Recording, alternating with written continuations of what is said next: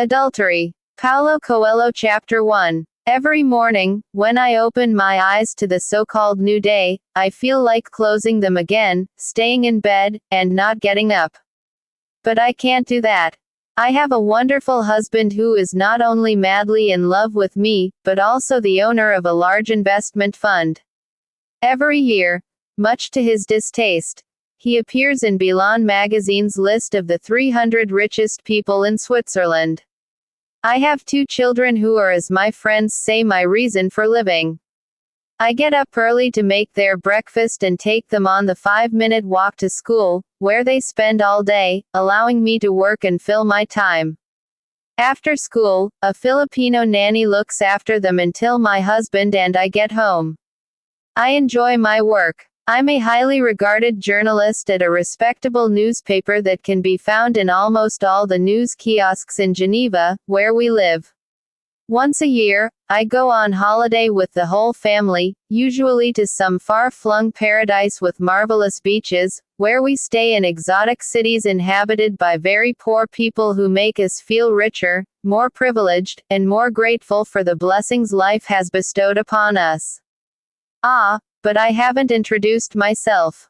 Pleased to meet you. My name's Linda. I'm in my 30s, 5'8", 150 pounds, and I wear the best clothes that money can buy thanks to my husband's limitless generosity. I arouse desire in men and envy in other women. And yet, every morning, when I open my eyes to this ideal life that everyone dreams of having but few achieve, I know the day will be a disaster. Until the beginning of this year, I didn't question anything. I simply got on with my life, although, now and then, I did feel guilty about having more than I deserved. One day, though, while I was making everyone breakfast, it was spring, I remember, and the flowers were just beginning to open in the garden, I asked myself, is this it? I shouldn't have asked that question. It was all the fault of a writer I'd interviewed the previous day who, at one point, said, I haven't the slightest interest in being happy. I prefer to live life passionately, which is dangerous because you never know what might happen next. At the time, I thought, poor man, he's never satisfied. He'll die sad and embittered. The following day, I realized that I never take any risks at all. I know what lies ahead of me. Another day exactly like the previous one. And passion. Well, I love my husband, which means that I've no cause to get depressed over living with someone purely for the sake of his money, the children, or to keep up appearances. I live in the safest country in the world, I have no problems to speak of, and I'm a good wife and mother. I was brought up as a strict Protestant and intend to pass that education on to my children. I never take a false step because I know how easy it is to ruin everything. I do what I have to do efficiently and put as little of myself into it as possible. When I was younger, I experienced the pain of unrequited love, just like any other normal person. Since I married, though, time has stopped. Until, that is, I came across that horrible writer and his answer to my question. I mean, what's wrong with routine and boredom? To be honest, nothing at all. It is just the secret fear that everything could change from one moment to the next, catching me completely unawares. From the moment I had that ominous thought that bright, beautiful morning, I began to feel afraid. Would I be capable of facing the world alone if my husband died? Yes, I told myself, because the money he left behind would be enough to support several generations. And if I died, who would look after my children? My beloved husband. But he would surely remarry, because he's rich, charming, and intelligent. Would my children be in good hands? The first thing I did was try to answer all my questions. And the more questions I answered, the more questions appeared. Will he take a mistress when I get old? We don't make love as often as we used to. Does he already have someone else? Does he think I've found someone else because I haven't shown much interest in sex for the last 3 years? We never have jealous spats, and I used to think that was great, but after that spring morning, I began to suspect that perhaps our lack of jealousy meant a complete lack of love on both sides. I did my best not to think about the matter anymore. For a whole week, whenever I left work, I would go and buy something in one of the expensive shops on Rue du Rhône. There was nothing I really wanted, but at least I felt that I was, how should I say this, changing something, discovering something I didn't even know I needed, like some new domestic appliance, although it has to be said, novelties in the world of domestic appliances are few and far between. I avoided toy shops, because I didn't want to spoil my children by giving them a present every day. I didn't go into any men's shops, either, just in case my husband might grow suspicious of my sudden extreme generosity. When I got home and entered the enchanted realm of my domestic world, everything would seem marvelous for a few hours, until everyone went to bed. Then, slowly, the nightmare would begin. I think that passion is strictly for the young. Presumably, its absence is normal at my age, but that isn't what terrifies me. Today I am a woman torn between the terror that everything might change and the equal terror that everything might carry on exactly the same for the rest of my days. Some people say that, as summer approaches, we start to have weird ideas. We feel smaller because we spend more time out in the open air, and that makes us aware of how large the world is. The horizon seems farther away, beyond the clouds and the walls of our house. That may be true, but I just can't sleep anymore, and it isn't because of the heat. When night comes and no one is watching, I feel afraid of everything. Life, death, love or the lack of it. The fact that all novelties quickly become habits. The feeling that I'm wasting the best years of my life in a pattern that will be repeated over and over until I die. And sheer panic at facing the unknown, however exciting and adventurous that might be. Naturally, I seek consolation in other people's suffering. I turn on the TV and watch the news. I see endless reports about accidents, people made homeless by natural disasters, refugees. How many people on the planet are ill right now? How many, whether in silence or not, are suffering injustices and betrayals? How many poor people are there? How many unemployed or imprisoned? I change channels. I watch a soap or a movie and for a few minutes or hours I forget everything. I'm terrified my husband might wake up and ask, "What's wrong, babe?" Because then I would have to say that everything's fine. It would be even worse if, as happened a few times last month, he put his hand on my thigh, slid it slowly upward and started caressing me. I can fake orgasms. I often have. But I can't just decide to get wet with excitement. I would have to say that I'm really tired, and he, never for one moment admitting that he was annoyed, would give me a kiss, turn over, and watch the latest news on his tablet, waiting until the next day. And then I would hope against hope that when the next day comes, he'd be tired. Very tired. It's not always like that, though. Years, and after that calls for a little imagination. Closing your eyes and imagining your neighbor lying on top of you, doing things your husband would never dare to do. Imagining having sex with him and your husband at the same time. Imagining every possible perversion, every forbidden game. Chapter 2. Today, when I leave the house to walk the kids to school, I take a good look at my neighbor. I've never imagined having sex with him. I'd rather imagine having sex with a young reporter who works with me, the one who seems to be in a permanent state of suffering and solitude. I've never seen him try to seduce anyone, and that's what's so charming. All the women in the office have commented that the poor thing needs someone to look after him. I reckon he knows this and is happy merely to be an object of desire, nothing more. Perhaps, like me, he has a terrible fear of taking a false step and ruining everything, his job, his family, his past and future life. Anyway, I look at my neighbor this morning and feel like crying. He is washing his car, and I think, Look at that, another person just like me and my husband. One day we'll be doing the same thing. Our children will have grown up and moved to another city, or even another country. We'll be retired, and we'll spend our time washing our cars even if we can perfectly well afford to pay someone else to do it for us. After a certain age, you have to do irrelevant things, to pass the time, to show others that your body is still in working order, to express that you still appreciate the value of money and can still carry out certain humble tasks. A clean car won't exactly change the world, but this morning, it is the only thing my neighbor cares about. He says good morning, smiles, and goes back to his work as if he were polishing a Rodin sculpture. Chapter 3. I leave my car at the park and take the bus into town. Say no to pollution. I catch the usual bus and look at the same things I always look at on the way into work. Geneva doesn't seem to have changed at all since I was a child. The grand old houses are still between the buildings put up by some mad mayor who discovered new architecture in the 1950s.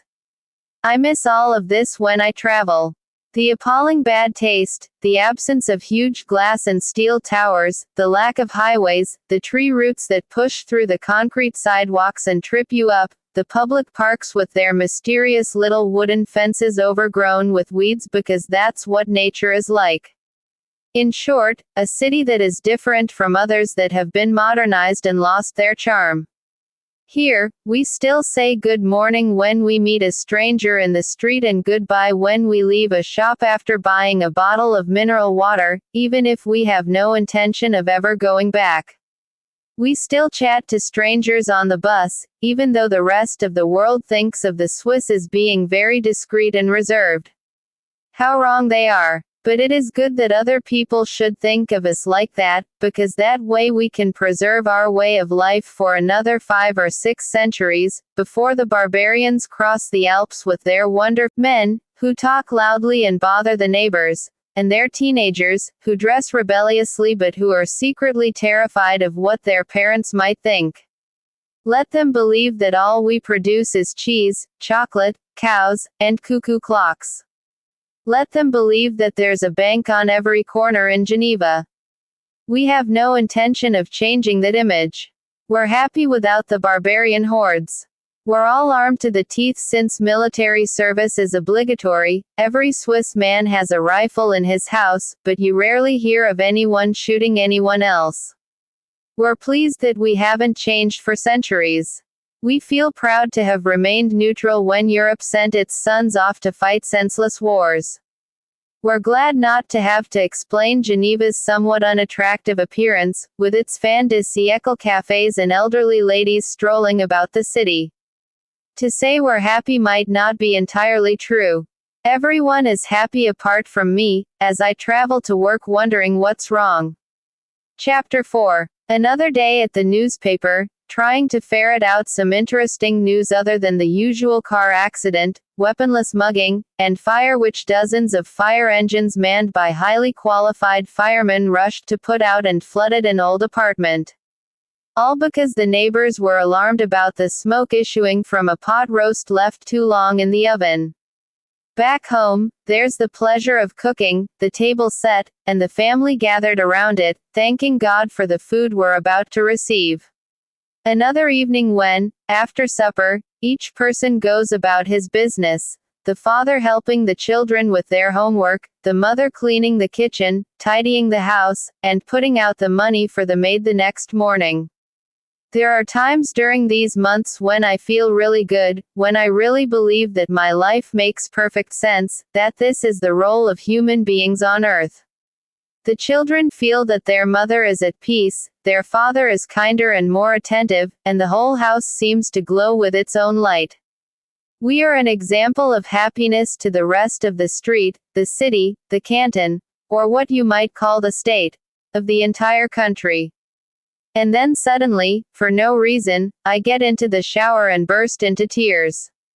I can cry there because no one can hear my sobs or ask me the question I hate most. Are you all right? Yes, why shouldn't I be? Is there anything wrong with my life? No, nothing. Only the nights that fill me with dread. The days I can't get excited about.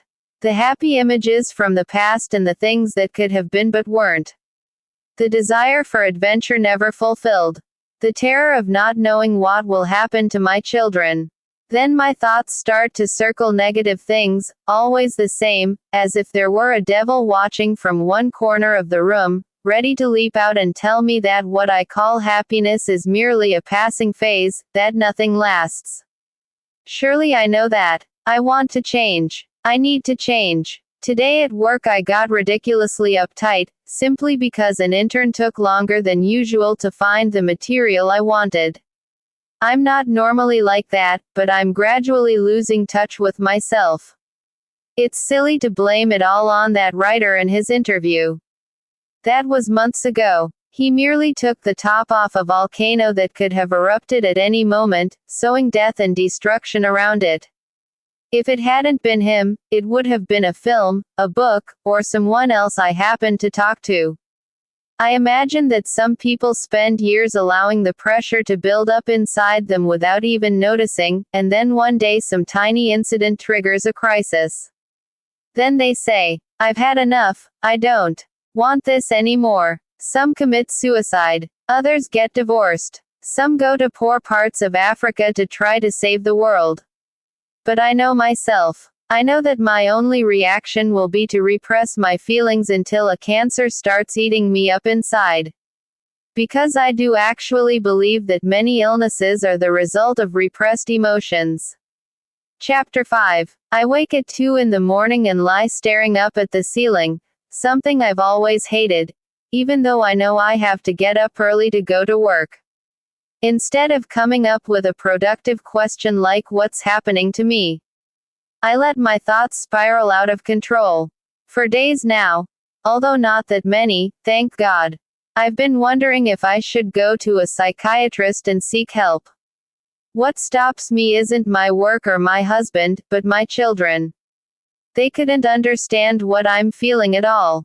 Everything grows more intense. I think about a marriage, my marriage, in which jealousy plays no part. But we women have a sixth sense. Perhaps my husband has already met someone else and I'm unconsciously responding to that. And yet I have absolutely no reason to suspect him. Isn't this absurd? Can it be that of all the men in the world, I have married the only one who is absolutely perfect? He doesn't drink or go out at night, and he never spends a day alone with his friends. The family is his entire life. It would be a dream if it weren't a nightmare. Because I have to reciprocate. Then I realize that words like optimism and hope, which appear in all those self-help books that claim they'll make us more confident and better able to cope with life, are just that. Words. The wise people who pronounce them are perhaps looking for some meaning in their own life and using us as guinea pigs to see how we'll react to the stimulus. The fact is, I'm tired of having such a happy, perfect life. And that can only be a sign of mental illness. That's what I fall asleep thinking.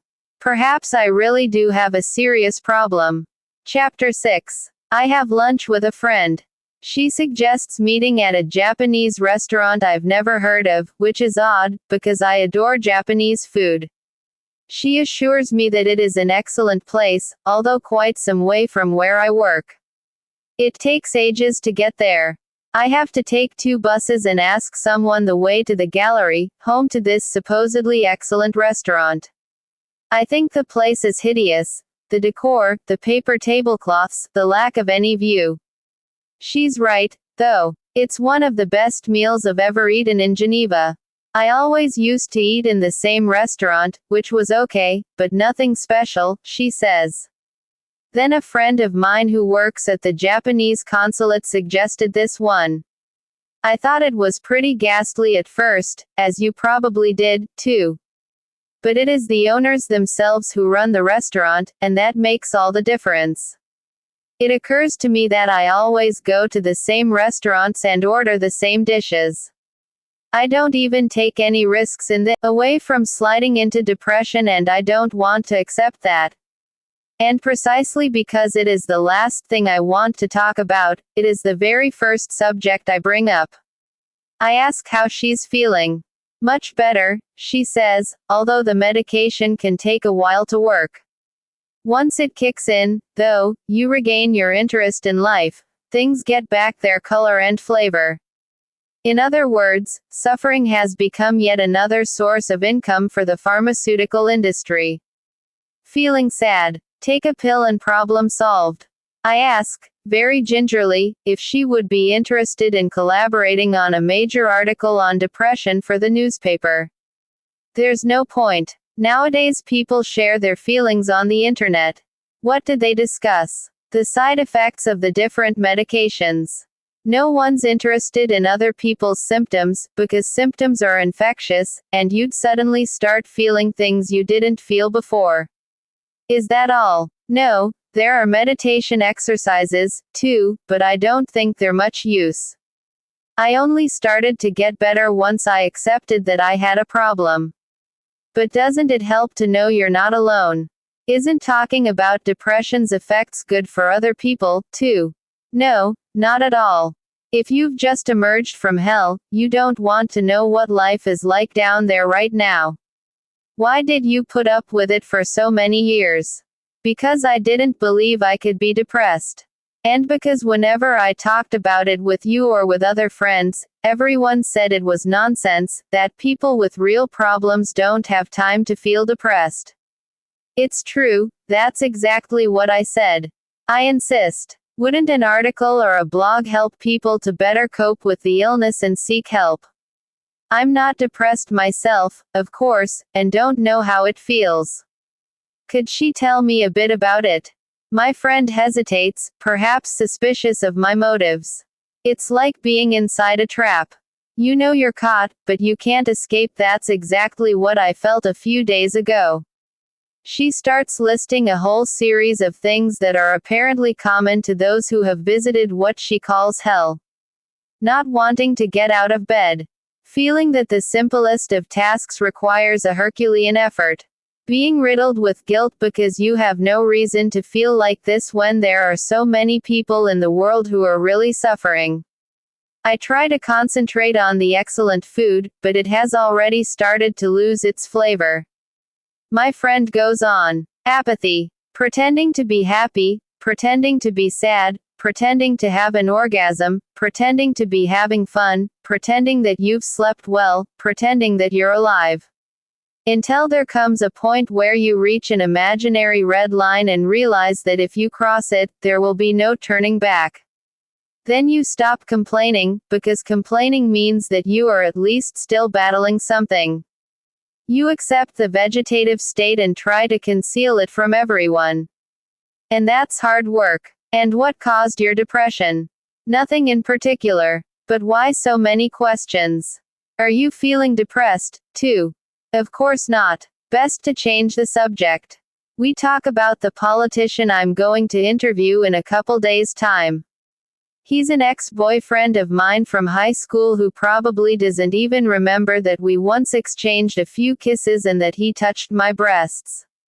My friend is thrilled. I, on the other hand, try not to think about anything, keeping my reactions set to automatic. Apathy. I haven't yet reached that stage. I'm still at the complaining one, but I imagine that soon, in a matter of months, days, or hours, a complete lack of interest will set in that will be very hard to dispel. It feels like my soul is slowly leaving my body and heading off. I wake up and perform the usual rituals, brushing my teeth, getting dressed for work, going into the children's bedroom to wake them up, making breakfast for everyone, smiling, and saying how good life is. In every minute and gesture I feel a weight I can't identify, like an animal who can't quite understand how it got caught in the trap. My food has no taste. My smile, on the other hand, grows even wider so that no one will suspect, and I swallow my desire to cry. The light outside seems gray. Yesterday's conversation did no good at all. I'm starting to think that I'm headed out of the indignant phase and straight into apathy. And does no one notice? Of course not. After all, I'm the last person in the world to admit that I need help. This is my problem. The volcano has exploded and there's no way to put the lava back inside, plant some trees, mow the grass, and let the sheep out to graze. I don't deserve this. I've always tried to meet everyone's expectations. But now it has happened and I can't do anything about it except take medication. Perhaps today I'll come up with an excuse to write an article about psychiatry and social security. The newspaper loves that kind of thing, and find a good psychiatrist to ask for help. I know that's not ethical, but then not everything is. I don't have an obsession to occupy my mind. For example, dieting or being OCD and finding fault with the cleaning lady who arrives at 8 in the morning and leaves at 5 in the afternoon, having washed and ironed the clothes, and tidied the house, and, sometimes, having even done the shopping, too. I can't vent my frustrations by trying to be supermom, because my children would resent me for the rest of their lives. I go off to work and again see the neighbor polishing his car. Wasn't he doing that yesterday? Unable to resist, I go over and ask him why. It wasn't quite perfect, he says, but only after having said good morning, asking about the family, and noticing what a pretty dress I'm wearing. I look at the car. It's an Audi. One of Geneva's nicknames is, after all, Autoland.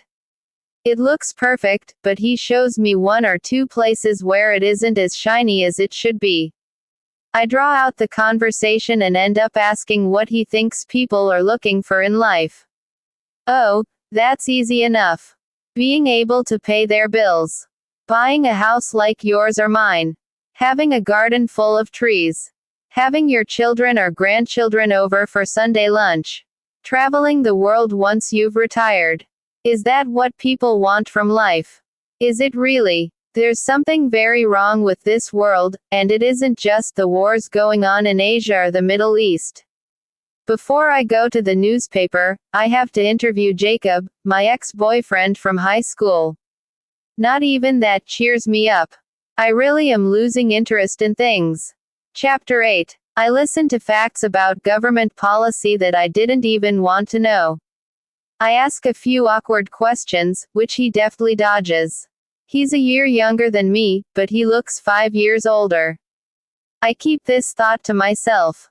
Of course, it is good to see him again, although he hasn't yet asked me what's happened in my life since we each went our own way after graduation. He's entirely focused on himself, his career, and his future, while I find myself staring foolishly back at the past as if I were still the adolescent who, despite the braces on my teeth, was the envy of all the other girls. After a while, I stop listening and go on autopilot. Always the same script, the same promises.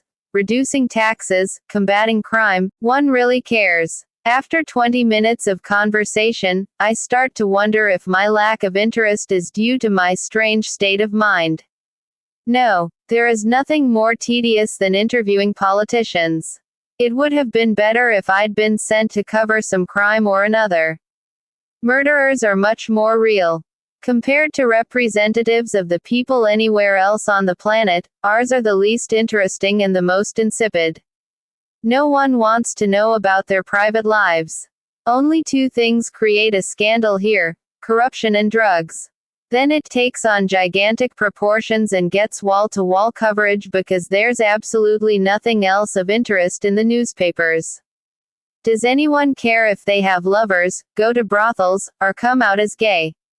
No, they continue doing what they were elected to do, and as long as they don't blow the national budget, we all live in peace.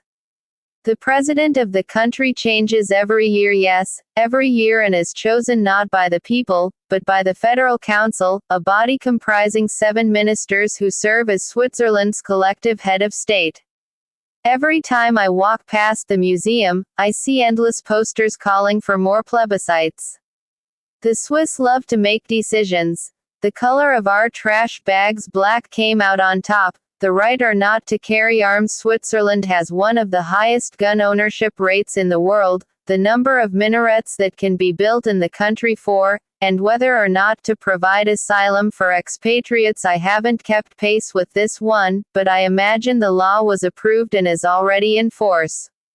Excuse me, sir. We've been interrupted once already.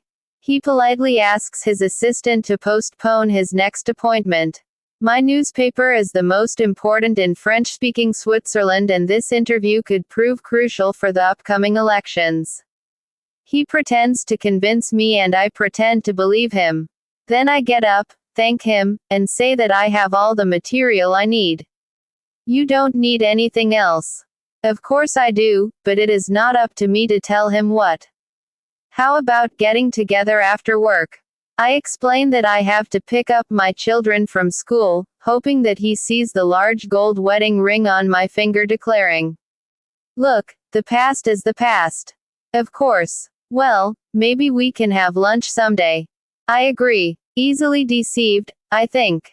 Who knows, maybe he does have something of importance to tell me, some state secret that will change the politics of the country and make the editor look at me with new eyes. He goes over to the door, locks it, then comes back and kisses me. I return his kiss, because it has been a long time. Jacob, whom I may have once loved, is now a family man, married to a professor. And I am a family woman, married to a man who, though he inherited his wealth, is extremely hardworking. I consider pushing him away and saying that we're not kids anymore, but I'm enjoying it. Not only did I discover a new Japanese restaurant, I'm having a bit of illicit fun as well. I've managed to break the rules and the world hasn't caved in on me. I haven't felt this happy in a long time. I feel better and better, braver, freer. Then I do something I've dreamed of doing since I was in school. Kneeling down, I unzip his fly and wrap my mouth around his penis. He grabs my hair and controls the rhythm of my head. He comes in less than a minute. God, that was good.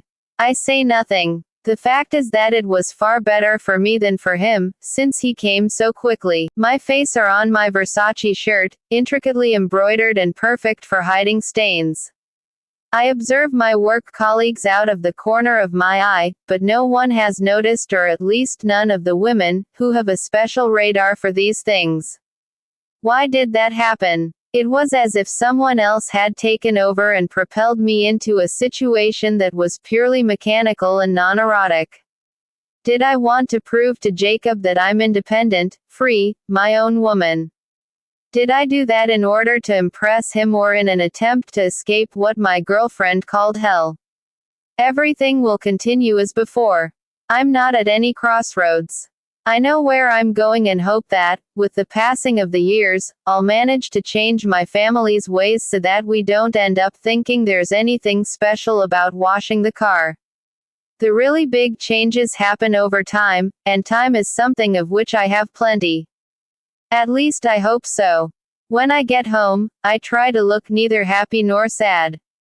The children notice at once. "You're acting funny today, Mom." I feel like saying, "Yes, I did something I shouldn't have done, and yet I don't feel the tiniest bit guilty, just afraid of being found out." My husband gets home and, as usual, he kisses me, asks what kind of day I've had and what we're having for supper. I give him the usual answers. If he doesn't notice anything different about the routine, he won't suspect that today I gave oral sex to a politician. Which, it should be said, gave me no physical pleasure at all. But now I'm mad with desire, needing a man, needing to be kissed, and needing to feel the pain and pleasure of a body on top of mine. When we go up to bed, I realize that I'm terribly aroused.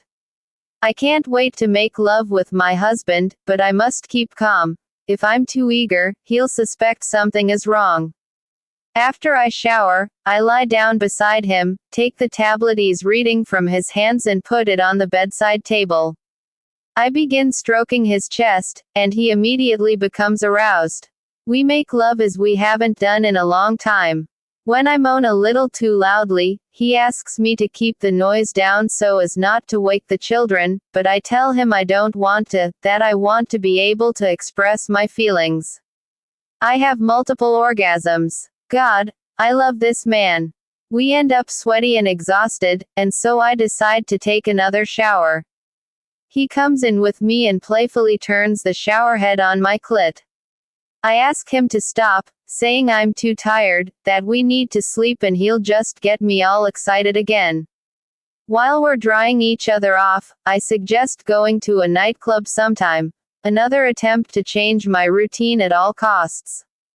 I think it is then that he suspects something has changed. Tomorrow. I can't tomorrow, I have my yoga class. Since you've brought it up, can I ask a direct question? My heart stops. He goes on. Why exactly do you go to yoga classes? You're such a calm, well-balanced person, and a woman who knows what she wants. Aren't you wasting your time? My heart starts beating again. I don't answer. I simply smile and stroke his face. I collapse onto the bed, close my eyes, and, before I fall asleep, think. I must be having the kind of crisis that comes after 10 years of marriage. It'll pass. Not everyone needs to feel happy all the time. Besides, no one can be happy all the time. I need to learn to deal with. My lunch with Jacob Koenig goes exactly as I imagine. We meet at Le Perle du Lac, an expensive restaurant on the lake shore that used to be good but is now owned by the city. It's still expensive, but the food is awful. I could have surprised him and taken him to the Japanese restaurant, but I know he would think it was in bad taste. For some people, decor matters more than food. And now I see that I made the right decision. He tries to show me that he's a wine connoisseur. He talks about bouquet, texture, and legs, the oily drops that fall in rivulets down the side of the glass. In truth, he's telling me that he's grown up and no longer a schoolboy, that he's learned how to behave and has risen in the world, that he knows about life, wine, politics, women, and ex-girlfriends. What nonsense. We've been drinking wine all our lives. We can tell a good wine from a bad one, and that's all there is to it. Until I met my husband, all the men I went out with, men who considered themselves cultivated, acted as if the choice of wine in a restaurant was their big moment. They all did the same thing. With great solemnity, they sniffed the cork, read the label, allowed the waiter to pour a little into the glass, turned it this way and that, held it up to the light, smelled the wine, rolled it around in their mouth, swallowed, and, finally, gave an approving nod. After witnessing the same scene endless times, I decided to change my group of friends and join the college's nerds and social outcasts. Unlike the fake, predictable tasters of wine, the nerds were at least real and made no attempt to impress me. They joked about things I didn't understand. They thought, for example, that I really ought to know the name Intel because it is written on every computer. I, of course, had never noticed. The nerds made me feel like a plain Jane ignoramus, and were more interested in pirating things on the internet than they were in my breasts or legs. As I got older, I returned to the safe embrace of the wine tasters until I found a man who didn't try to impress me with his sophistication or make me feel like a complete idiot with conversations about mysterious planets, hobbits, or computer programs that erase all traces of the web pages you've visited. After a few months of going out, during which we discovered at least 120 villages around Lake Léman, he asked me to marry him. I accepted without hesitation. I asked Jacob if he knows any nightclubs, because I haven't kept up with Geneva's nightlife being just a manner of speaking, and I've decided to go out dancing and drinking. His eyes shine. I don't have time for that. Thanks for the invitation, but, you know, apart from the fact that I'm married, I can't be seen out with a journalist. People will say your articles are biased. Yes, biased. I decide to take this little game of seduction a step further. It is a game that has always amused me. What have I got to lose? I know all the methods, diversions, traps, and objectives. I ask him to tell me more about himself, about his personal life. I'm not here as a journalist, I say, but as a woman and a former girlfriend. I stress the word woman. I don't have a personal life, he says. I can't, unfortunately. I've chosen a career that has transformed me into an automaton. Everything I say is scrutinized, questioned, published. This isn't quite true, but I find his sincerity disarming. I know that he's mostly seeing how the land lies, that he wants to know precisely where he's putting his feet and how far he can go. He suggests that he is unhappily married, and goes in, know exactly what it means. He gives me a lesson in astrology. Saturn takes 29 years to return to the point in the sky where it was at the moment we were born. Until that happens, everything seems possible, our dreams can come true, and any walls hemming us in can still be broken down. When Saturn completes this cycle, it puts an end to any romanticism. Choices become definitive and it is nearly impossible to change direction. I'm not an expert, of course, but my next chance will only come when I'm 58 and Saturn returns again. Although, if Saturn is telling me it is no longer possible to choose another path, why, then, did you invite me to lunch? We've been talking now for almost an hour. Are you happy? He asks suddenly. What? There's something in your eyes, a sadness I find inexplicable in a pretty woman like you with a nice husband and a good job. It's like seeing a reflection of my own eyes. I'll ask you again. Are you happy? In this country where I was born and raised, and where I'm now raising my own children, no one asks that kind of question. Happiness is not something that can be precisely measured, discussed in plebiscites, or analyzed by specialists. We don't even ask what kind of car someone drives, let alone something so personal and impossible to define. There's no need to answer. Your silence says it all. No, my silence doesn't say it all. It isn't an answer. It merely reflects my surprise and confusion. I'm not happy, he says. I have everything a man could dream of, but I'm not happy. Has someone put something in the water? Are they trying to destroy my country with a chemical weapon designed to create a sense of profound frustration? Why is it that everyone I talk to feels the same? So far I haven't said anything. But tormented souls have this incredible ability to recognize and approach one another, thus compounding their grief. Why hadn't I noticed this in him? Why did I see only the superficial way he talked about politics or the pedantic way he tasted the wine?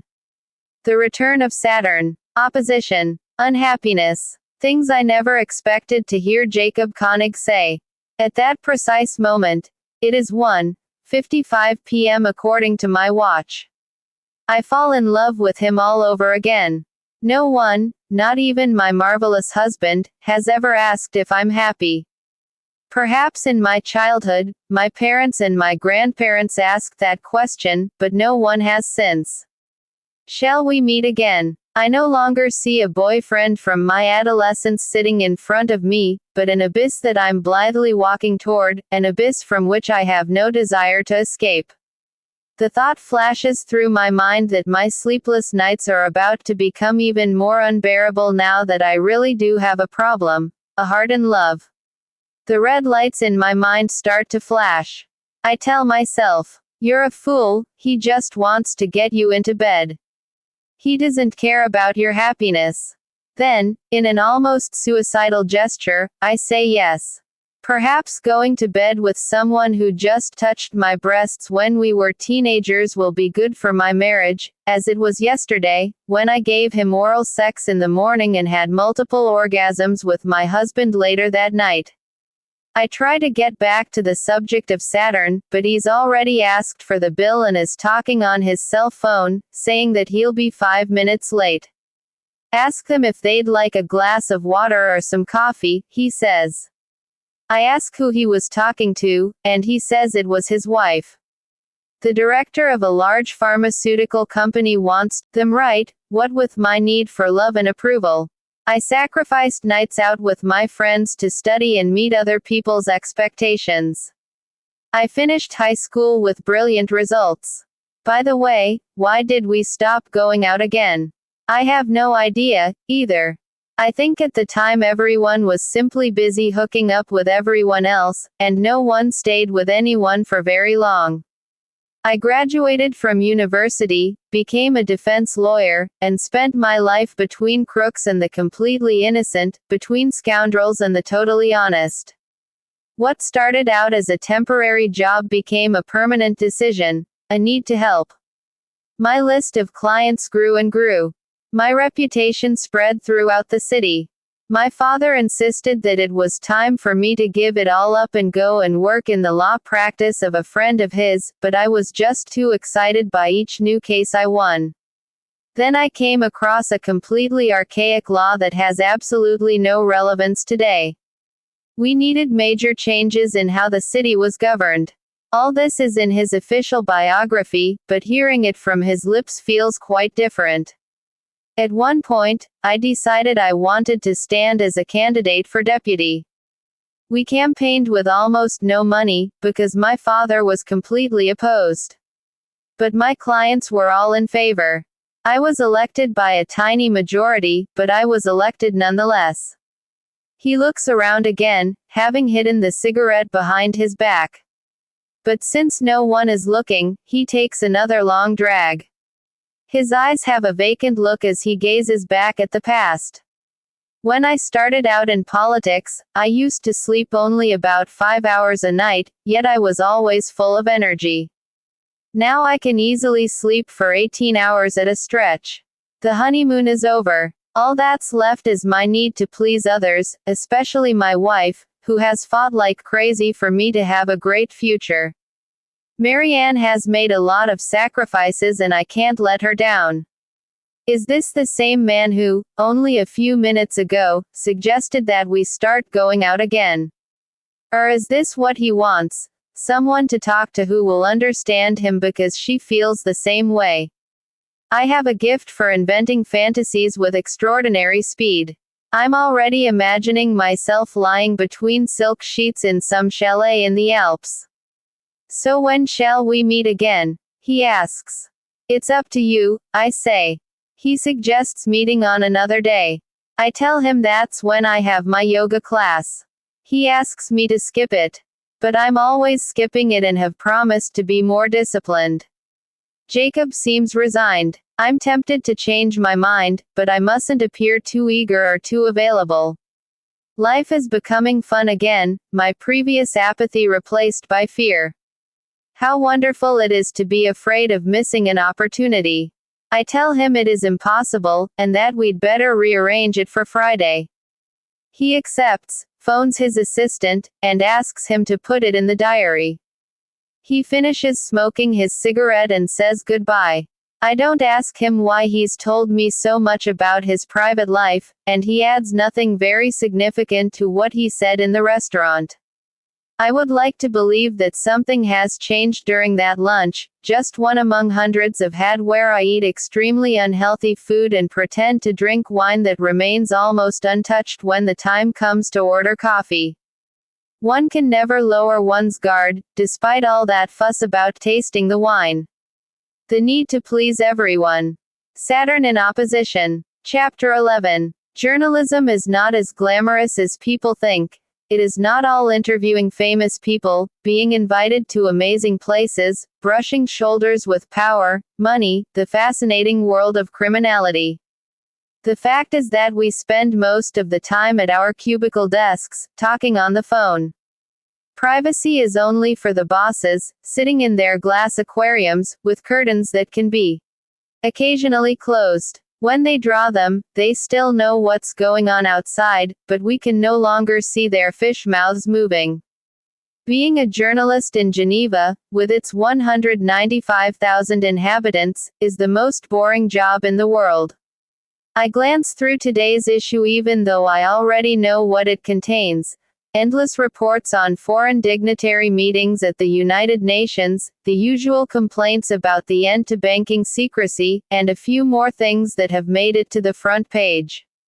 Morbidly obese man banned from plane. Wolf decimates sheep on outskirts of city. Pre-Columbian fossils found in St. George. And, finally, in banner headlines, newly restored Geneve returns to the lake looking more beautiful than ever. My boss summons me to his office and asks if I managed to get an exclusive out of my lunch with that politician. Needless to say, someone saw us together. No, I didn't. Nothing that isn't in his official biography. The lunch was intended to get me closer to a source. The more sources a journalist has, the more respected he or she is. My boss says that another reliable source has told him that, even though Jacob Koenig is married, he's having an affair with the wife of another politician. I feel a pang in that dark corner of my soul where depression keeps knocking, but I refuse to answer. My boss asks if I can get closer. They're not particularly interested in his sex life, but his source suggests that Koenig might be being blackmailed. A foreign metallurgical company wants to airbrush out certain tax problems in its own country, but has no way of getting in touch with the Minister of Finance. They need a little help. My boss explains that Jacob Koenig isn't our target. What we want is to denounce the people who are trying to corrupt our political system. And that shouldn't be difficult. We just have to say we're on his side. Switzerland is one of the few countries in the world where a man's word is still his bond. In most other places you need lawyers, witnesses, signed documents, and the threat of legal process if the secret were leaked. We just need confirmation and photos. So I'll need to get closer to him. That shouldn't be difficult, either. Our sources tell us that you've already arranged another meeting. It's in his diary. And this is the land of banking secrecy. Everyone knows everything. Use the usual tactics. The usual tactics consist of 4 points. 1. Ask about something that the interviewee would like to discuss in public. 2. Let him talk for as long as possible to make him think that the newspaper is going to give him lots of space. 3. At the end of the interview, when he's convinced he has us nicely under control, ask the one question that really interests us. That way, he'll feel that if he doesn't answer it, we won't give him the space he's hoping for and he will have wasted his time. And 4. If he responds evasively, reformulate the question and ask it again. He'll say it is of no interest, but you must get some answer, at least one statement. In 99% of the cases, the interviewee falls into the trap. That's all you need. You can throw the rest of the interview away and use that one statement in an article that isn't about the interviewee, but instead about an important subject featuring journalistic research, official facts, unofficial facts, anonymous sources, etc. If he proves reluctant, tell him we're on his side. You know how journalism works. And it will be to your advantage, too. Yes, I know how it works. The career of a journalist is as short as an athlete's. We achieve power and glory early, then step aside for the next generation. Very few continue in progress. Most see their standard of living drop and become critics of the press, writing blogs, giving talks, and spending more time than necessary trying to impress their friends. There is no intermediate stage. Character limit is exceeded. Properties for rent. What a thrilling way to spend the next 5 years. I go back to my desk, make a few unimportant phone calls, and read everything of interest on various websites. My colleagues are doing the same thing, desperate to find some bit of news that will stop our plummeting sales figures. Someone says that wild boar have been found on the railway line linking Geneva and Zurich. Can I get an article out of that? Of course. Just as I can out of the phone call I received from an 80-year-old woman protesting about the law banning smoking in bars. She says that in summer it is no problem, but in winter we'll have more people dying of pneumonia than of lung cancer because smokers will all be obliged to smoke outside. What am I doing working at this newspaper? I know. We love our work and we want to save the world. Chapter 12. Sitting in the lotus position, with incense burning and elevator music playing, I begin my meditation. People have been advising me to try it for ages. That was when they thought I was just stressed. I was stressed, but at least that was better than feeling completely indifferent about life. Thoughts will come into your mind.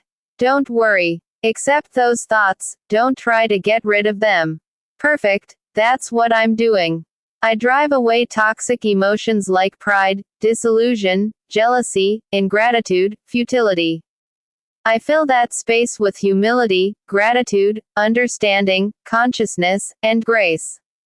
I think I've been eating too much sugar, which is bad for your health and for the spiritual body. I leave aside darkness and despair and invoke the forces of good and of light. I remember every detail of my lunch with Jacob. I chant a mantra along with the other pupils. I wonder if my boss is right. Is Jacob being unfaithful to his wife? Is he being blackmailed? The teacher asks us to imagine ourselves surrounded by an armor made of light. We should live each and every day with the certainty that this armor will protect us from danger, and then we will no longer be bound to the duality of existence. We have to find a middle path, where there is neither joy nor suffering, only profound peace. I'm beginning to understand why I keep skipping my yoga classes. Duality of existence. A middle path. That sounds as unnatural as keeping my cholesterol level at 70 like my doctor is always telling me I should. The image of the armor lasts only a few seconds before it is shattered into 1,000 pieces and replaced by the absolute certainty that Jacob likes any pretty woman who comes anywhere near him. So why am I bothering with him at all? The exercises continue. We change posture, and the teacher insists, as she does during every class, that we should try, at least for a few seconds, to empty our minds. Emptiness is precisely the thing. I wake up again in the middle of the night. I go to the children's bedrooms to see if everything is all right. It is a bit obsessive, but surely something all parents do now and then. I go back to bed and lie staring up at the ceiling. I don't have the strength to say what I do or don't want to do. Why don't I just give up yoga once and for all? Why don't I go to a psychiatrist and start taking those magic pills? Why can't I control myself and stop thinking about Jacob? After all, he never suggested he wanted anything more than someone to talk to about Saturn and the frustrations that all adults face sooner or later. I can't stand myself any longer. My life is like a film endlessly repeating the same scene. I took a few classes in psychology when I was studying journalism. In one of them, the professor, a very interesting man, both in class and in bed, said that all interviewees go through 5 stages: defensiveness, self-promotion, self-confidence, confession, and an attempt to put things right. In my life, I've gone straight from self-confidence to confession. I'm starting to confess things to myself that would be best left unspoken. For example, the world has stopped. Not just my world, but the world of everyone around me. When we meet with friends, we always talk about the same things and the same people. The conversations seem new, but it is all just a waste of time and energy. We're trying to prove that life is still interesting. Everyone is trying to control their own unhappiness. Not just Jacob and me, but probably my husband, too. Only he doesn't show it. In my dangerous confessional state, these things are beginning to become much clearer.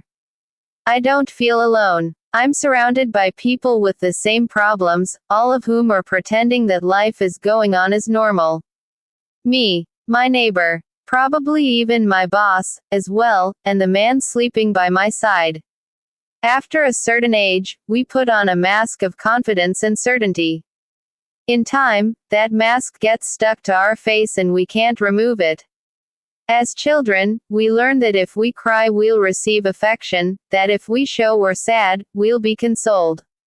If we can't get what we want with a smile, then we can surely do so with our tears. But we no longer cry, except in the bathroom when no one is listening. Nor do we smile at anyone other than our children. We don't show our feelings because people might think we're vulnerable and take advantage of us. Sleep is the best remedy. Chapter 14. I meet Jacob as arranged. This time, I choose the place, and we end up in the lovely but neglected Park Deo Vives, where there's another awful restaurant owned by the city. I once had lunch there with a correspondent from the Financial Times. We ordered martinis and the waiter served us cinzanos. This time, we don't have lunch in the restaurant, we just sit on the grass and eat sandwiches. He can smoke freely here, because we have a private view of everything around us. We can watch the people coming and going. I've decided to be honest. After the usual formalities, the weather, work, how was the nightclub? I'm going to night exchange. The first thing I ask is whether he's being blackmailed because of, how shall I say, an extramarital relationship. He doesn't seem surprised. He merely asks if I'm speaking as a journalist or as a friend. At the moment, as a journalist. If you say it is true, I give you my word that the newspaper will support you. We won't publish anything about your person. Bored with our marriages. Do you understand what I'm saying? The husband encouraged it. No, I don't understand, but I nod and remember what happened 3 nights ago, when I had multiple orgasms. And is the affair still ongoing? No, we lost interest. My wife knows about it. There are some things you can't hide. Some people in Nigeria photographed us together and are threatening to publish the pictures, but that's not news to anyone. Nigeria is where that metallurgical company is based. Didn't his wife threaten divorce? She was pretty annoyed for a few days, but no more than that.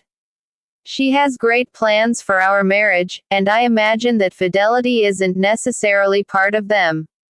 She pretended to be a bit jealous, just to show that what happened was important, but she's a terrible actress. A few hours after I'd confessed, her mind was already on other things.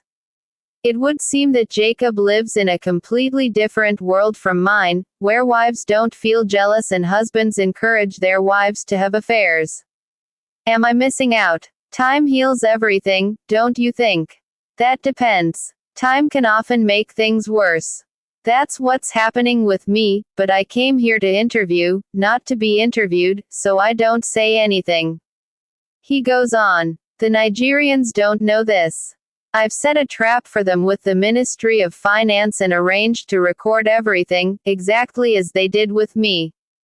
At that point, I see my article go out the window, and along with it my big chance of rising up the ladder in a dying industry. There's nothing new to be told. No adultery, no blackmail, no corruption. Everything is following the Swiss pattern of quality and excellence. Have you finished asking questions? Can we move on to another subject? Yes, I've asked all my questions, but I don't really have another subject. I think you should have asked why I wanted to see you again. And why I wanted to know if you were happy. Do you think I'm interested in you sexually? We're not teenagers anymore. I confess that I was surprised by what you did in my office, and I loved coming in your mouth, but that isn't enough of a reason for why we are here, especially considering we can't do that kind of thing in a public place. So don't you want to know why I wanted to meet you again? The jack in the box of that question about whether or not I'm happy springs out at me again. Doesn't he realize that you don't ask that kind of thing? Only if you want to tell me, I reply, in order to provoke him and destroy, once and for all, that arrogant air of his that makes me feel so insecure. Then I add, it's because you want to go to bed with me. You won't be the first I've told no. He shakes his head. I pretend to be unfazed and point at the waves on the normally calm surface of the lake below. We sit looking at them as if they were the most interesting thing in the world until he manages to find the right words. As you no doubt realized, I asked if you were happy because I recognized myself in you. Similarities attract. You may not feel the same about me, but that doesn't matter. You may be mentally exhausted, convinced that your non-existent problems you know are non-existent, are draining you of all your energy. I had that exact thought during lunch. Tortured souls recognize each other and are drawn together in order to frighten the living. I feel the same, he says. Except that my problems are more real. Since I depend on the approval of so many people, I am filled with self-loathing when I haven't resolved this or that problem. And that makes me feel useless. I've thought of seeking medical help, but my wife doesn't want me to. She says that if anyone found out, it could ruin my career. I agree. Wife can't control everything in his life. Besides, medical confidentiality would guarantee that no one would find out. I have a friend who was cured by taking pills. Does he want to spend the rest of his life haunted by the specter of depression just to be reelected? Is that what he wants for his future? He looks around to see if anyone is listening. I've already done that, and I know we're alone apart from a group of drug dealers on the other side of the park, behind the restaurant. But they won't bother us. I can't stop. The more I talk, the more I realize that I'm hearing myself and it is helping. I say that negativity feeds on itself. He needs to look for something that will give him a little joy, like sailing, or going to the movies, or reading.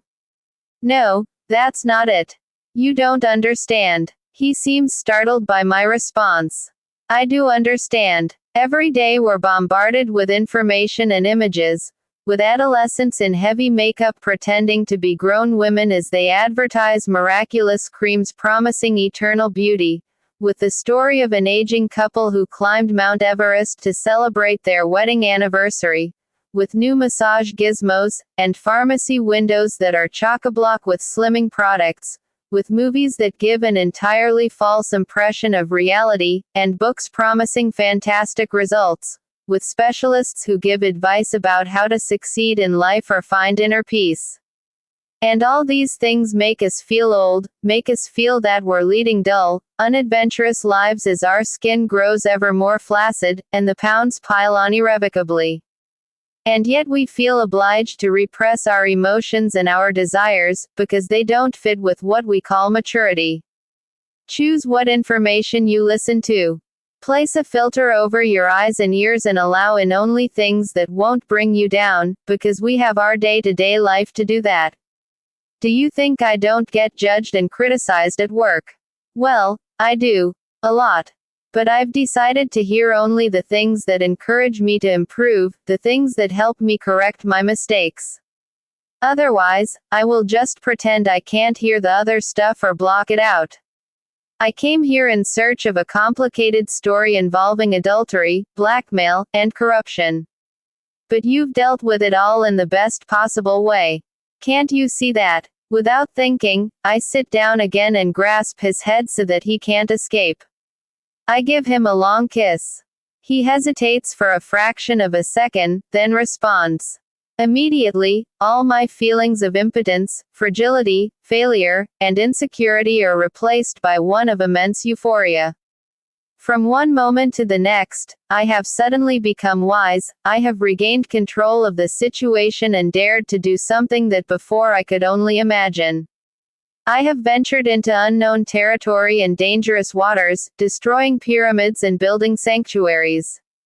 I am once again the mistress of my thoughts and my actions. What seemed impossible this morning has become reality this afternoon. I can feel again, and I can love something I don't possess. The wind has ceased to bother me and has become instead a blessing, like the caress of a god on my cheek. I have my soul back. Hundreds of years seem to pass during the short time the kiss lasts. We separate slowly, and, as he gently strokes my hair, we look deep into each other's eyes. And we find exactly what was there before. Sadness. Now with the addition of a stupid, irresponsible gesture that, at least in my case, will only make matters worse.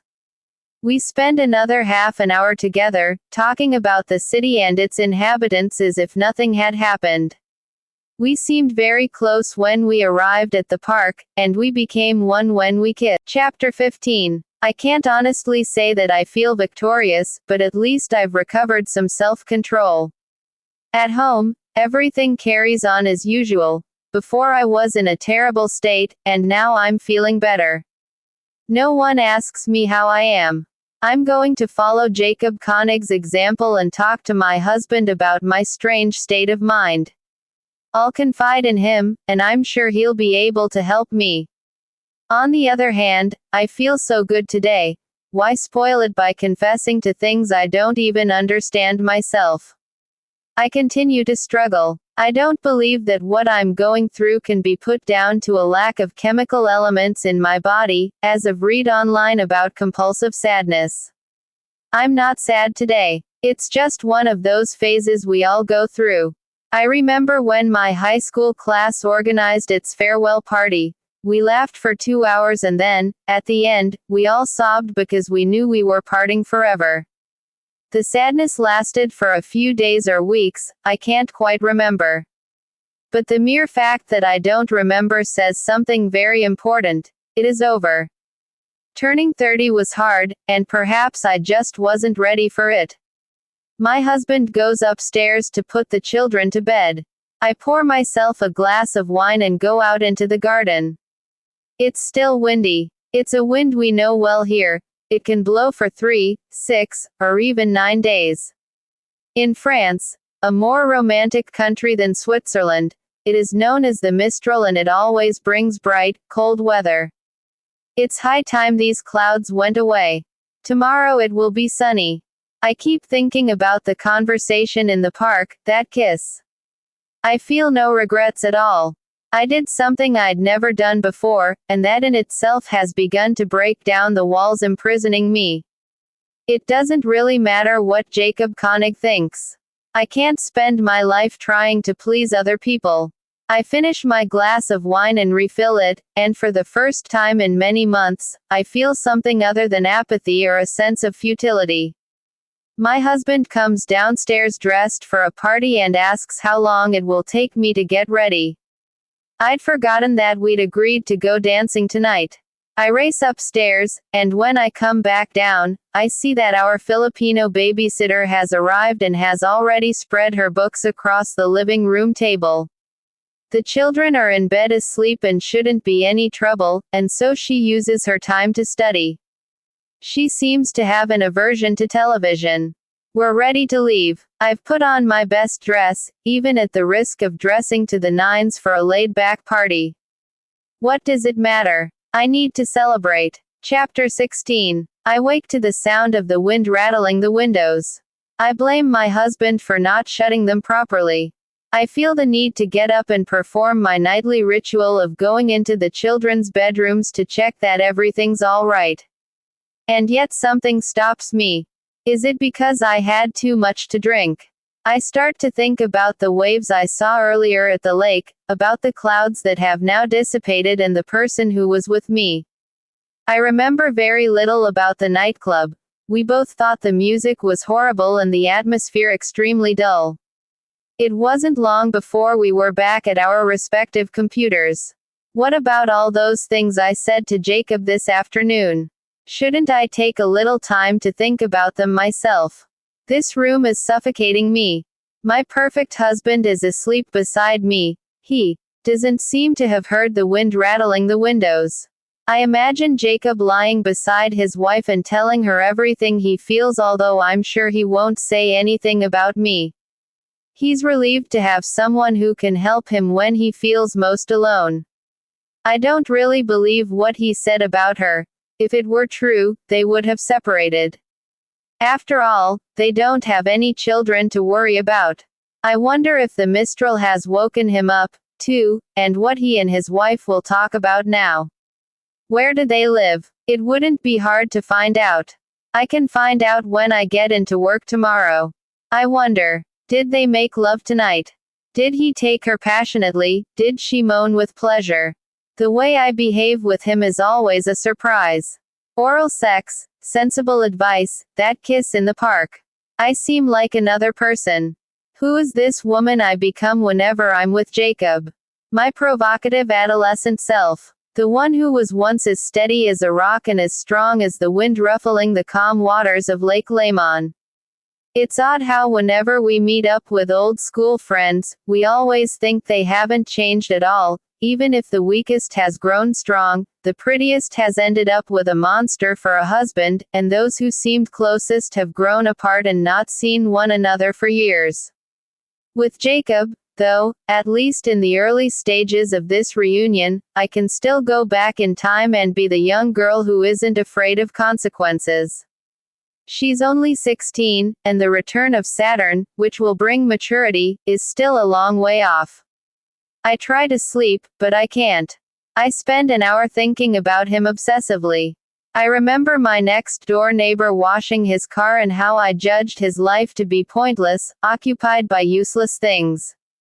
It's not useless. He probably enjoys himself, taking the opportunity to get some exercise and see life's simple things as blessings, not curses. That's what I need to do. Relax a little and enjoy life more. I can't keep thinking about Jacob. I am replacing my missing joy with something more concrete, a man, but that's not the point. If I went to a psychiatrist, he'd tell me that this isn't my problem at all.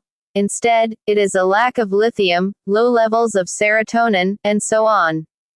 This didn't begin with Jacob's appearance on the scene, and it won't end with his departure. But I can't forget him. My mind repeats the moment of that kiss over and over. And I realize that my unconscious is transforming an imaginary problem into a real one. That's what always happens. That's how illnesses come about. I never want to see that man again. He's been sent by the devil to destabilize something that was already fragile. How could I fall in love so quickly with someone I don't even know? And who says I'm in love? I've been having problems since the spring. If things were perfectly fine before that, I see no reason why they shouldn't be again. I repeat what I said before. It's just a phase. I need to stay focused and hold negativity at bay. Wasn't that my advice to Jacob? I must stand firm and wait for the crisis to pass. Otherwise, I run the risk of really falling in love, and of feeling permanently what I felt for only a fraction of a second when we had lunch together that first time. And if that happens, things won't just happen inside me. No, the suffering and pain will spread everywhere. I lie tossing and turning in bed for what feels like ages before I fall asleep. After what seems only a second, my husband wakes me up. It's a bright day, the sky is blue, and the mistral is still blowing. Chapter 17. It's breakfast time, my husband says. I'd better go and get the kids up. Why don't we swap roles for once? I suggest. You both had a bit too much to drink, and nightclubs really aren't meant for people our age, he says.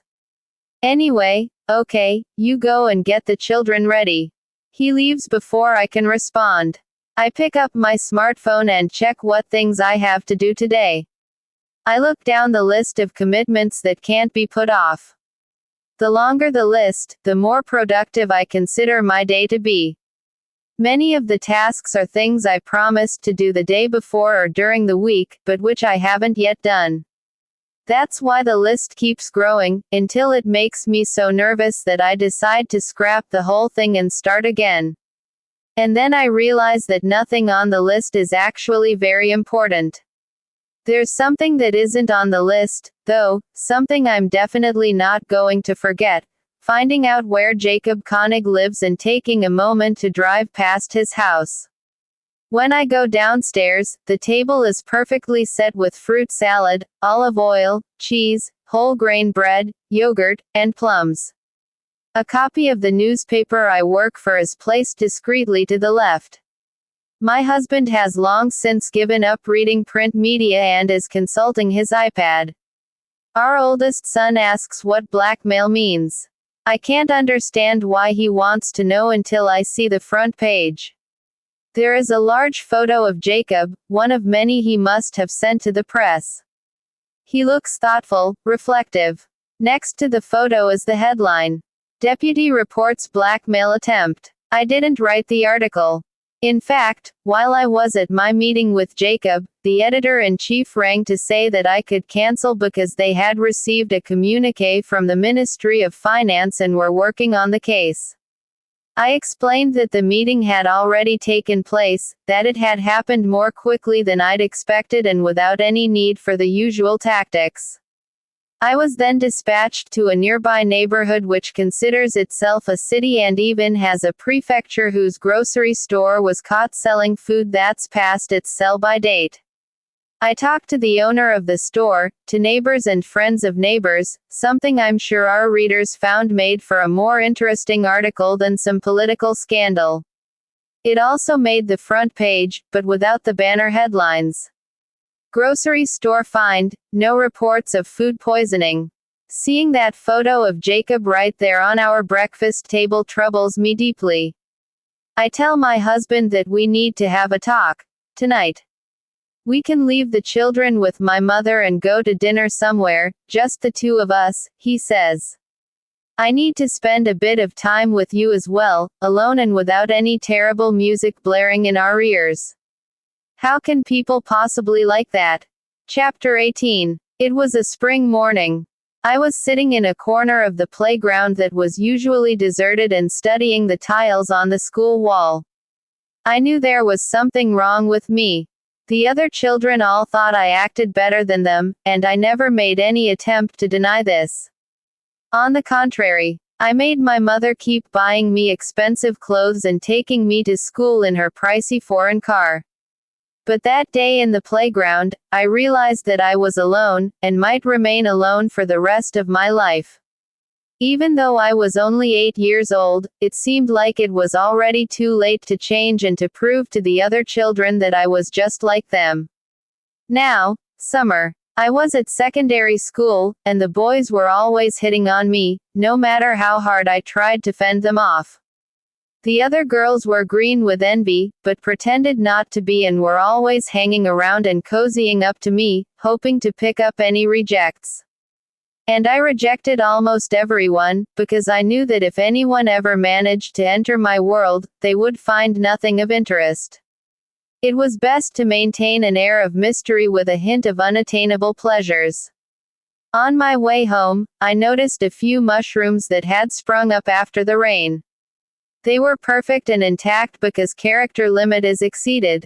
Sad or particularly happy. I just wanted to get my parents' attention. I didn't eat the mushrooms. Now it is the first day of autumn, the loveliest season of the year. Soon the leaves will change color and each tree will be different from all the others. On the way to the car park, I decide to take a slightly different route. I stop in front of the school where I studied. The tile wall is still there. Nothing has changed, except for the fact that I'm no longer alone. In my mind are two men. One will never be mine, but I'll have dinner tonight with the other one in some special, carefully chosen spot. A bird flies across the sky, playing with the wind. It flies back and forth, rises and falls, its movements obeying some logic I cannot understand. Perhaps the only logic is that of having fun. I am not a bird. I can't spend my life playing like many of our friends, who have less money but who seem to spend their whole lives traveling or going to restaurants. I've tried to be like that, but I can't. Thanks to my husband's influence, I got the job I have now. I work, I fill my time, I feel useful and able to justify my existence. One day, my children will be proud of their mother, and my childhood friends will be more frustrated than ever, because I have managed to build something tangible while they have devoted themselves to looking after the house, the children, and their husband. Perhaps they don't have this need to impress other people. I do, and I can't reject it, because it has been a good influence on my life, driving me on. As long as I don't take any unnecessary risks, of course.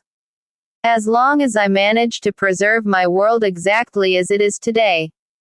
As soon as I get to the office, I search through the government's digital archives. It takes me less than a minute to find Jacob Konig's address, as well as information about how much he earns, where he studied, the name of his wife, and where she works. Chapter 19. My husband has chosen a restaurant halfway between my office and our house. We've been there before. I like the food, the wine, and the atmosphere, but I always feel that we eat better at home. I dine out only when my social life requires it, and, whenever I can, I avoid it.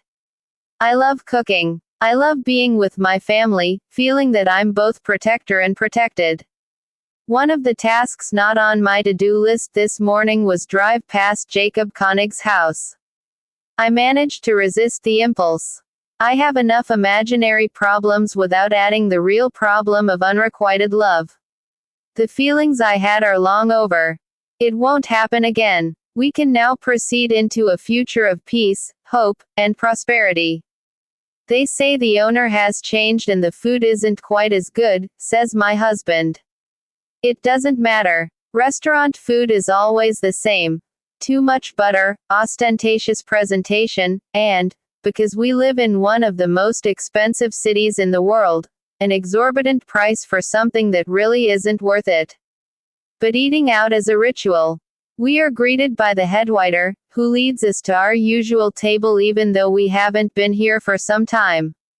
He asks if we want the same wine, of course we do, and hands us the menu.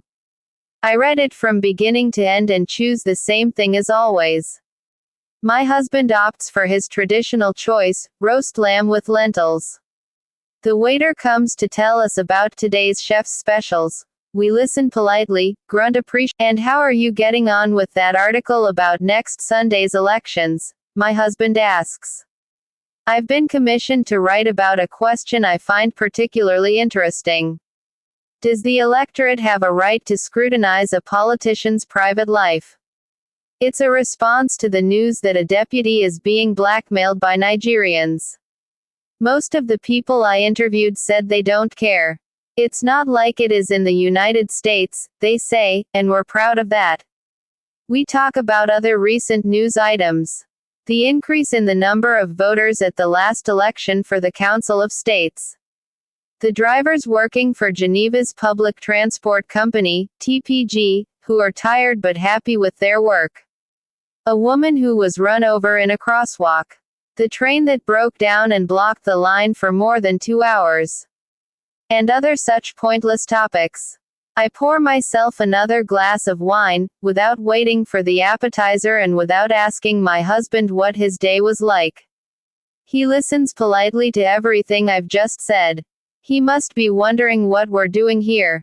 You seem happier today, he says after the waiter has brought our main course, and after I realize I've been talking non-stop for 20 minutes. Has something special happened to cheer you up? If he'd asked that same question on the day I went to Parc des Vives, I would have blushed and immediately come out with a string of excuses I'd saved up. But today has been another normal, tedious day despite my attempts to convince myself that I'm very important to the world. What was it you wanted to talk to me about? I take a sip from my third glass of wine and prepare to make a full confession. The waiter arrives and stops me just as I'm about to leap into the abyss. We exchange a few more meaningless words, wasting precious minutes of my life on pointless niceties. My husband orders another bottle of wine. The waiter wishes us bon appetit and goes off to fetch the new bottle. Then I begin. You'll say that I need to see a doctor, but I don't. I cope perfectly well with my work at home and in the office, but for some months now I've been feeling sad. You could have fooled me. Like I just said, you seem much happier. Of course. My sadness has become so routine that no one notices anymore. It's really good to finally talk about it, but what I have to say runs deeper than that false happiness. I don't sleep properly anymore. I feel I'm just being self-obsessed, trying to impress people as if I were a child. I cry alone in the shower for no reason. I've only really enjoyed making love once in many months, and you know what time I'm talking about. I thought perhaps I was going through a midlife crisis, but that isn't enough of an explanation.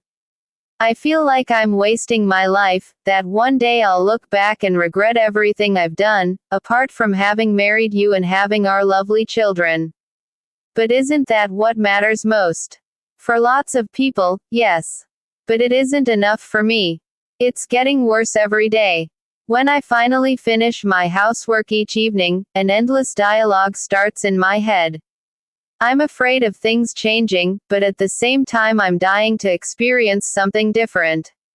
My thoughts keep repeating themselves uncontrollably. You don't notice because you're asleep. For example, did you notice the mistral last night rattling the windows? No, the windows were shut. That's what I mean. Even a high wind that has blown thousands of times since we've been married is capable of waking me up. I notice when you turn over in bed and when you talk in your sleep. But please don't take this personally. It seems like I'm surrounded by things that make no sense. Just to be clear, though, I love our children. I love you. I adore my work. But that only makes me feel worse, because I feel I'm being unfair to God, to life, to you. He's barely touched his food. It's as if he were sitting opposite a complete stranger. Character limit is exceeded, because it is only now that things have become unbearable. I was thinking today about my childhood and teenage years. Does the root of all this lie there? I don't think so, not unless my mind has been lying to me all these years, which I think is unlikely. I come from a normal family, I had a normal upbringing, I led a normal life. What's wrong with me? I didn't say anything before. I tell him, crying now, because I thought it would pass and I didn't want to worry you. You're definitely not crazy. I haven't noticed any of this. You haven't been particularly irritable, you haven't lost weight, and if you can control your feelings that well, then there must be a way out of this. Why did he mention losing weight? I can ask our doctor to prescribe some tranquilizers to help you sleep. I'll say they're for me. I think that if you could sleep properly, then you would gradually regain control of your thoughts. Perhaps we should exercise more. The children would love it. We're far too caught up in work, and that's not good. I'm not that caught up in my work. Despite what you think, the idiotic articles I write help me keep my mind occupied and drive away the wild thoughts that overwhelm me as soon as I have nothing to do. But we do need more exercise, more time outdoors. To run until we drop with exhaustion. And perhaps we should invite friends round more often. That would be a complete nightmare. Having to talk and entertain people with a fixed smile on my lips, listening to their views on opera and traffic. Then, to top it all, having to clean up afterward. Let's go to the Jura National Park this weekend. We haven't been there for ages. The elections are this weekend. I'll be on duty at the newspaper. We eat in silence. The waiter has already been to our table twice to see if we've finished, but we haven't even touched our plates. We make short work of the second bottle of wine. I can imagine what my husband's thinking. How can I help my wife? What can I do to make her happy? Nothing. Nothing more than he's doing already. I would hate it if he arrived home bearing a box of chocolates or a bouquet of flowers. We conclude that he's had too much to drink to drive home, so we'll have to leave the car at the restaurant and fetch it tomorrow. I telephone my mother-in-law and ask if the children can sleep over. I'll be there early tomorrow morning to take them to school. But what exactly is missing in your life? Please don't ask me that. Because the answer is nothing. Nothing. If only I had some serious problem. I don't know anyone who's going through quite the same thing. Even a friend of mine, who spent years feeling depressed, is now getting treatment. I don't think I need that, because I don't have the symptoms she described. I don't want to enter the dangerous territory of legal drugs. People might be angry, stressed, or grieving over a broken heart, and in the latter case, they might think they're depressed and in need of medicines and drugs, but they're not. They're just suffering from a broken heart, and there have been broken hearts ever since the world began, ever since man discovered that mysterious thing called love.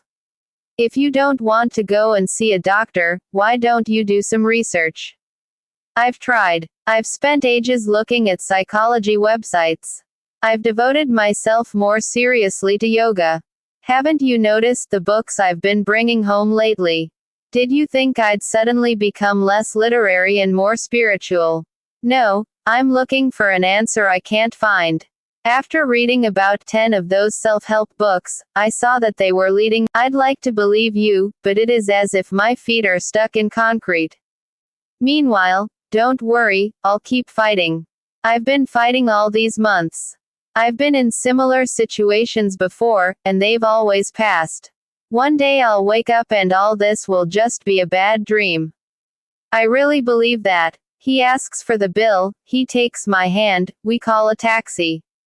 Something has gotten better. Trusting the one you love always brings good results. Chapter 20. Jacob Koenig, what are you doing in my bedroom, in my bed, and in my nightmares?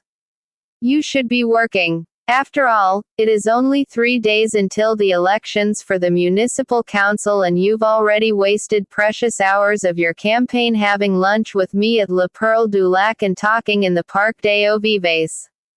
Isn't that enough? What are you doing in my dreams? I did exactly as you suggested. I talked to my husband, and I felt the love he feels for me. And afterward, when we made love more passionately than we have in a while, the feeling that happiness had been sucked out of my life disappeared completely. Please go away. Tomorrow's going to be a difficult day. I have to get up early to take the children to school, then go to the store, find somewhere to park, and think up something original to say about a very unoriginal topic. Politics. Leave me alone, Jacob Koenig. I'm happily married. And you don't even know that I'm thinking about you. I wish I had someone here with me tonight to tell me stories with happy endings, to sing a song that would send me to sleep. But no, all I can think of is you. I'm losing control. It's been a week since I saw you, but you're still here. If you don't disappear, I'll have to go to your house and have tea with you and your wife, to see with my own eyes how happy you are. To see that I don't stand a chance, that you lied when you said you could see yourself reflected in me, that you consciously allowed me to bring the wound of that unsolicited kiss upon myself. I hope you understand. I pray that you do, because even I can't understand what it is that I'm asking.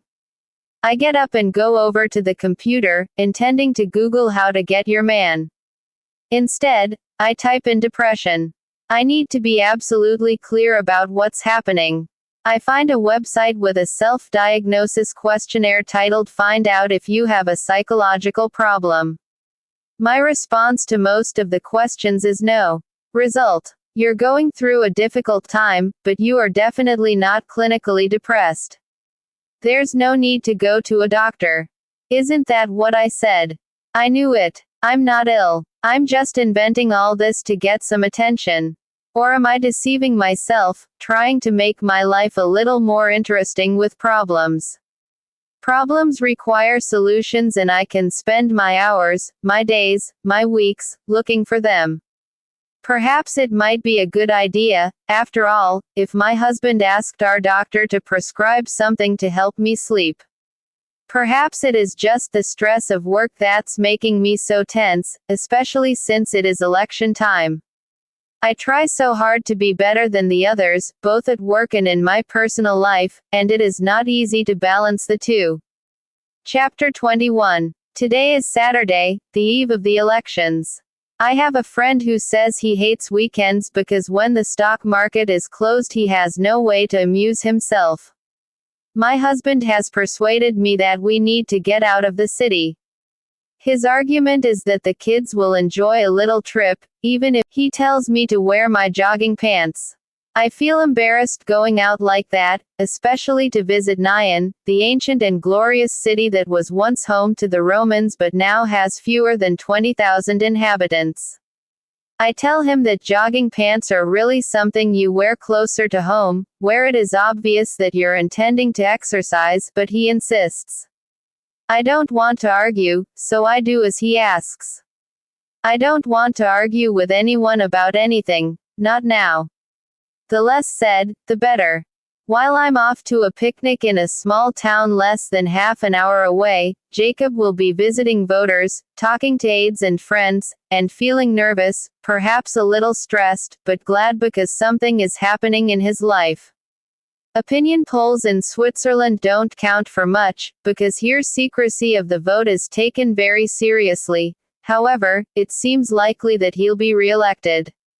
His wife must have spent a sleepless night, but for very different reasons from mine. She'll be planning how to receive their friends after the result is officially announced. This morning she'll be at the market in Rue de Rive, where, all week, stalls selling fruit and cheese and meat are set up right outside the Julius Baer Bank and the shop windows of Prada, Gucci, Armani, and other designer brands. She chooses the best of everything, without worrying about the cost. Then she might take her car and drive to Savigny to visit one of the many vineyards that are the pride of the region, to taste some of the new vintages, and to decide on something that will please those who really understand wine, as seems to be the case with her husband. She will return home tired, but happy. Officially, Jacob is still campaigning, but why not get things ready for the evening? Oh, dear, now she realizes that she has less cheese than she thought. She gets in the car again and goes back to the market. Among the dozens of varieties on display, she chooses the cheeses that are the pride of the canton of Vaud. Gruyere, all three varieties. Mild, Salé, and the most expensive of all, which takes 9 to 12 months to mature, Tom Vaudois soft and creamy, to be eaten in a fondue or on its own, and Letevaz made from the milk of cows grazed in alpine pastures and prepared in the traditional way, in copper cauldrons, over open wood fires. Is it worth popping into one of the shops and buying something new to wear? Or would that appear ostentatious? Best to wear that Moschino outfit she bought in Milan when she accompanied her husband to a conference on labor laws. And how will Jacob be feeling? He phones his wife every hour to ask if he should say this or that, if it would be best to visit this street or that area, or if the Tribune de Genève has posted anything new on its website. He depends on her and her advice, offloads some of the tension that builds up with each visit he makes, and asks her about the strategy they drew up together and where he should go next. As he suggested during our conversation in the park, the only reason he stays in politics is so he doesn't disappoint her. Even though he hates what he's doing, love lends a unique quality to his efforts. If he continues on his brilliant path, he will one day be president of the Republic. Admittedly, this doesn't mean very much in Switzerland, because as we all know, the president changes every year and is elected by the Federal Council. But who wouldn't like to say that her husband was president of Switzerland, otherwise known as the Swiss Confederation? It will open doors, bring invitations to conferences in far-flung places. Some large company will appoint him to its board. The future of the Königs looks bright, while all that lies before me at this precise moment is the road and the prospect of a picnic while wearing a hideous pair of jogging pants. Chapter 22. The first thing we do is visit the Roman Museum and then climb a relieved. I don't need to pretend all the time. Let's go and run round the lake. What about the kids? My husband spots a couple family friends sitting on a nearby bench, eating ice cream with their children. Should we ask them if our kids can join? We can buy them ice cream, too. Our friends are surprised to see us, but agree. Before we go down to the shore of Lake Léman, which all foreigners call Lake Geneva, he buys the ice cream for the children and asks them to stay with our friends while mommy and daddy go for a run. My son complains that he hasn't got his iPad. My husband goes to the car and fetches the stupid thing. From that moment on, the screen will be the best possible nanny. They won't budge until they've killed terrorists in games more suited to adults. We start running. On one side are gardens. On the other, seagulls and sailboats making the most of the mistral. The wind didn't stop on the third day, nor on the sixth. It must be nearing its ninth day, when it will disappear and take with it the blue sky and the good weather. We run along the track for 15 minutes. We've left Nyan behind us and had better head back. I haven't exercised in ages. When we've been running for 20 minutes, I stop. I can't go on. I'll have to walk the rest of the way. Of course you can do it, encourages my husband, jogging in place so as not to lose his rhythm. Don't stop, keep running. I bend forward, resting my hands on my knees. My heart is pounding.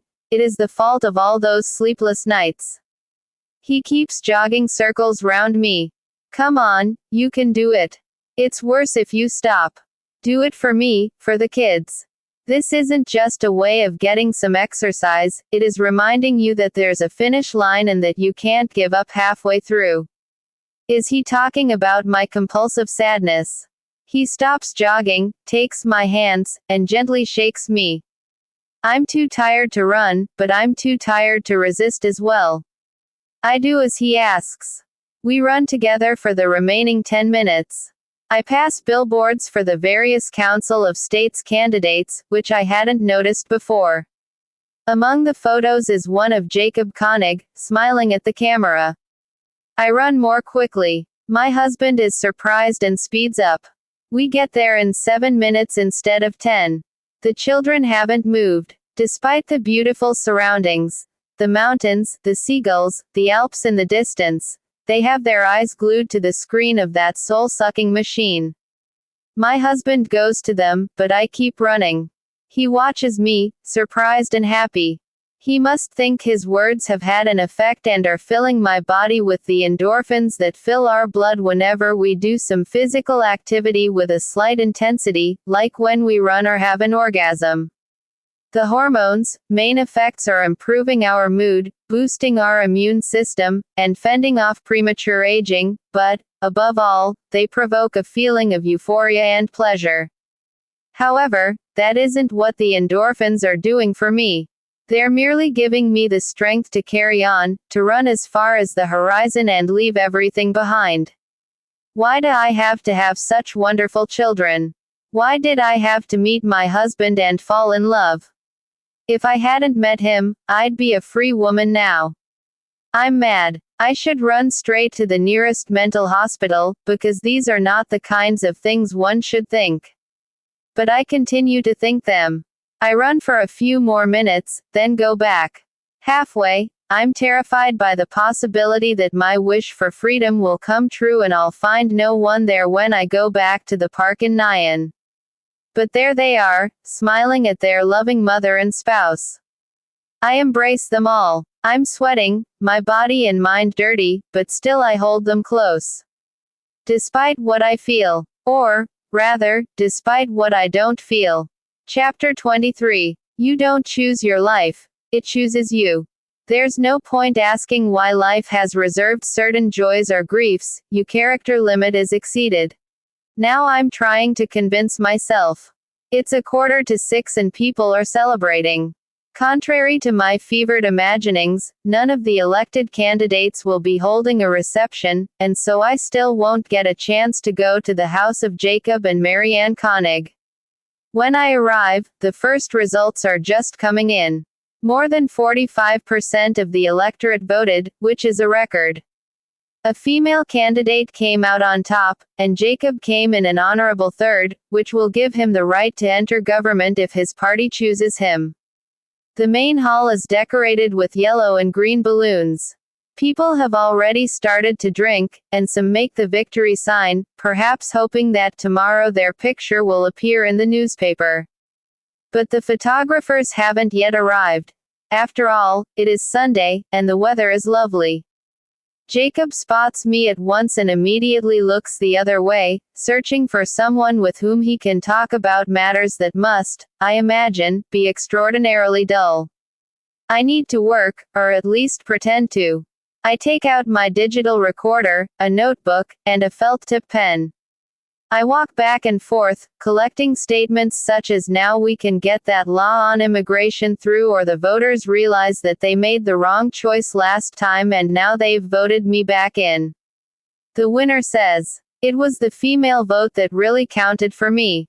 Lemon Blue, the local television station, has set up a studio in the main room, and its female political presenter, a vague object of desire for 9 out of 10 men there, is asking intelligent questions but receiving only the sound bites approved by the political aides. At one point, Jacob Koenig is called for an interview, and I try to get closer to hear what he's saying. Someone blocks my path. "Hello, I'm Madam Koenig. Jacob has told me a lot about you." What a woman. Blonde, blue-eyed, and wearing an elegant black cardigan with a red Hermes scarf, although that's the only famous brand name I can spot. Her other clothes must have been made exclusively by the best couturier in Paris, whose name must be kept secret in order to avoid copycat designs. I try not to look surprised. "Jacob told you about me." I did interview him, and, a few days later, we had lunch together. I know journalists aren't supposed to have an opinion about their interviewees, but I think your husband is a brave man to have gone public about that blackmail attempt. Marianne, or me Koenig, as she introduced herself, pretends to be interested in what I'm saying. She must know more than she is letting on. Would Jacob have told her what happened during our meeting in the Parc des Vives? Should I mention it? The interview with Lemon Blue has just begun, but she doesn't seem to be interested in listening to what her husband says. She probably knows it all by heart, anyway. She doubtless chose his pale blue shirt and gray tie, his beautifully cut flannel jacket, and the watch he's wearing. Not too expensive, to avoid appearing ostentatious, but not too cheap, either, to show a proper respect for one of the country's main industries. I ask if she has anything to say. She replies that as an assistant professor of philosophy at the University of Geneva, she would be delighted to comment, but as the wife of a re-elected politician, that would be absurd. It seems to me that she's provoking me, and so I decide to pay her back in kind. I say I admire her dignity. She knew her husband had had an affair with the wife of a friend, and yet she didn't create a scandal. Not even when it appeared in the newspapers just before the elections. Of course not. When it is a matter of consensual sex without love, I'm in favor of open relationships. Is she insinuating something? I can't quite look into the blue beacons that are her eyes. I notice, then agree or not. Asking afterward is like trying to stop a leaf that has fallen into the river and is already traveling wherever the waters choose to take it. The leaf can no longer make its own decisions. But you won't repeat it, will you? I'm sure you don't have the slightest interest in damaging my husband's reputation. In less than 5 minutes of conversation, there is already evident hostility between us. Feeling embarrassed, I agree to treat her statement as off the record. She notes that on any similar occasion, she will ask first. She learns something new every minute. She gets closer and closer to her ambition every minute. Yes, her ambition, because Jacob said that he was unhappy with the life he leads. She doesn't take her eyes off me. I decide to resume my role as journalist and ask if she has anything more to add. Has she organized a party at home for close friends? Of course not. Imagine how much work that would be. Besides, he's already been elected. You hold any parties and dinners before an election, to draw votes. Again, I feel like a complete imbecile, but I need to ask at least one other question. Is Jacob happy? And I see that I have hit home. Koenig gives me a condescending look and replies slowly, as if she were a teacher giving me a lesson. Of course he's happy. Why on earth wouldn't he be? This woman deserves to be drawn and quartered. We are both interrupted at the same time, me by an aide wanting to introduce me to the winner, she by an acquaintance coming to offer his congratulations. It was a pleasure to meet her, I say, and am tempted to add that, on another occasion, I'd like to explore what she means by consensual sex with the wife of a friend. Off the record, of course, but there's no time. I give her my card should she ever need to contact me, but she does not reciprocate. Before I move away, however, she grabs my arm and, in front of the aide and the man who has come to congratulate her on her husband's victory, says, "I saw that mutual friend of ours who had lunch with my husband. I feel very sorry for her. She pretends to be strong, but she's really very fragile. She pretends that she's confident, but she spends all her time wondering what other people think of her and her work. She must be a very lonely person. As you know, my dear, we women have a very keen sixth sense when it comes to detecting anyone who is a threat to our relationship. Don't you agree?" "Of course," I say, showing no emotion whatsoever. The aide looks impatient. The winner of the election is waiting for me.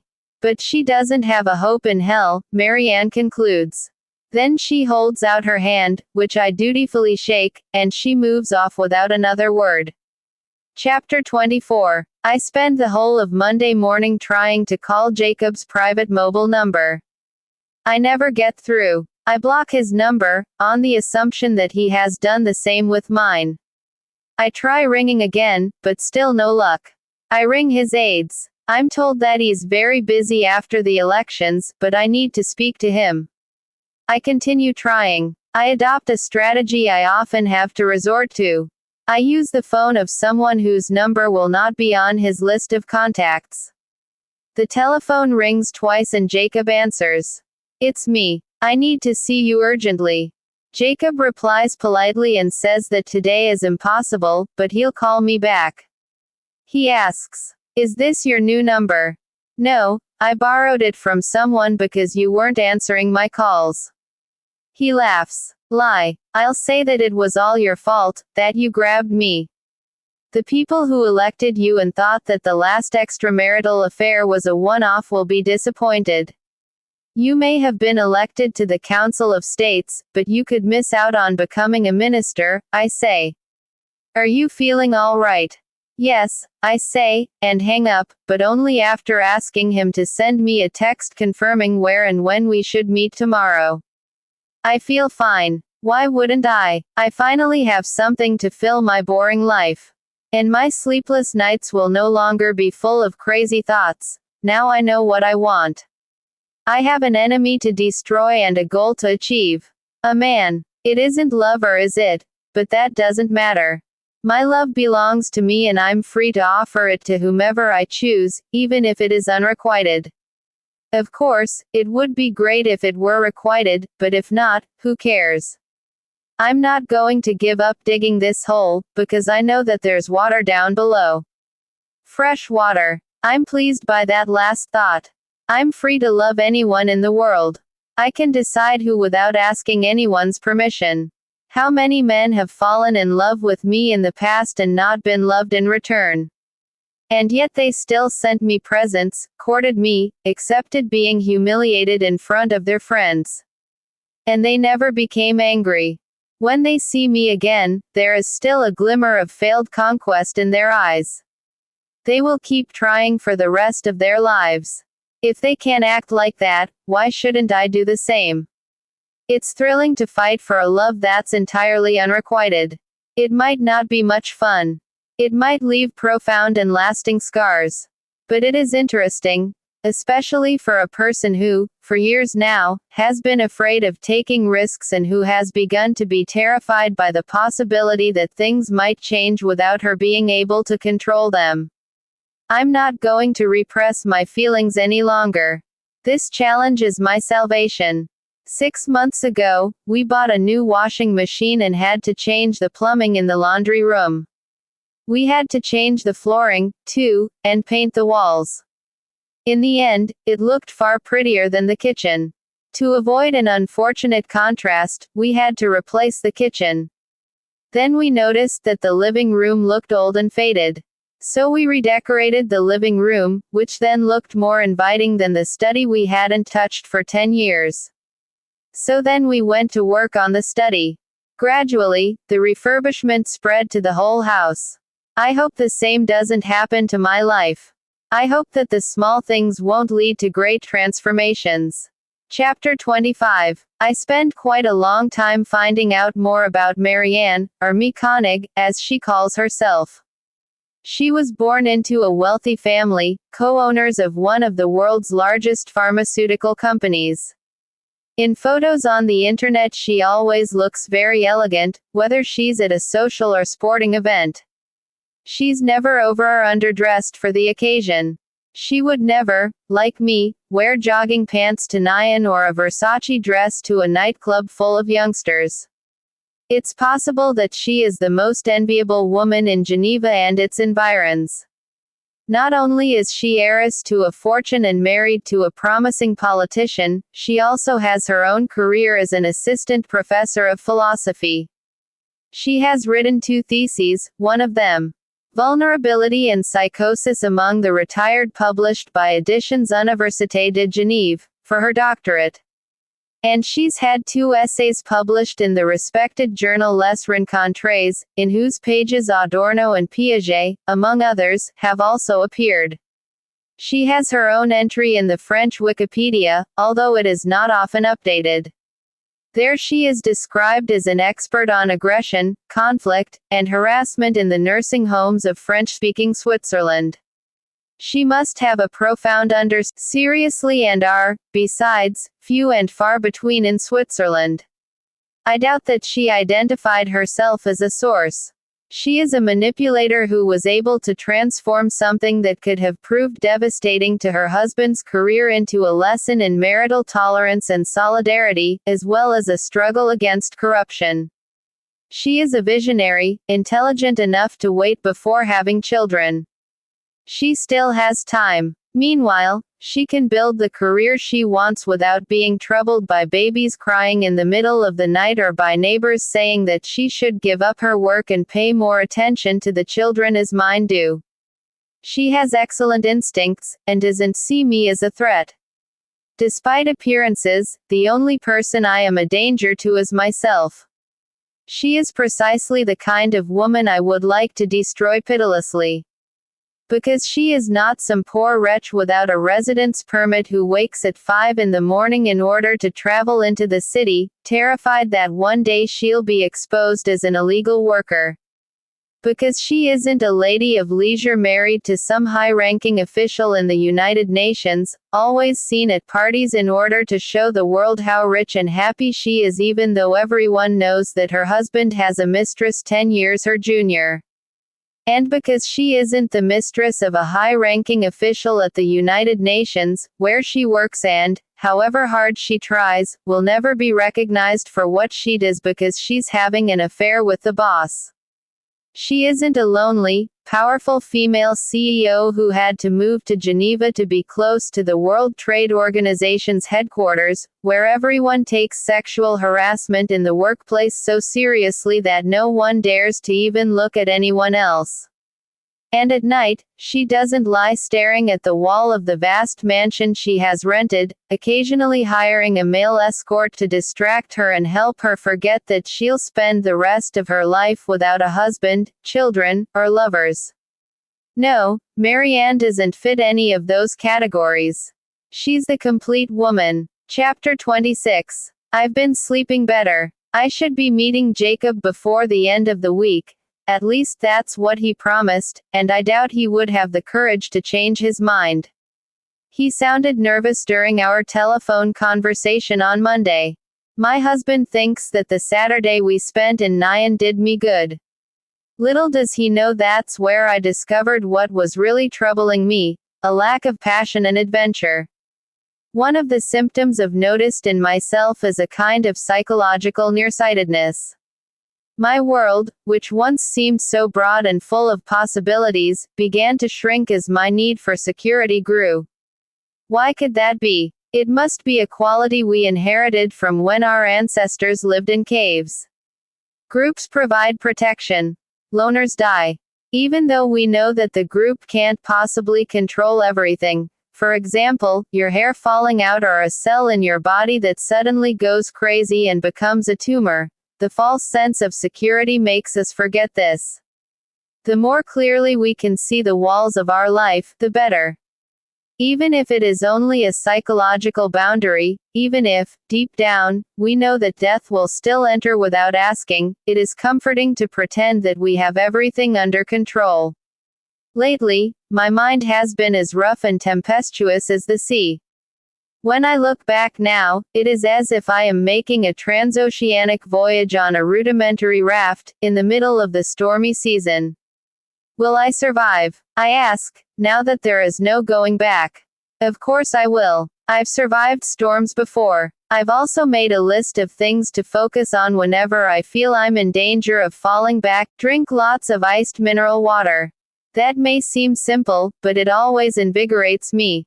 Cook. Cooking is the most beautiful and most complete of the arts. It involves all our 5 senses, plus one more, the need to give of our best. That is my preferred therapy. Write down a list of complaints. This was a real discovery. Every time I feel angry about something, I write it down. At the end of the day, when I read the list, I realize that I've been angry about nothing. Smile, even if I feel like crying. That is the most difficult thing on the list, but you get used to it. Buddhists say that a fixed smile, however false, lights up the soul. Take 2 showers a day, instead of 1.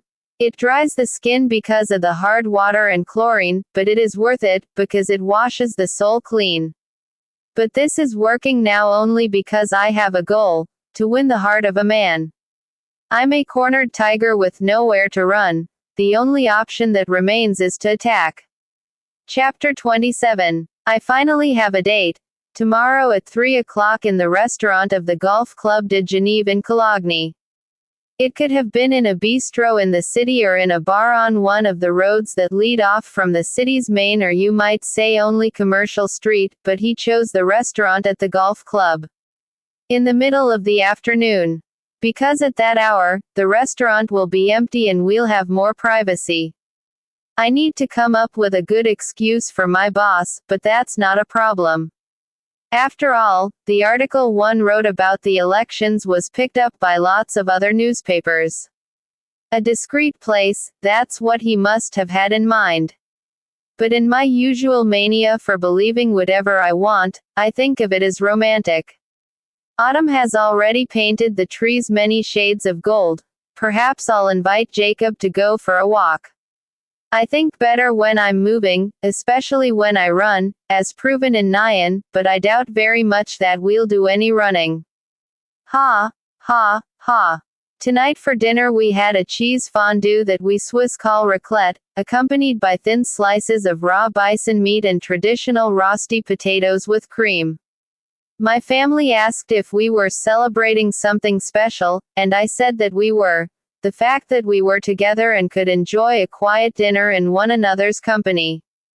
Then I took my second shower of the day and allowed the water to wash away my anxiety. Afterward, I slathered on plenty of moisturizer and went to the children's bedroom to read them a story. I found them glued to their tablets, which I think should be forbidden for anyone under 15. I told them to turn their electronics off, and they reluctantly obeyed. I picked up a book of traditional stories, opened it at random, and began to read. During the Ice Age, many animals died of cold, so the porcupines decided to band together to provide one another with warmth and protection. But their spines or quills kept sticking into their surrounding companions, precisely those who provided the most warmth. And so they drifted apart again. And again many of them died of cold. They had to make a choice. Either risk extinction or accept their fellow porcupines' spines. Very wisely, they decided to huddle together again. They learned to live with the minor wounds inflicted by their relatives, because the most important thing to their survival was that shared warmth. The children want to know if they can see a real pork, decide to sing them to sleep with a traditional song from a village in the Alps, stroking their hair as I do so. They soon fall asleep. My husband brings me some Valium. I've always refused to take any medicine because I'm afraid of becoming dependent, but I need to be in top form tomorrow. I take a 10 mg pill and fall into a deep, dreamless sleep. I don't wake up all night. Chapter 28. I get there early, and go straight to the clubhouse and out into the garden. I walk to the trees at the far end, determined to enjoy this lovely afternoon to the full. Melancholy. That is always the first word that comes into my head when autumn arrives, because I know the summer is over. The days will grow shorter, and we don't live in the charmed world of those Ice Age porcupines. We can't bear to be wounded by the sharp spines of others, even slightly. We already hear about people in other countries dying of the cold, traffic jams on snowbound highways, airports closed. Fires are lit and blankets are brought out of cupboards. But that happens only in the world we humans create. In nature, the landscape looks magnificent. The trees, which seemed so similar before, take on their own personalities and paint the forests in 1,000 different shades. One part of the cycle of life is coming to an end. Everything will rest for a while and come back to life in the spring, in the form of flowers. There is no better time than the autumn to begin forgetting the things that trouble us, allowing them to fall away like dried leaves. There is no better time to dance again, to make the most of every crumb of sunlight and warm body and soul with its rays before it falls asleep and becomes only a dim light bulb in the skies. I see him arrive. He looks for me in the restaurant and on the terrace, finally going over to the waiter at the bar, who points in my direction. Jacob has seen me now and waves. Slowly, I begin to walk back to the clubhouse. I want him to appreciate my dress, my shoes, my fashionable lightweight jacket, the way I walk. My heart may be pounding furiously, but I must keep cool. I'm thinking about what words to use. What mysterious reason did I give for meeting again? Why hold back now when we know there's something between us? Are we afraid of stumbling and falling, like we have before? As I walk, I feel as if I were entering a tunnel I've never traveled before, one that leads from cynicism to passion, from irony to surrender. What is he thinking as he watches me? Do I need to explain that we shouldn't be frightened and that if evil exists, it is to be found in our fears? Melancholy. The word is transforming me into a romantic and rejuvenating me with each step I take. I keep thinking about what I should say when I reach his side. No, best not to think and just let the words flow naturally. They are inside me. I may not recognize or accept them, but they are more powerful than my need to control everything. Why don't I want to hear my own words before I say them to him? Could it be fear? But what could be worse than living a sad, gray life, in which every day is the same? What could be worse than the fear that everything will disappear, including my own soul, and leave me completely alone in this world when I once had everything I needed to be happy? I see the leaves falling, their shapes silhouetted against the sun. The same thing is happening inside me. With every step I take, another barrier falls, another defense is destroyed, another wall collapses, and my heart, hidden behind it all, is beginning to see and enjoy the autumn light. As toward happiness, and all we want is security. A few more steps, a few more fallen barriers. More light floods into my heart. It doesn't even occur to me to try to control anything, only to experience this afternoon that will never be repeated. I don't need to convince him of anything. If he doesn't understand now, he will understand later. It's simply a matter of time. Despite the cold, we'll sit out on the terrace so he can smoke. At first, he'll be on the defensive, wanting to know about that photo taken in the park. We will talk about the possibility of life on other planets and the presence of God, so often forgotten in the lives we led. We will talk about faith, miracles, and meetings that were planned even before we were born. We will discuss the eternal struggle between science and religion. We will talk about love, and how it is always seen as both desirable and threatening. He will insist that my definition of melancholy is incorrect, but I will simply sip my tea in silence, watching the sun set behind the Jura Mountains and feeling happy to be alive. Ah, yes, we will also talk about flowers, even if the only ones we can see are those decorating the bar inside, the ones that came from some vast greenhouse where they're produced en masse. But it is good to talk about flowers in the autumn. That gives us hope for the spring. Only a few more feet. The walls have all fallen. I have just been reborn. I reach his side, and we greet each other with the usual 3 kisses.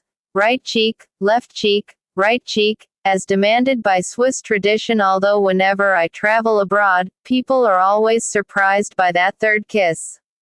I sense how nervous he is and suggest we stay out on the terrace. We'll have more privacy there and he can smoke. The waiter knows him. Jacob orders a Campari and tonic, and I order tea, as planned.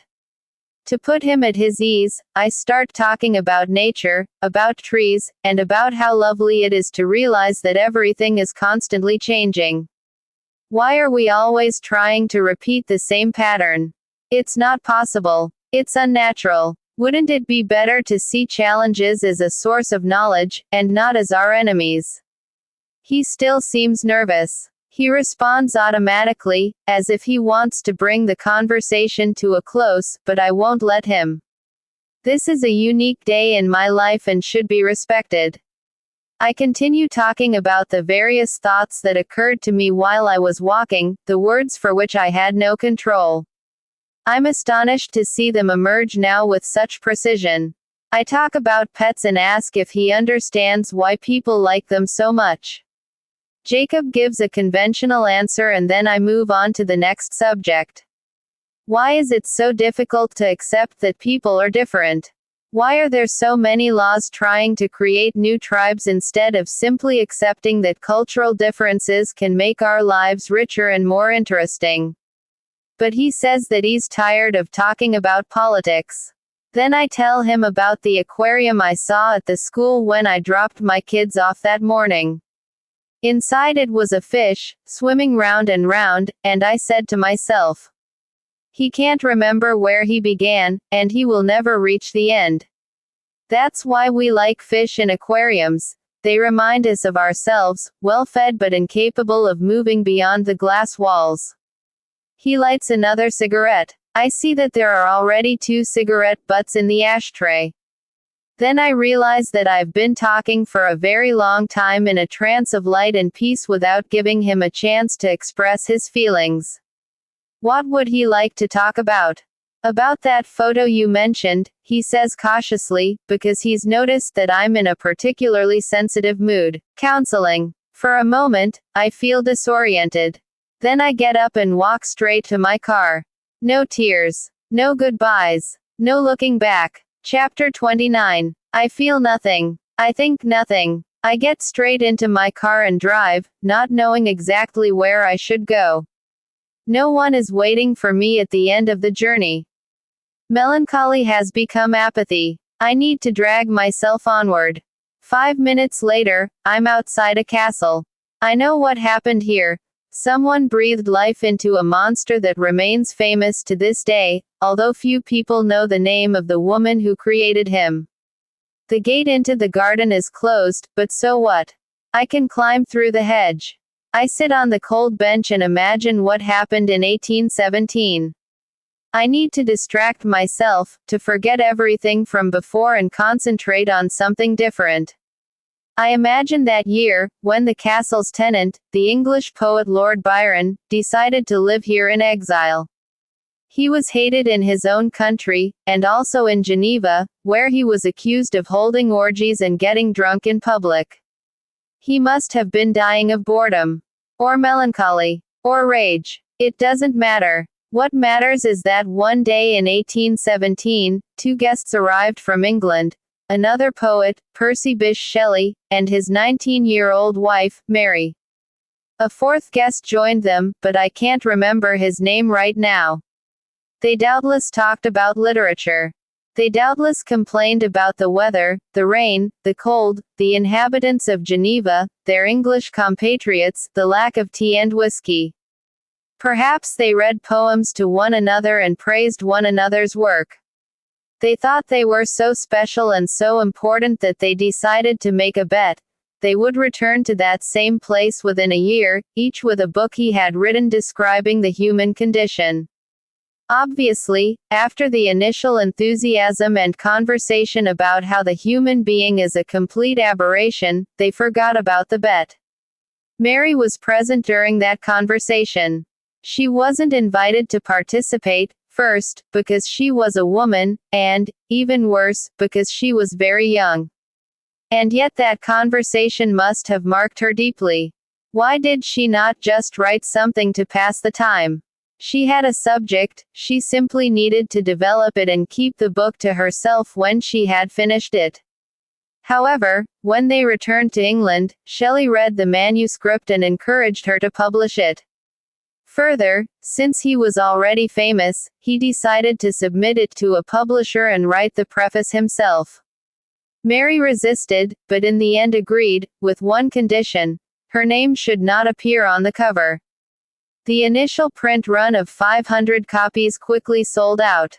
Mary thought it must be because of Shelley's preface, but, on the second edition, she agreed to allow her name to appear as author.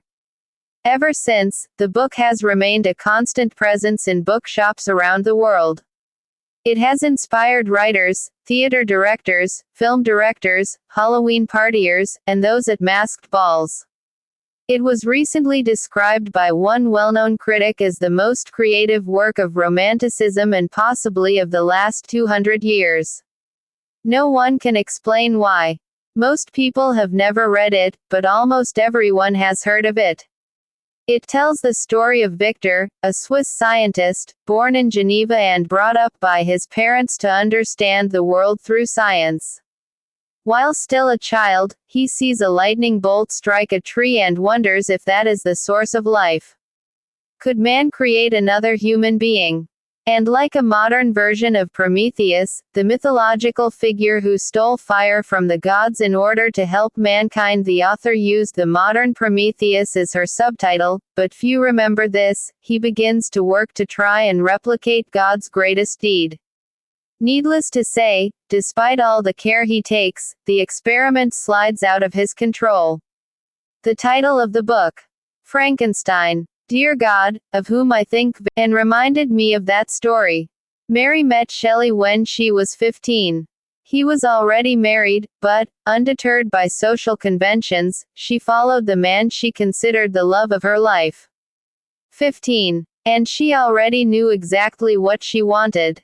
And knew how to get it, too.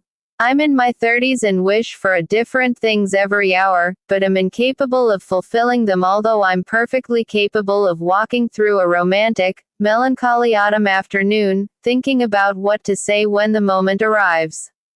I am not Mary Shelley. I'm Victor Frankenstein and his monster.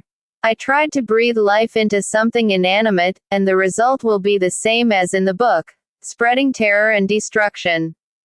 No more tears. No more despair. I feel as though my heart has given up beating.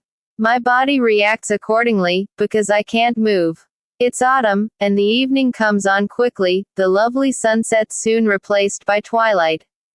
I'm still sitting here when night comes, looking at the castle and seeing its tenants scandalizing the bourgeoisie of Geneva at the beginning of the 19th century. Where is the lightning bolt that brought the monster to life? No bolt from out of the blue. The traffic, which isn't very heavy in this area, anyway, grows still thinner. My children will be waiting for their dinner, and my husband, who knows the state I'm in, will soon start to worry.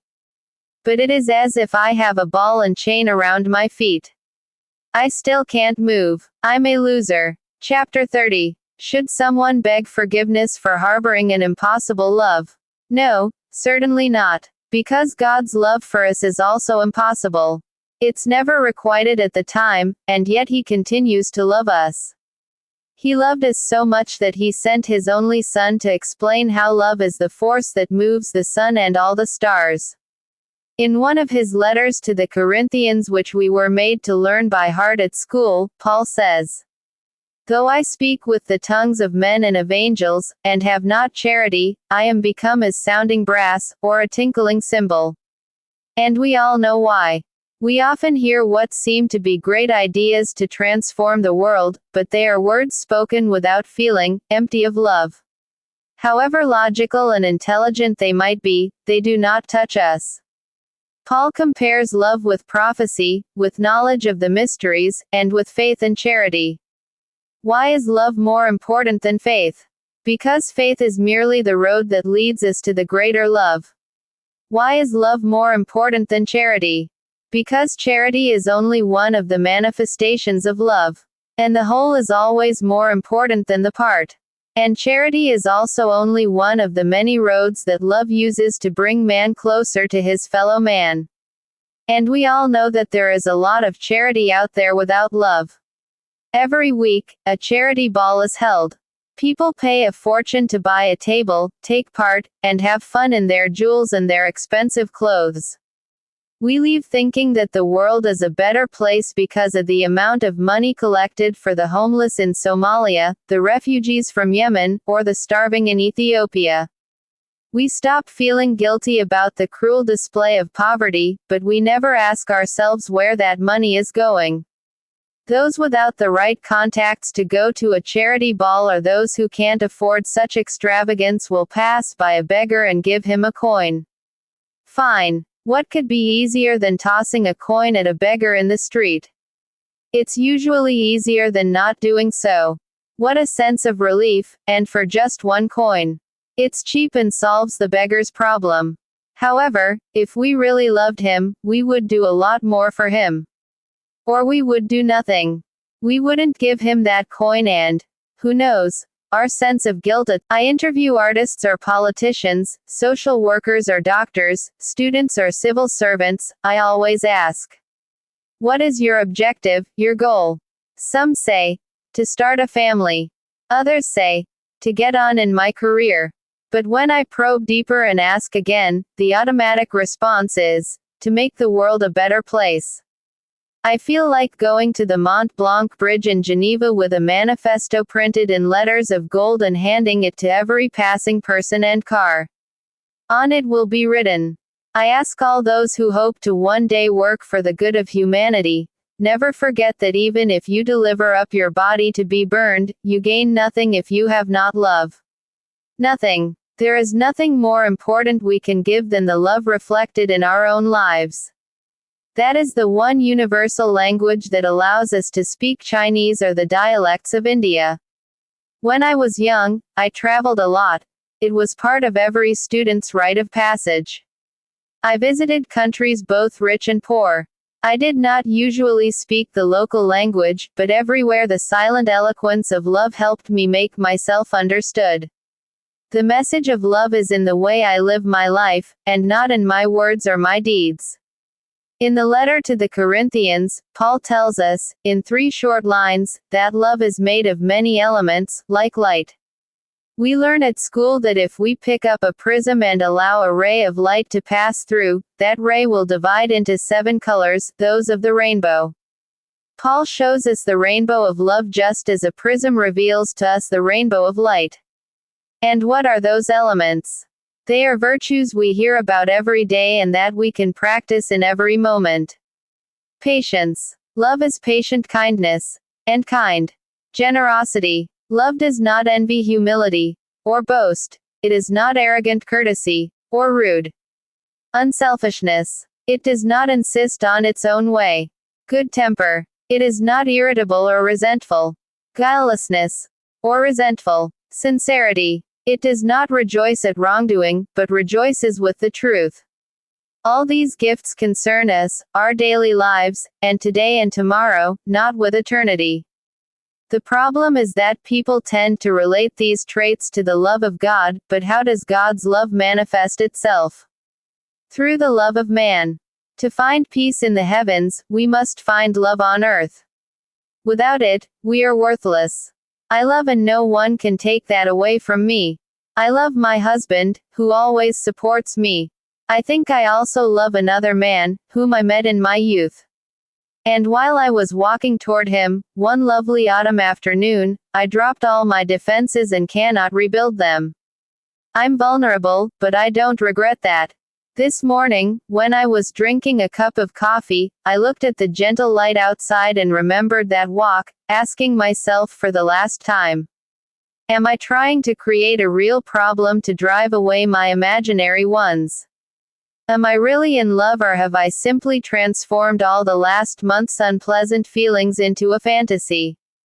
No, God would never be so unfair as to allow me to fall in love like that if there were not some possibility for that love being requited. But sometimes love demands that you fight for it. And that's just what I will do. In the pursuit of justice, I have to ward off evil without exasperation or impatience. When Marianne is long gone and he is with me, Jacob will thank me for the rest of our lives. Or he will leave again, but I will be left with the feeling that I fought as hard as I could. I'm a new woman. I am pursuing something that won't come to me of its own free will. He is married and believes any false move might compromise his career. Garage. The message is, don't come here, outsiders, because the view of the lake below, the majestic Alps on the horizon, the wild flowers in the springtime, and the golden hue of the vineyards in autumn, all are the legacy of our ancestors who lived here completely undisturbed. And we want to keep it that way, outsiders, so don't come here.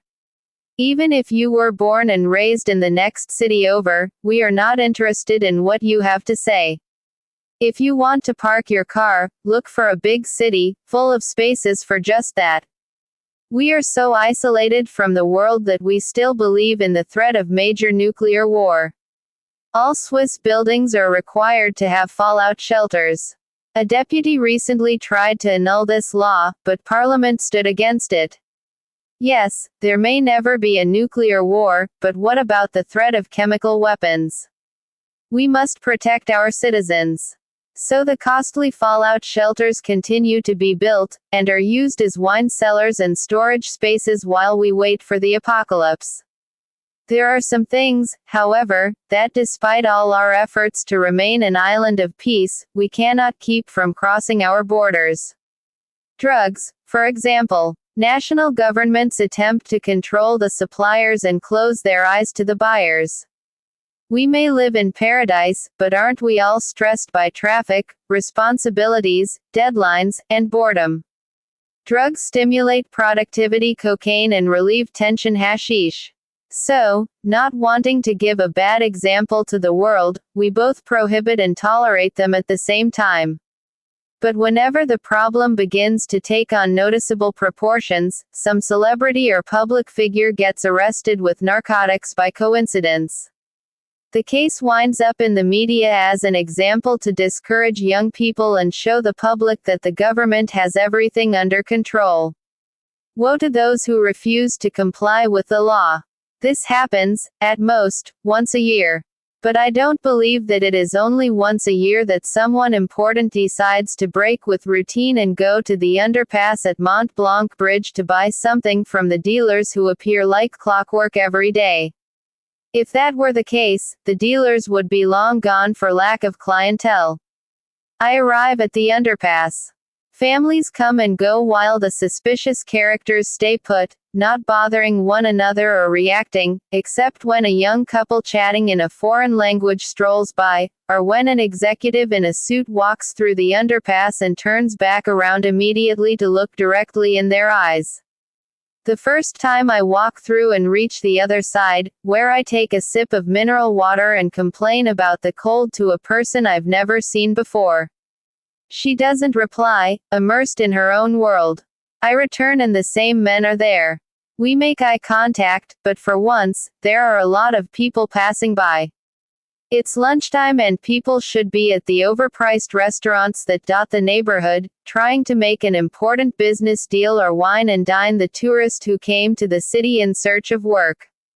I wait a bit and walk by a third time. I make eye contact again, and one man asks me to follow him with a simple nod. Never in my life did I imagine I would be doing this, but this year has been so unusual that I no longer find my behavior strange. I feign an air of nonchalance and go after him. We walk 2 or 3 minutes to the Jardin Anglais. We pass tourists taking photos in front of the Flower Clock, one of the city's landmarks. We cross by the station of the small train that runs around the lake, as though we were in Disneyland. Finally, we arrive at the jetty and look at the water like we're a couple gazing at the jet d'eau, the gigantic fountain that reaches up to 140 meters high and has long been the symbol of Geneva. He waits for me to say something, but I worry that my voice will shake in spite of my self-confident pose. I sit quietly and character limit is exceeded. Exactly what you're looking for, and if you need advice. He wasn't wasting his time. He must have been dying of boredom just standing around in that underpass. In the 3 times I walked past, there hadn't been a single interested customer. All right, I'll repeat in terms you might understand. Hashish, amphetamines, LSD, or cocaine. I ask if he has crack or heroin. He says those drugs are banned. I want to tell him that the ones he mentioned are also banned, but I bite my tongue. It's not for me, I explain. It's for an enemy. You mean revenge. You want to kill someone with an overdose. Please, lady, find somebody else. He begins to walk away, but I stop him and plead for him to listen to me. I note that desperation has likely already doubled the price. As far as I know, the person in question doesn't do drugs, I explain. But she has seriously harmed my romantic relationship. I just want to set a trap for her. That's going against the ethics of God. Will you look at that? Someone who sells addictive and possibly deadly products is trying to put me on the right path. I tell him my story. I've been married for 10 years, I have 2 wonderful children. My husband and I have the same kind of smartphone, and 2 months ago I grabbed his by accident. You don't use a security code. Of course not. We trust each other. Or maybe his has one, but it was deactivated at that moment. What's important is I found around 400 texts and several photos of an attractive blonde woman who is well off, by the looks of it. I did what I shouldn't have. I made a scene. I asked him who she was, and he didn't deny it. He said she was the woman he loved. He was glad that I had found out before he had to tell me. That happens very often. The dealer has gone from pastor to marriage counselor. But I keep going, because I am getting excited about the story I'm telling as I invent it. I asked him to move out. He agreed, and the next day he left me with our 2 children to go live with the love of his life. But she didn't take very kindly to this plan, as she thought it much more fun to be in a relationship with a married man than to live with a husband she didn't choose. Women. It's impossible to understand you. I think so, too. I continue my story. She said she wasn't ready to live with him and broke it off. As I imagine often happens, he came home begging for forgiveness. I forgave him. I actually wanted him to return. I'm a romantic woman, and I wouldn't know how to live without the person I love. But now, after only a few weeks, I've noticed he's changed again. He's no longer foolish enough to leave his phone lying around, so there's no way to find out if they're back together. But I suspect they are. And the woman, that blonde, independent executive, irresistibly charming and powerful, is taking what's most important in my life, love. Does he know what love is? I understand what you want, but it is really dangerous. How can he understand if I haven't finished explaining? You want to set a trap for this woman, but we don't have the kind of merchandise you're asking for. To carry out your plan, you would need at least 30 grams of cocaine. He grabs his smartphone, pulls up something, and shows it to me. It's a page from CNN's money site detailing the price of drugs. I'm surprised, but discover it is a recent report on the difficulties facing the major cartels. As you can see, you'll need to spend 5,000 Swiss francs. Is it worth it? Wouldn't it be cheaper to go over to this woman's house and make a fuss? Besides, from what I understand, she might. I return and he is waiting. I hand over the money discreetly and he points to a trash can. Please don't leave the goods somewhere where the woman can find it, because she might get confused and wind up ingesting it. That would be a disaster. This man is one of a kind. He thinks of everything. If he were the CEO of a multinational, he'd be earning a fortune in shareholder bonuses. I think about continuing the conversation, but he's already walked away. I look back at the trash can. What if there's nothing there? But no, these men have a reputation to uphold and wouldn't do something like that. Looking around, I walk over and grab the manila envelope inside, putting it in my bag and immediately taking a taxi to the newspaper offices. I'm going to be late again. I paid a fortune for something that weighs almost nothing. But how do I know that man didn't trick me? I need to find out for myself. I rent 2 or 3 movies whose main characters are addicts. My husband is surprised by my new interest. You're not thinking of doing that, are you? Of course not. It's just research for the newspaper. By the way, I'll be home late tomorrow. I've decided to write an article about Lord Byron's castle and I need to stop by there. You needn't worry. I'm not worried. I think things have improved a lot since we spent that day in Nyan. We need to travel more, maybe at New Year's Eve. Next time we'll leave the children with my mother. I've been talking with people who understand this kind of thing. The thing must be what he considers my depression. Who exactly have you been talking to? Some friend who will spill the beans the first time he has a little too much to drink. No, not at all. A marriage counselor. How awful. Marriage counseling was the last thing I heard that terrible afternoon at the golf club. Have the 2 of them been talking behind my back? Maybe I caused your problem. I don't give you the attention you deserve. I'm always talking about work, or things we need to do. We've lost the romance needed to maintain a happy family. Caring about the children isn't enough. We need more than that while we're still young. Who knows, maybe we can revisit Interlaken, the first trip we took together after we met. We can climb part of the Jungfrau and enjoy the scenery from above. A marriage counselor. That's all I need. The conversation with my husband reminds me of an old saying, there is none so blind as the one who does not want to see. How could he think he'd forsaken me? Where did he get such a crazy idea? It's not as if I'm welcoming him to bed with open arms and legs. It has been a while since we had an intense sexual relationship. In a healthy relationship, this is even more important for a couple's stability than making plans for the future or talking about the children. Interlaken takes me back to a time when we strolled around the city in the late afternoon, because the rest of the time we were locked up in the hotel, making love and drinking cheap wine. When we love someone, we're not satisfied with knowing only the person's soul. We also want to understand the person's body. Is it necessary? I don't know, but instinct encourages us. There is no set time for it to take place, no rules to follow.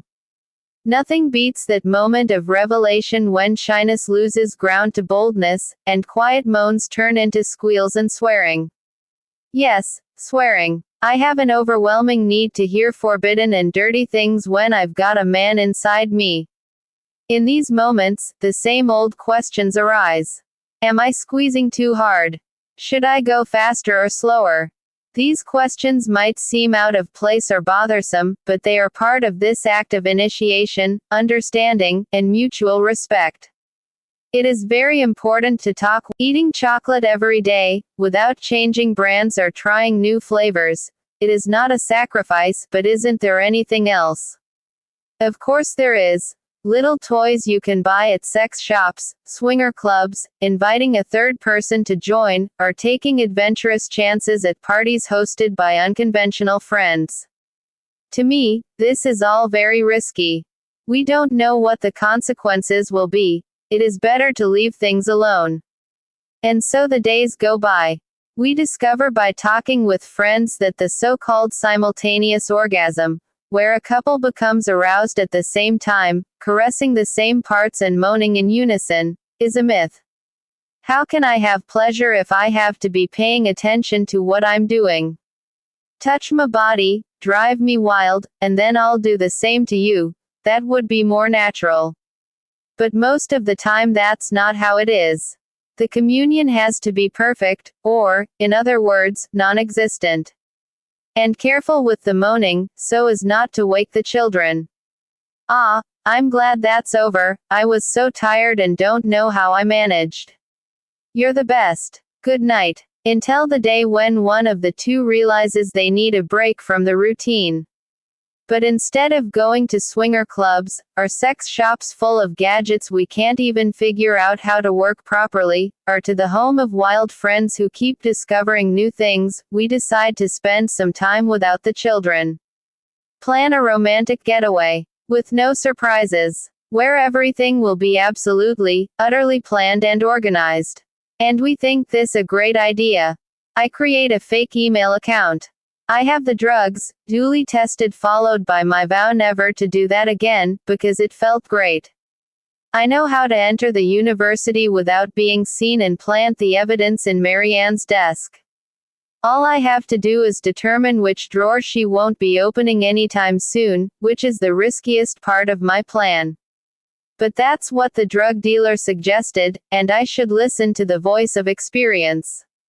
I can't ask a student for help. I'll have to do it on my own. But other than this, I've got nothing else to do but nurture my husband's romantic dream and bombard Jacob's phone with my messages of love and hope. The conversation with the drug dealer gave me an idea, which I put into practice. Every day I send text messages of love and encouragement. This can work in two ways. The first is that Jacob will realize he has my support and that I'm not the least bit upset about our meeting at the golf club. The second, should the first fail, is if me Koenig one day goes to the trouble of rummaging through her husband's phone. I go online, copy something that seems intelligent, and press send. Since the election, nothing important has happened in Geneva. Jacob is no longer quoted in the press, and I have no idea what is happening with him. Only one thing has mobilized public opinion lately: whether or not the city should cancel the New Year's Eve party. According to some deputies, the expense is exorbitant. I was in charge of finding out exactly what that meant. I went to City Hall and uncovered the amount. 115,000 Swiss francs, or what two people, me, and the colleague who works beside me, for example, pay in taxes. In other words, with the tax money from two citizens who earn a reasonable but not extraordinary salary, they could make thousands of people happy. But no, we must save our money, because no one knows what the future has in store. Meanwhile, the city's coffers fill. We might run out of salt to dump on the streets this winter to keep the snow from turning into ice and causing accidents, or the sidewalks are always in need of repair. Everywhere you look there is roadwork and construction that no one can explain. Happiness can wait. What's important is keeping up appearances, which really means don't let anyone realize marriage counseling. And because of that, I must put that witch in jail, even if my soul lingers in purgatory for centuries. I must. Where did that come from? I'm tired, so tired, and I can't sleep. Married women more likely to suffer from depression than single women, claimed an article published in today's newspaper. I didn't read it, but this year is turning out to be very, very strange. When I was a teenager, everything in my life went exactly as I planned. I was happy, but now something has happened. It's like a virus has infected the computer. The destruction has begun, slow but relentless. Everything is slowing down. Some large programs now require a lot of memory to open. Certain files, photos, documents, have disappeared without a trace. We looked for the reason but found nothing. We asked friends who know more about these things, but they are unable to detect the problem, either. The computer is becoming empty, sluggish, and it is no longer ours. The undetectable virus now owns it. Sure, we can always switch to a new machine, but what about the things stored there, the things that took so many years to put in order? Are they lost forever? It's not fair. I don't have the slightest control over what is happening. My absurd infatuation with a man who, by now, must think he's being harassed. My marriage to a man who seems close, but who never shows his weaknesses and vulnerabilities. The desire to destroy someone I met only once, on the pretext that it will do away with my inner ghosts. A lot of people say time heals all wounds, but that isn't true. Apparently, time heals only the good things that we wish to hold on to forever. Time tells us, don't be fooled, this is reality. That's why the things I read to lift my spirits don't stay with me for very long. There is a hole in my soul that drains me of all positive energy, leaving behind only emptiness. I know the hole well. I have lived with it for months, but I don't know how to escape its hold over me. Jacob thinks I need marriage counseling. My boss considers me an excellent journalist. My children notice a change in my behavior, but ask nothing. My husband understood what I was feeling only after we went to a restaurant and I tried to open my soul to him. I take the iPad from the nightstand. I multiply 365 by 70. The answer is 25,550. That's the average number of days a normal person lives. How many have I already wasted? People around me always complain about everything. I work 8 hours a day, and if I get promoted, I'll be working 12. Ever since I got married, I don't have any time for myself. I searched for God and now I have to go to church services, mass, and religious ceremonies. Everything we seek so enthusiastically before we reach adulthood, love, work, faith, turns into a burden too heavy to bear. There is only one way to escape this: love. To love is to transform slavery into freedom. But right now, I can't love. I just feel hate. And as absurd as this might sound, it gives meaning to my days. Chapter 32. I arrive at the building where Marianne teaches her philosophy classes, an annex that, to my surprise, is located on one of the University Hospital of Geneva's campuses. Then I begin to wonder, could this prized course on her CV be nothing more than an extracurricular with absolutely no academic weight? Having parked the car at a supermarket, I walked about half a mile to get to this jumble of low buildings that sit in a beautiful green field with a little lake in the middle. Century where psychiatrists, nurses, psychologists, and psychotherapists from all over Europe graduate. I walk by something that, strangely, looks like the beacons one finds at the end of an airport runway. I have to read the sign beside it to figure out what it is. It's a sculpture called Passage 2000, a visual song comprising 10 bars from railway crossings, all equipped with red lights. I wonder if the person who made it was one of the patients, but I discover when I keep reading that the work is by a famous sculptor. Let's respect art, but don't give me this about artists being normal. It's my lunch hour. My only free time during the day, and when the most interesting things in my life always seem to happen, like meetings with friends, politicians, sources, and drug dealers. The classrooms should be empty. I can't go to the campus restaurant, where Marianne, or me Koenig, is probably casually flipping her blonde hair to the side while the boys who study there imagine how they could seduce such an interesting woman, and the girls gaze at her as a model of elegance, intelligence, and good behavior. I go to the reception desk and ask for directions to me Koenig's classroom. I am told that it is lunchtime, something there is no way I couldn't already know. I say that I don't want to interrupt her during her break, so I will wait for her outside her classroom door. I am dressed normally, like a person you look at and immediately forget. The only suspicious thing is that I am wearing sunglasses on a cloudy day. I let the receptionist catch a glimpse of the bandages I put under the lenses. She will certainly conclude that I have recently had plastic surgery. I walk toward the room where Marianne teaches, surprised by my composure. I imagined that I would be afraid, that I would give up halfway, but no. I'm here and I feel quite at ease.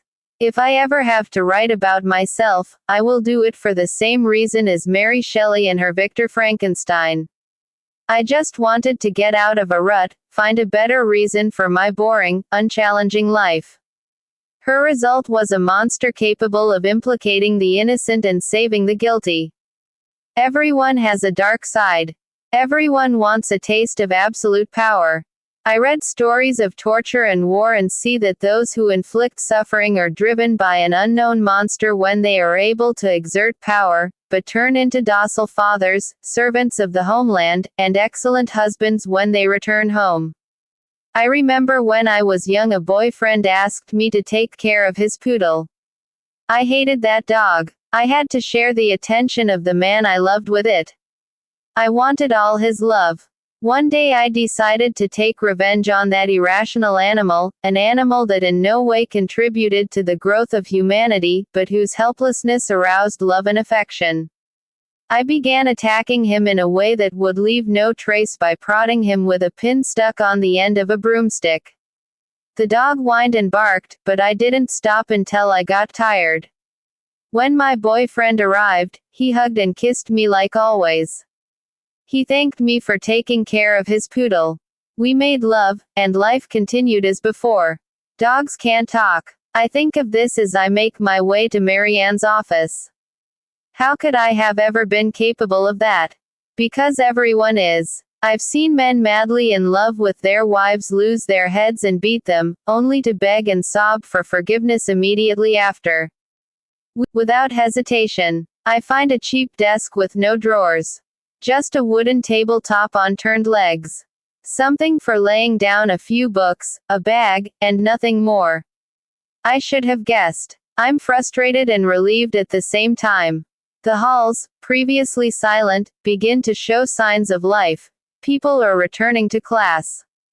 I leave without looking back, walking in the direction from where they came. There is a door at the end of the hall. I open it and exit at the top of a small hill across from the hospital for the elderly with its massive walls and, I'm sure, the heating running smoothly. I walk over and, at the reception desk, I ask for someone who doesn't exist. I am told the person must be somewhere else. Geneva must have more nursing homes per square meter than any other city.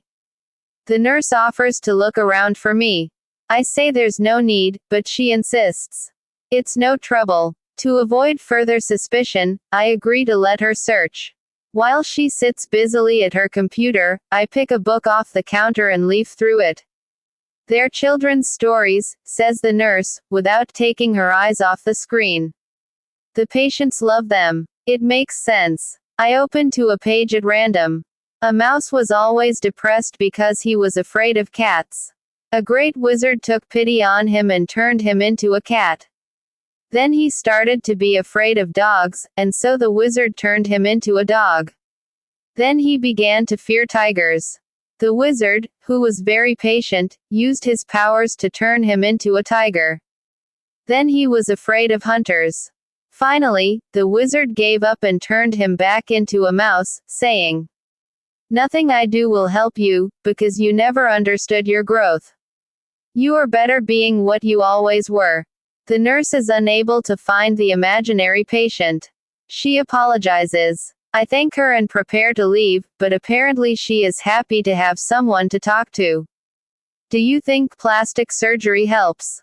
Plastic surgery. Ah, right. I remember the small pieces of adhesive tape under my sunglasses.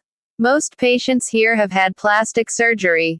If I were you, I would stay away. It creates an imbalance between the mind and body. I didn't ask her opinion, but she seems overcome with humanitarian duty and continues. The aging process is more traumatic for those who think they can control the passage of time. I ask her nationality. Hungarian. Of course. Swiss people never give their opinion without being asked. I thank her for her trouble and leave, taking off the sunglasses and bandages. The disguise worked, but the plan did not. The campus is empty again. Now everyone is busy learning how to care, how to think, and how to make others think. I take the long way back to my car. From a distance, I can see the psychiatric hospital. Should I be in there? Chapter 33. Are we all like this? I ask my husband after the kids have fallen asleep and we are getting ready for bed. Like what? Like me, who either feels great or feels awful. I think so. We're always practicing self-control, trying to keep the monster from coming out of his hiding place. It's true. We aren't who we want to be. We are what society demands. We are what our parents choose. We don't want to disappoint anyone. We have a great need to be loved. So we smother the best in us. Gradually, the light of our dreams turns into the monster of our nightmares. They become things not done, possibilities not lived. As I understand it, psychiatry used to call it manic-depressive psychosis, but now they call it bipolar disorder to be more politically correct. Where did they get that name? Is there something different between the North and South of her family, working hard so that my loved ones want for nothing, but still without understanding where I get the strength to keep these feelings strong? Do you remember Jekyll and Hyde? Apparently, Frankenstein isn't the only book that has stayed in print since it was first published. The Strange Case of Dr. Jekyll and Mr. Hyde, which Robert Louis Stevenson wrote in 3 days, follows suit. The story is set in London in the 19th century. Physician and researcher Henry Jekyll believes that good and evil coexist in all people. He is determined to prove his theory, which was ridiculed by almost everyone he knows, including the father of his fiancée, Beatrix. After working tirelessly in his laboratory, he manages to develop a formula. Not wanting to endanger anyone's life, he uses himself as a guinea pig. As a result, his demonic side, whom he calls Mr. Hyde, is revealed. Jekyll believes he can control Hyde's comings and goings, but soon realizes that he is sorely mistaken. When we release our dark side, it will completely overshadow the best in us. The same is true for all individuals. That is how dictators are born. In the beginning they generally have excellent intentions, but little by little, in order to do what they think is for the good of their people, they make use of the very worst in human nature: terror. I'm confused and scared. Can this happen to anyone? No, only a minority lack a clear notion of right or wrong. I don't know if this minority is all that small. Something similar happened to me in school. I had a teacher who was the best person in the world, but suddenly he changed and left me completely bewildered. All the students lived in fear, because it was impossible to predict how he would be from day to day. But no one dared complain. Teachers are always right, after all. Besides, everyone thought he had some problem at home, and that it would soon be resolved. Until one day, this Mr. Hyde lost control and attacked one of my classmates. The case went to the school board and he was removed. Since that time, I've become afraid of people who seem excessively sensitive. Like the Tricodiuses. Yes, like those hard-working women who wanted justice and bread for the poor, and who fought to free France from the excesses committed by Louis XVI. When the Reign of Terror began, they would go down to the guillotine square bright and early, guarding their front row seats and knitting as they waited on those who had been condemned to die. Possible mothers, who spent the rest of their day looking after their children and husbands. Knitting to pass the time between one severed head and the next. You're stronger than me. I always envied that. Maybe that's the reason I've never shown my feelings, so I won't seem weak. He doesn't know what he's saying. But the conversation has already ended. He rolls over and goes to sleep. And I'm left alone with my strength, staring at the ceiling. Chapter 34. 1 week later, I do what I promised myself I would never do: see a psychiatrist. I make 3 appointments with different doctors.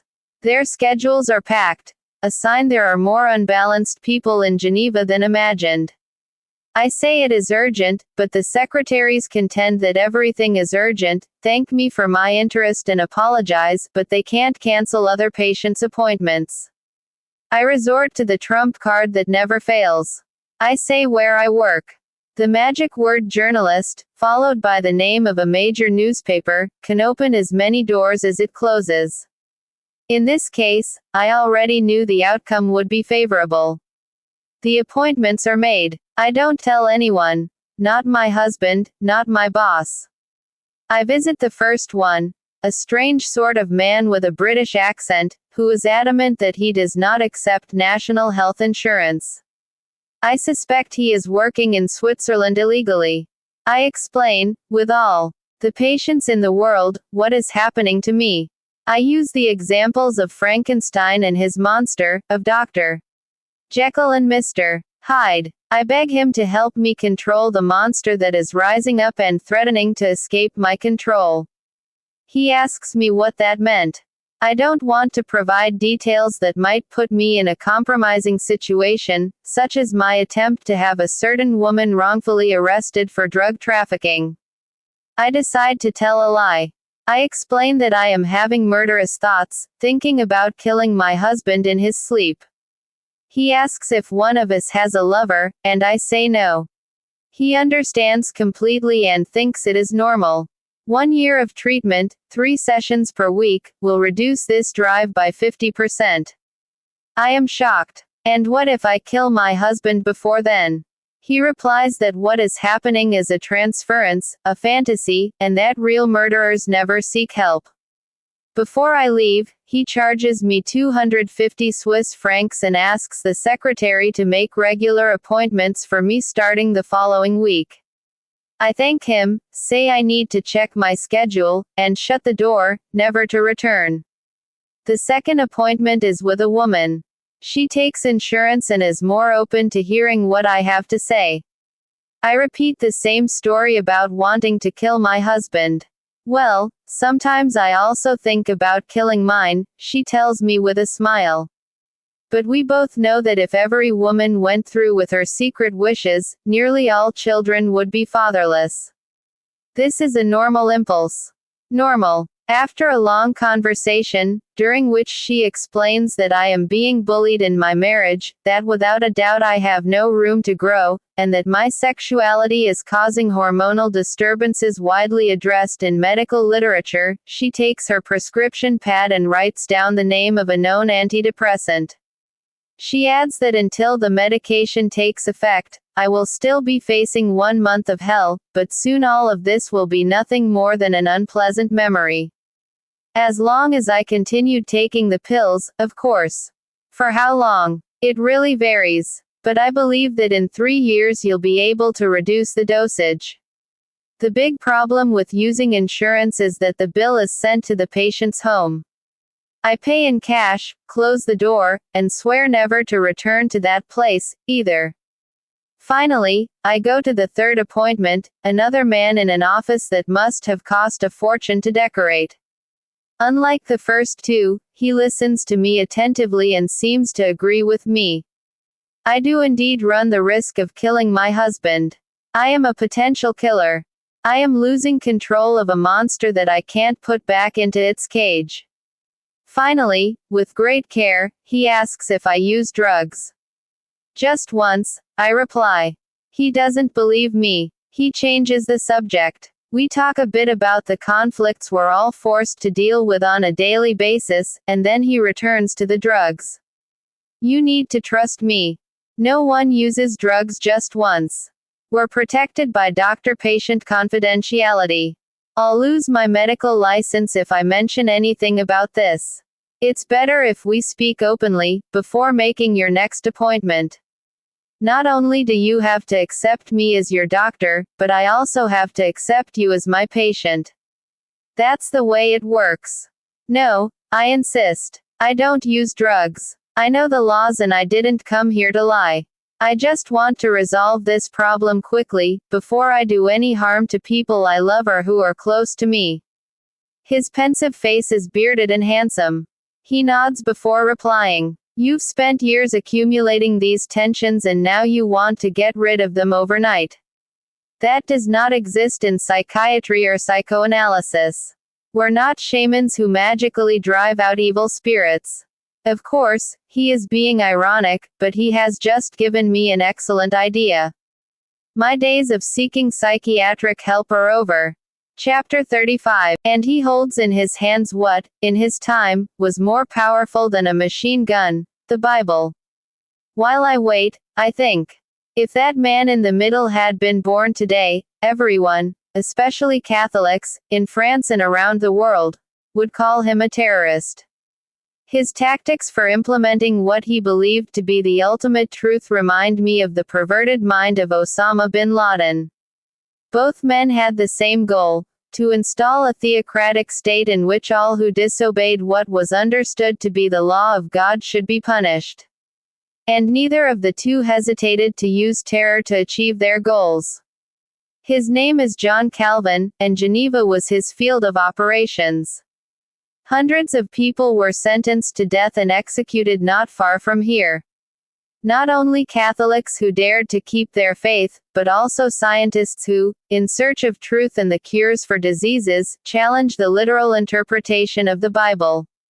The most famous case was that of Michael Servetus, who discovered pulmonary blood circulation and died at the stake because of it. Whoever maintains that wrong is done to heretics and blasphemers in punishing them makes himself an accomplice in their crime and as guilty as they. There is no question here of man's authority, it is God who speaks.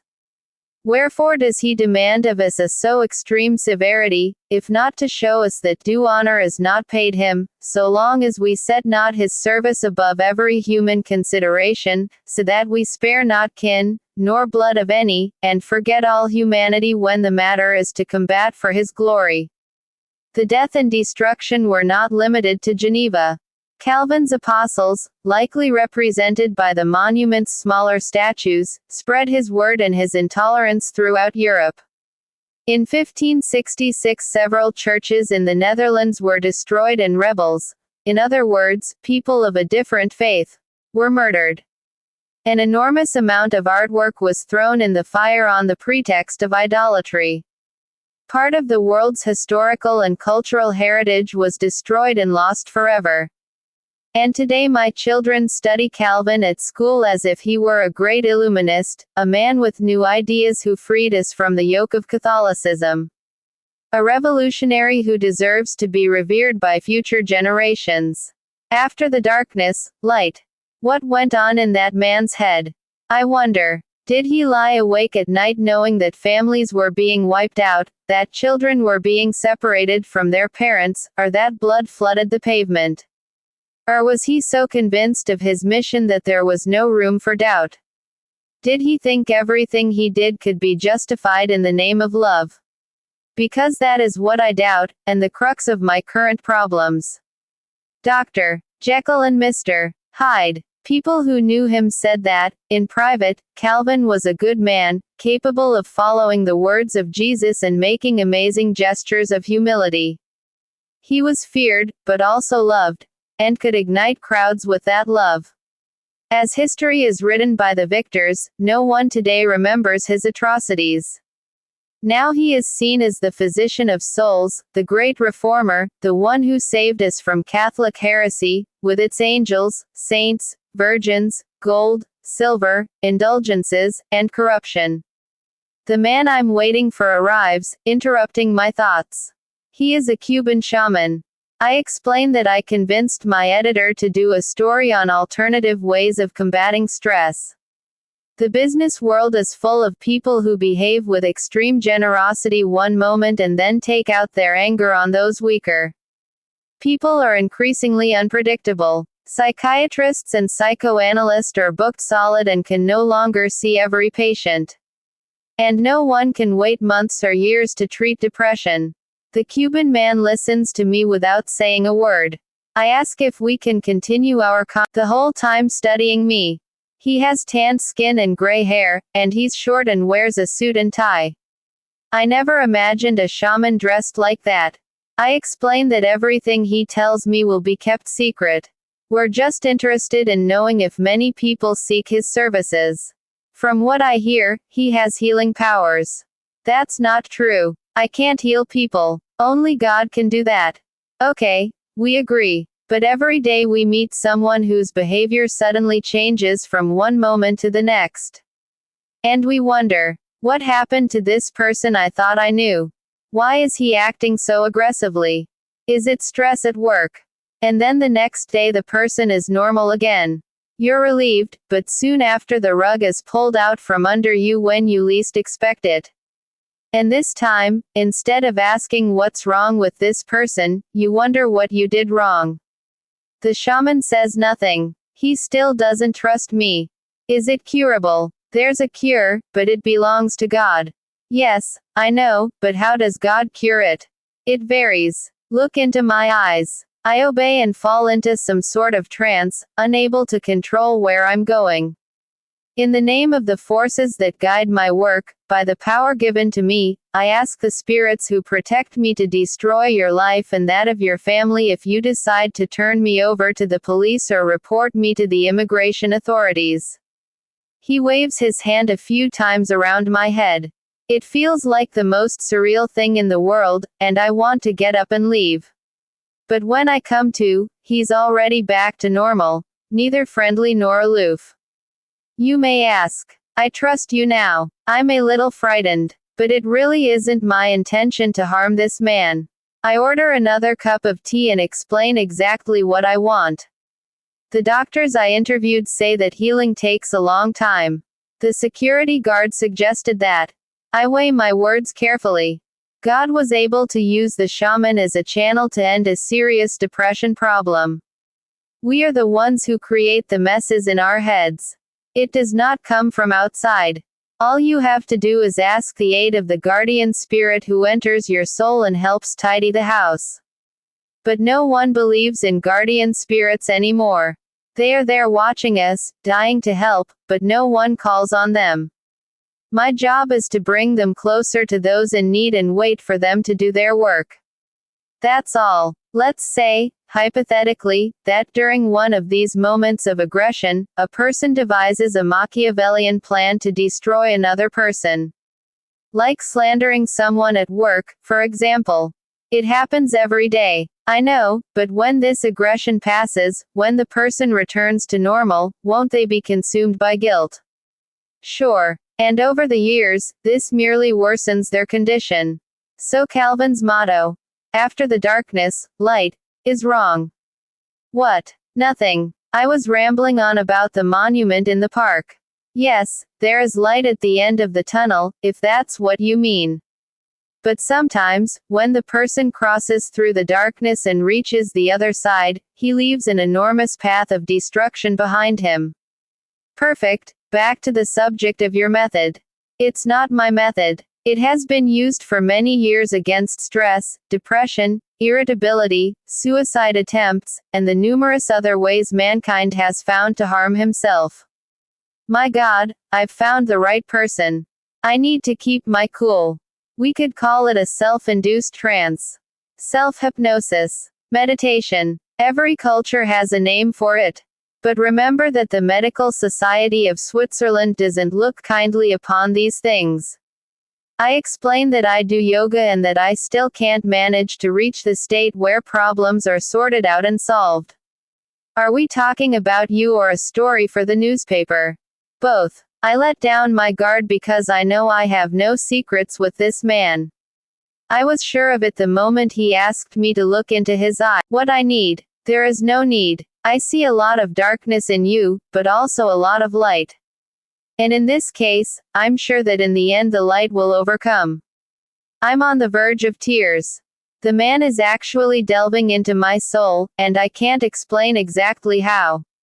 Let yourself get carried away by the night from time to time. Look up at the stars and try to get drunk on the sense of infinity. The night, with all its charms, is also a path to enlightenment. Just as a dark well has thirst-quenching water at its bottom, the night, whose mystery brings us closer to the mystery of God, has a flame capable of enkindling our soul hidden in its shadows. We talk for almost 2 hours. He insists I need nothing more than to let myself be carried away, and that even my greatest fears are unfounded. I explain my desire for revenge. He listens without commenting or judging a single word. The longer we speak, the better I begin to feel. He suggests we leave and walk through the park. At one of its gates are huge plastic chess pieces and several black and white squares painted on the ground. Some people are playing, despite the cold weather. He hardly says anything more. I keep on talking non-stop, sometimes thankful and sometimes cursing the life I led. We stop in front of one of the giant chessboards. He seems more attentive to the game than to my words. I stop whining and also start following the game, though it doesn't interest me one bit. Go all the way, he says.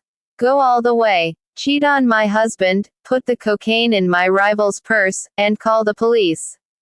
He laughs. Do you see these players? They always have to make the next move. They can't stop in the middle, because that means accepting defeat. There comes a time when defeat is inevitable, but at least they fought until the end. We already have everything we need. There is nothing to improve. Thinking we are good or bad, fair or unfair, all that is nonsense. We know that today Geneva is covered by a cloud that might take months to go away, but sooner or later, it will leave. So go ahead and let yourself go. Not one word to stop me from doing something I shouldn't. No, by doing what you shouldn't, you will realize it yourself. As I said in the restaurant, the light in your soul is greater than the darkness. But for this you must go all the way to the end of the game.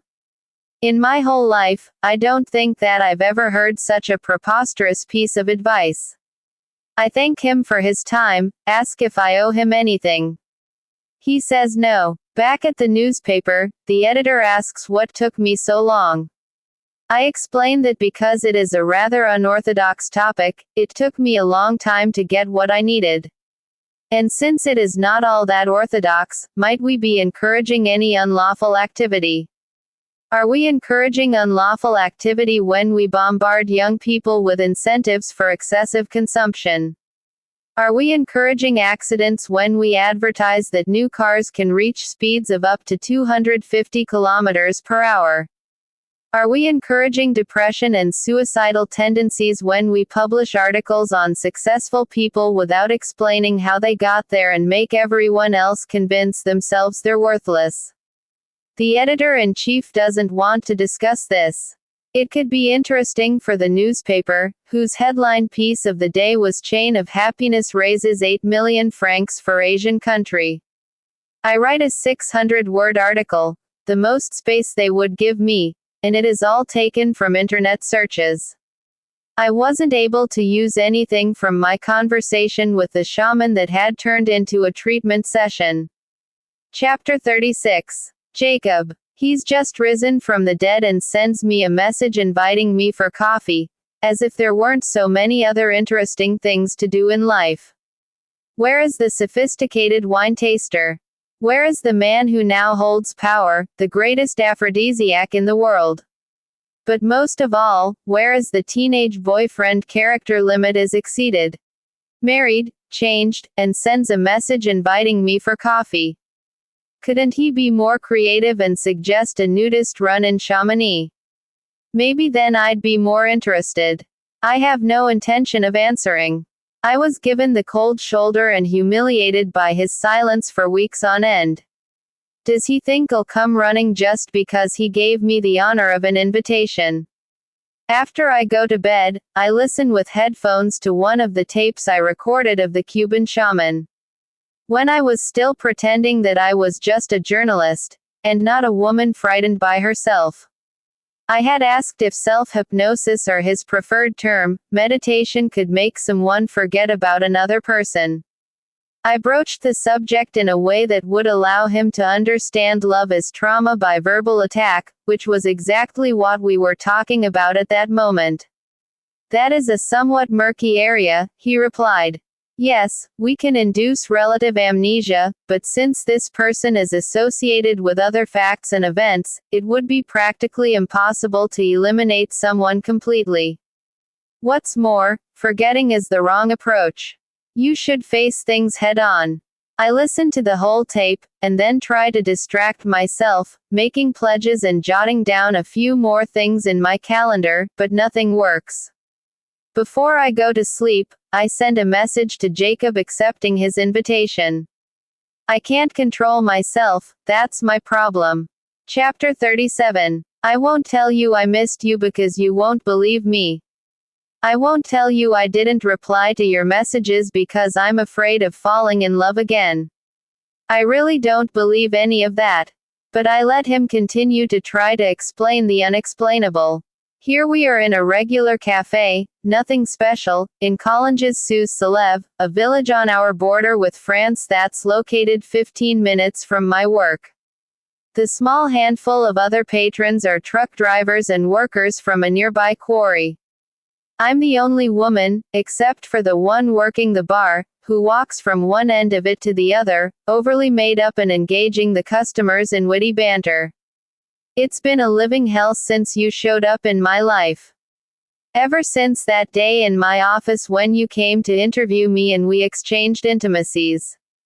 Exchanged intimacies is a figure of speech. I gave him oral sex. He did nothing to me. I can't say I'm unhappy, but I'm increasingly lonely, though no one knows. Even when I'm among friends, and the atmosphere and drinks are great, the conversation is lively and I'm smiling, all of a sudden, for no reason, I can't pay attention to the conversation. I say I have an important commitment and I leave. I know what I'm missing. You. It's time to get my revenge. You don't think you might need some marriage counseling? I do. But I would have to go with Marianne, and I can't convince her. For her, philosophy explains everything. She's noticed I'm different, but attributes it to the elections. The shaman was right when he said we must take things all the way. At this moment, Jacob has just saved his wife from a serious drug trafficking charge. I've taken on too many responsibilities and I'm not yet accustomed to it. According to her, I'll be used to everything soon.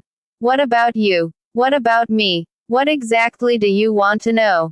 All my efforts to resist fell apart the moment I saw him sitting alone at a table in the corner with a Campari and soda in front of him, and he smiled as soon as he saw me enter.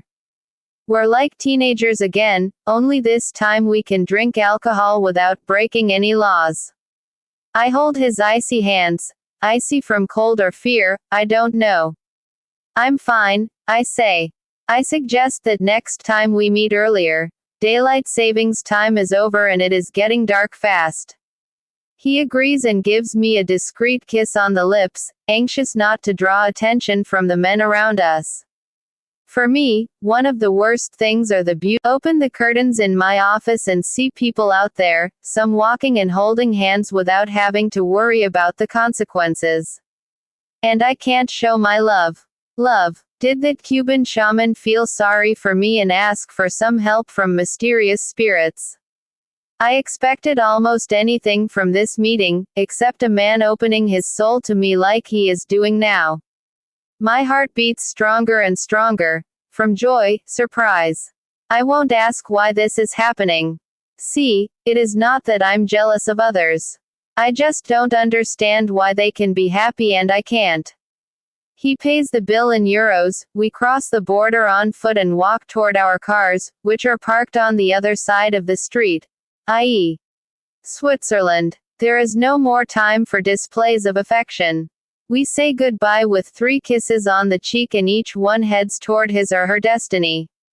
Just like what happened at the golf club, I am unable to drive when I reach my car.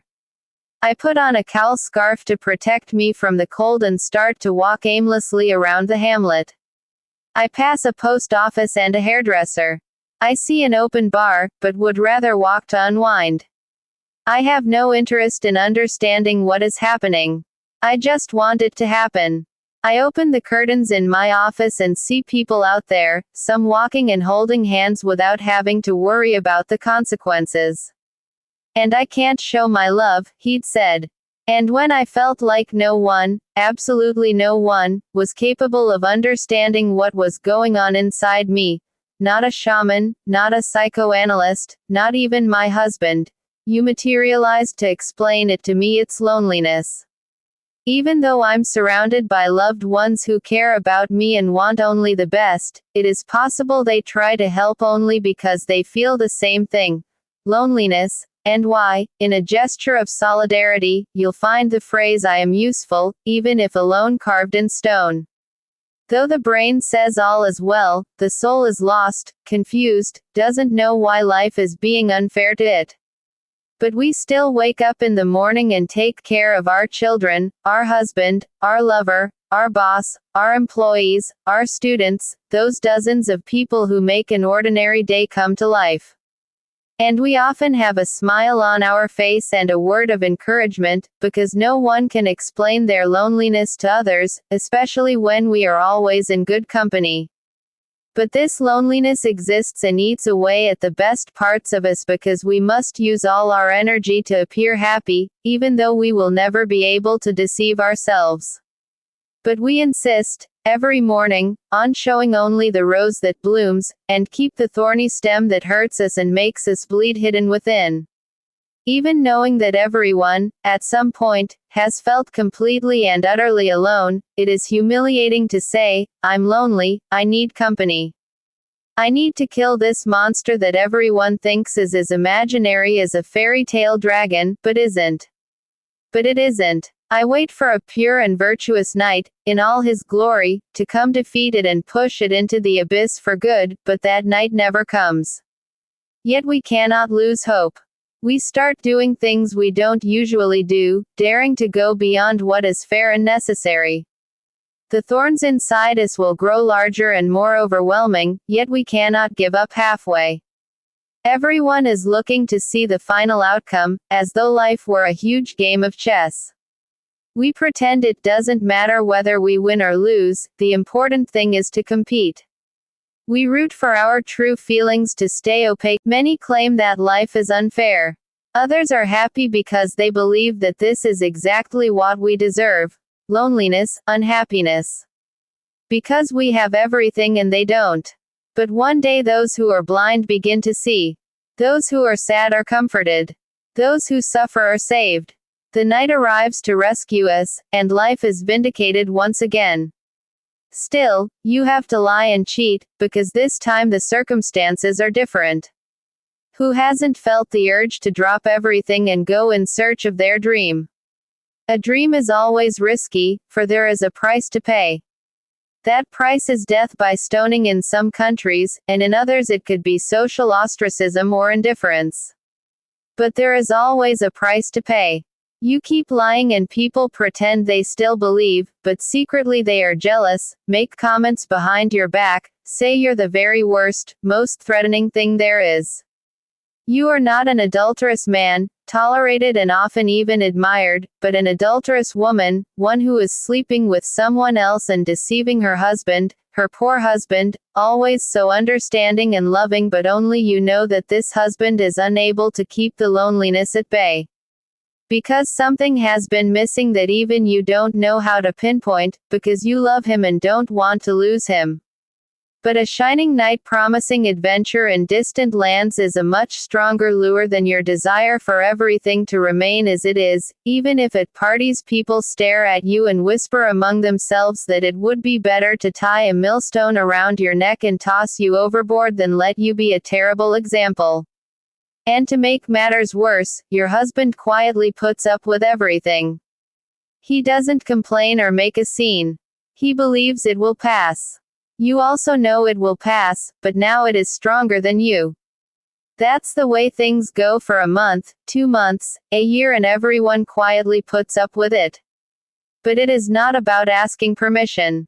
You look back and see that you also used to think like these people who have become your accusers. You also used to condemn those you knew were adulterers and imagined that if you lived somewhere else, the punishment would be stoning. Until the day it happens to you.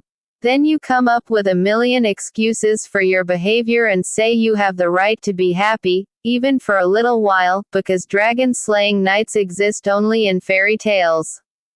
The real dragons never die, but you still have the right, just once in your life, to live out an adult fairy tale. Then comes the moment you tried to avoid at all costs, one that you had been putting off for so long, the moment you must decide to stay together or to separate forever. Along with this moment, however, comes the fear of making a mistake, no matter what decision you choose. And you hope someone will make the choice for you, throw you out of the house or bed, because it is impossible to go on like this. After all, we are no longer one person, we have become two or many, each completely different. And since you've never been through this before, you don't know where it will end. The fact is that now you are facing a situation that will make one person suffer, or two, or many. But mostly it will destroy you, whatever your choice. Chapter 38. Traffic is at a standstill. Today of all days. Geneva, with fewer than 200,000 inhabitants, behaves as if it were the center of the world. And there are people who believe this and fly all the way from their own countries to host what they call summits. These meetings usually take place on the outskirts of town, and traffic is rarely affected. At most, we catch sight of a few helicopters flying over the city. I don't know what happened today, but they closed one of our main road lot. I can't afford to be late. I should have used public transportation instead of taking this stupid car. Every year, Europe spends approximately 74 million Swiss francs, more than 80 million US dollars, on hiring private detectives who specialize in following, photographing, and providing evidence that a client's spouse is cheating on them. While the rest of the continent is in crisis and companies are going bankrupt and laying off workers, the infidelity market has seen tremendous growth. And it is not only the detectives who profit. Developers have created smartphone apps like SOS Alibi. The way it works is simple. At a set time it sends your partner a sweet message as though you were still at your office. So while you're between the sheets drinking glasses of champagne, a text pops up on the partner's phone letting them know you'll be late leaving work because of an unexpected meeting. Another app, Excuse Machine, offers a series of excuses in French, German, and Italian, and you can choose whichever is most convenient that day. But besides detectives and programmers, hotels have really come out the winner. With the 1 in 7 Swiss adults who are having an extramarital affair, according to official statistics, and considering the number of married people in the country, we're talking about 450,000 individuals looking for a discreet room where they can meet. To attract customers, the manager of one luxury hotel once said, "We have a system that enables credit card charges to appear as lunch in our restaurant." The establishment has become a favorite among those willing to cough up 600 Swiss francs for one afternoon. That is precisely where I'm headed. After a stressful half an hour, I leave my car with the valet and run up to the room. Thanks to their email service, I know exactly where to go without asking anything at the front desk. From the cafe on the French border to where I am now, nothing more was needed. No explanations, no vows of love, not even another meeting, for us to be sure that this was what we really wanted. We were both afraid to think too much and back down, so the decision was made without questions or answers. Chapter 39. It is no longer autumn, it is spring. I am 16 again, and he's 15. I've mysteriously regained my soul's virginity since my body's is lost forever. We kiss. My God, I'd forgotten what this is like, I think. I've just been living in search of what I wanted, what and how to do it, when to stop, and accepting the same from my husband. It was all wrong. We were no longer completely surrendering to each other. Maybe he'll stop now. We hardly ever went beyond kissing before. They were long and delicious, exchanged in a hidden corner of the school, although I wanted everyone to see and envy me. He doesn't stop. His tongue tastes bitter, like a mixture of cigarettes and vodka. I'm embarrassed and tense. I need to smoke a cigarette and have a vodka for us to be on equal footing, I think. I push him away gently, go to the minibar, and down a small bottle of gin in one gulp. The alcohol burns my throat. I ask for a cigarette.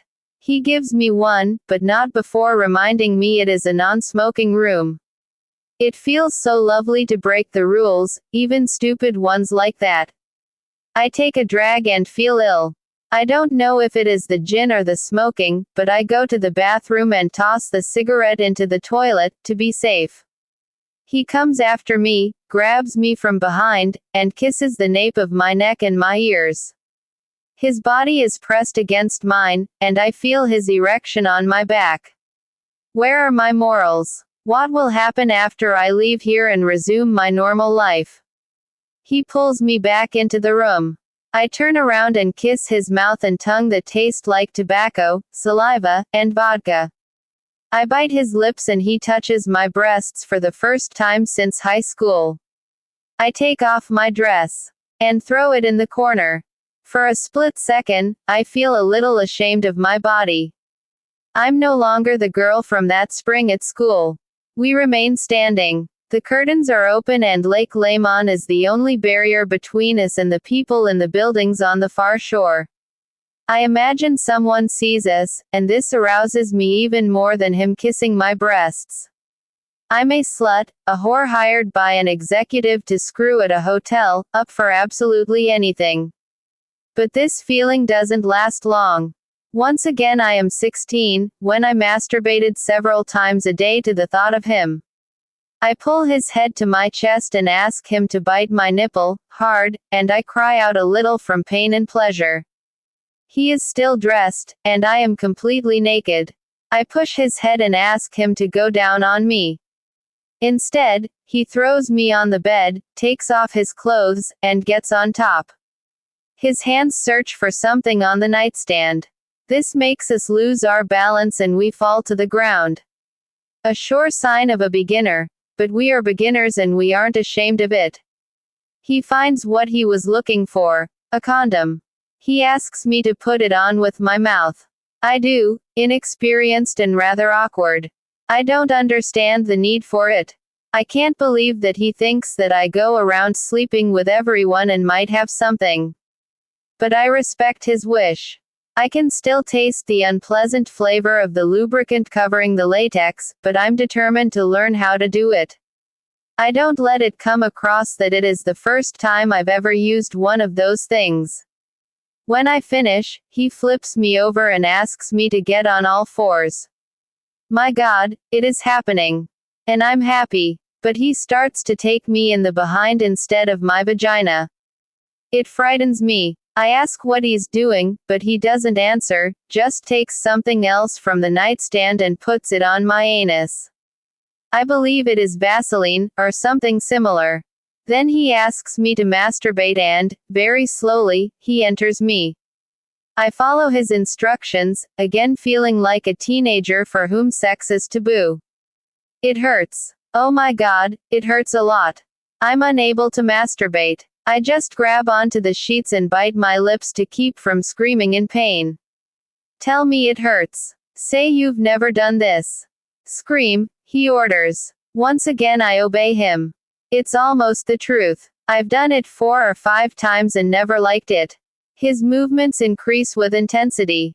He moans with pleasure. Me, with pain. He grabs me by the hair like an animal, a mare, and his pace grows faster. He withdraws in a single motion, rips off the condom, turns me over, and comes on my face. He tries to contain the moans, but they are stronger than his self-control. He slowly lowers himself on top of me. I'm frightened and also fascinated by it all. He goes to the bathroom, throws the condom in the trash, and returns. Lying down beside me, he lights another cigarette and uses the vodka glass as an ashtray, resting it on my belly. We spend a long time staring at the ceiling, saying nothing. He caresses me. He is no longer the violent man from a few moments ago, but the young romantic who used to talk to me about galaxies and astrology in school. We can't leave any smell. His words are a brutal return to reality. Apparently, it is not his first time. That explains the condom and the particulars that make sure everything stays as it was before we entered the room. I silently insult him and hate him, but I disguise it with a smile and ask if he has any tips for eliminating odors. He says to take a shower when I get home before hugging my husband. He also suggests that I throw away these panties, because the Vaseline will leave a mark. If he's home, run in and say you're dying to go to the bathroom. I feel disgusted. I'll run in, saying I have indigestion and need to go to the bathroom. I'll take a bath, removing what little of him remains on me. And only then will I kiss my husband and my children.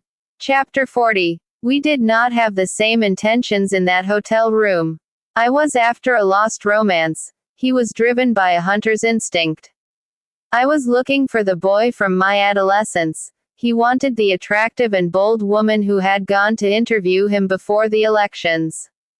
I believed my life could take another direction. He just thought that afternoon would mean something other than the boring and endless discussions at the Council of States. For him it was just a simple, but dangerous, distraction. For me it was something unforgivable and cruel, a display of narcissism mixed with selfishness. Men cheat because it is in their genetic code. A woman does it because she doesn't have enough dignity. In addition to handing over her body, she always ends up handing over a bit of her heart. A true crime. A theft. It's worse than robbing a bank, because if one day she is discovered, and she always is, she will cause irreparable damage to her family. For men it is just a stupid mistake. For women, it feels like a spiritual crime against all those who surround her with affection and support her as a mother and wife. As I'm lying next to my husband, I imagine Jacob lying next to Marianne. He has other worries on his mind. Political meetings tomorrow, tasks to complete, his busy schedule. While I, the idiot, am staring at the ceiling and remembering each second I spent in that hotel, watching the same porn movie over and over, in which I had the leading role. I remember the moment I looked out the window and wished someone were watching us with binoculars, perhaps even masturbating while watching me be submissive, humiliated, taken from behind. Just the idea turned me on. It drove me crazy and led me to discover a side of myself of which I was altogether unaware. I'm in my 30s. I'm not a child, and I thought there was nothing new about me left to discover. But there is. I am a mystery to myself. I opened the floodgates and I want to go further, try everything that I know exists. Masochism, group sex, fetishes, everything. I'm unable to say that I don't want any more, that I don't love him, or that it was just a fantasy created by my loneliness. Maybe I don't actually love him. But I love what he has awakened inside me. He treated me with zero respect, left me stripped of my dignity. Undeterred, he did exactly what he wanted, while I strived, once again, to try to please someone. My mind travels to a secret and unfamiliar place. This time I'm the dominatrix. He's naked, but now I'm the one giving orders. I tie up his hands and feet, and I sit on his face and force him to kiss my vagina until I can't take any more orgasms. Then I turn him over and penetrate him with my fingers. First 1, then 2, 3.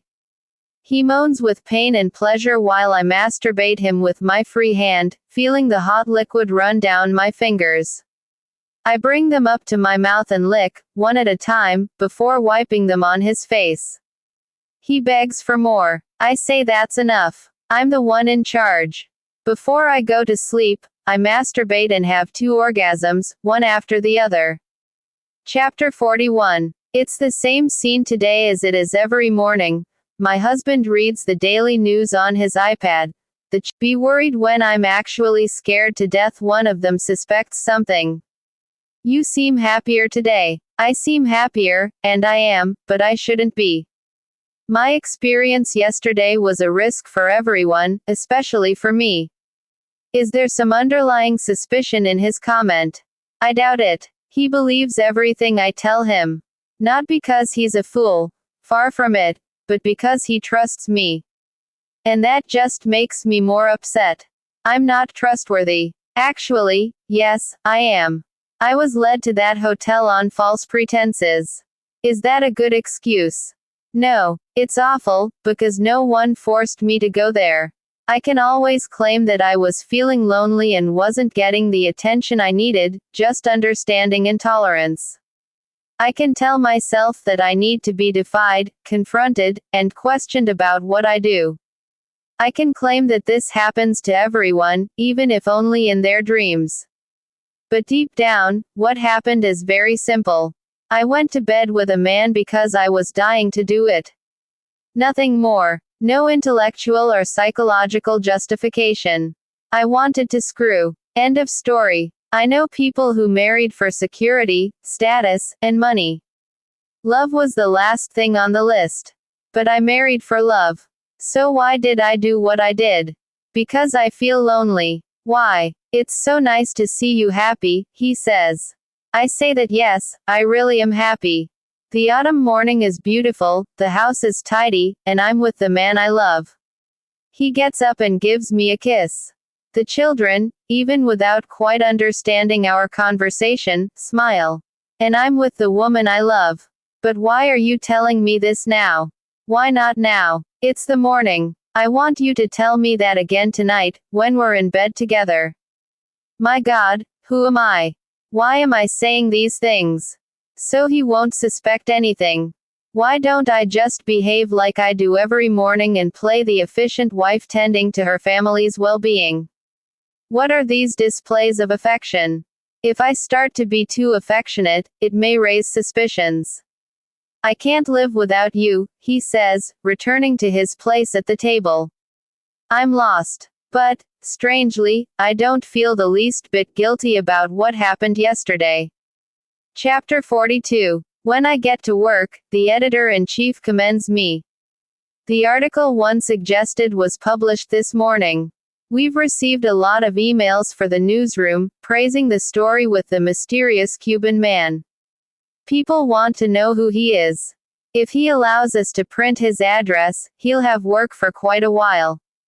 The Cuban shaman. If he reads the newspaper, he'll see he never told me any of what is in the article.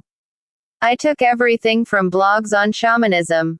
Apparently, my crises aren't limited to marital problems. Now I'm starting to slip professionally.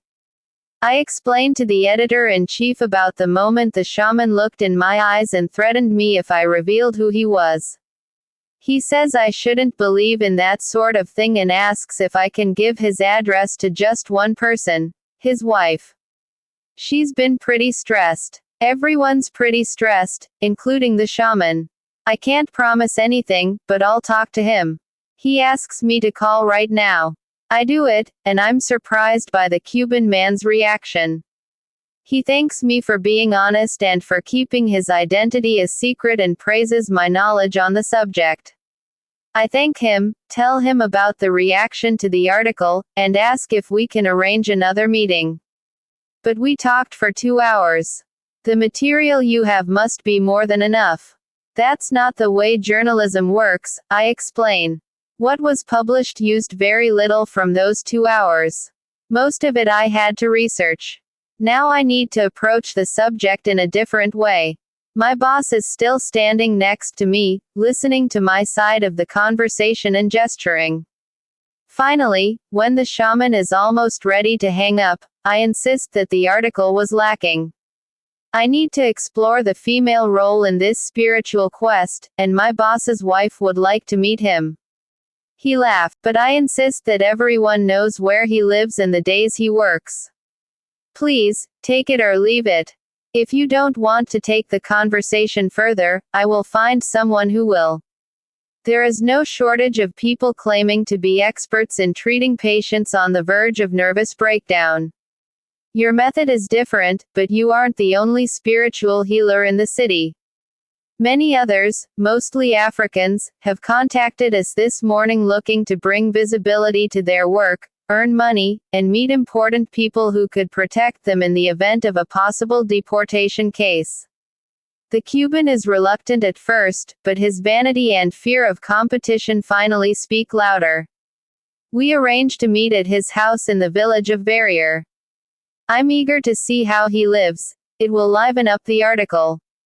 We are in the small living room converted into an office in his home. On the wall are diagrams that look imported from India, the locations of energy centers, the soles of the feet with their meridians. Several crystals rest on top of a piece of furniture.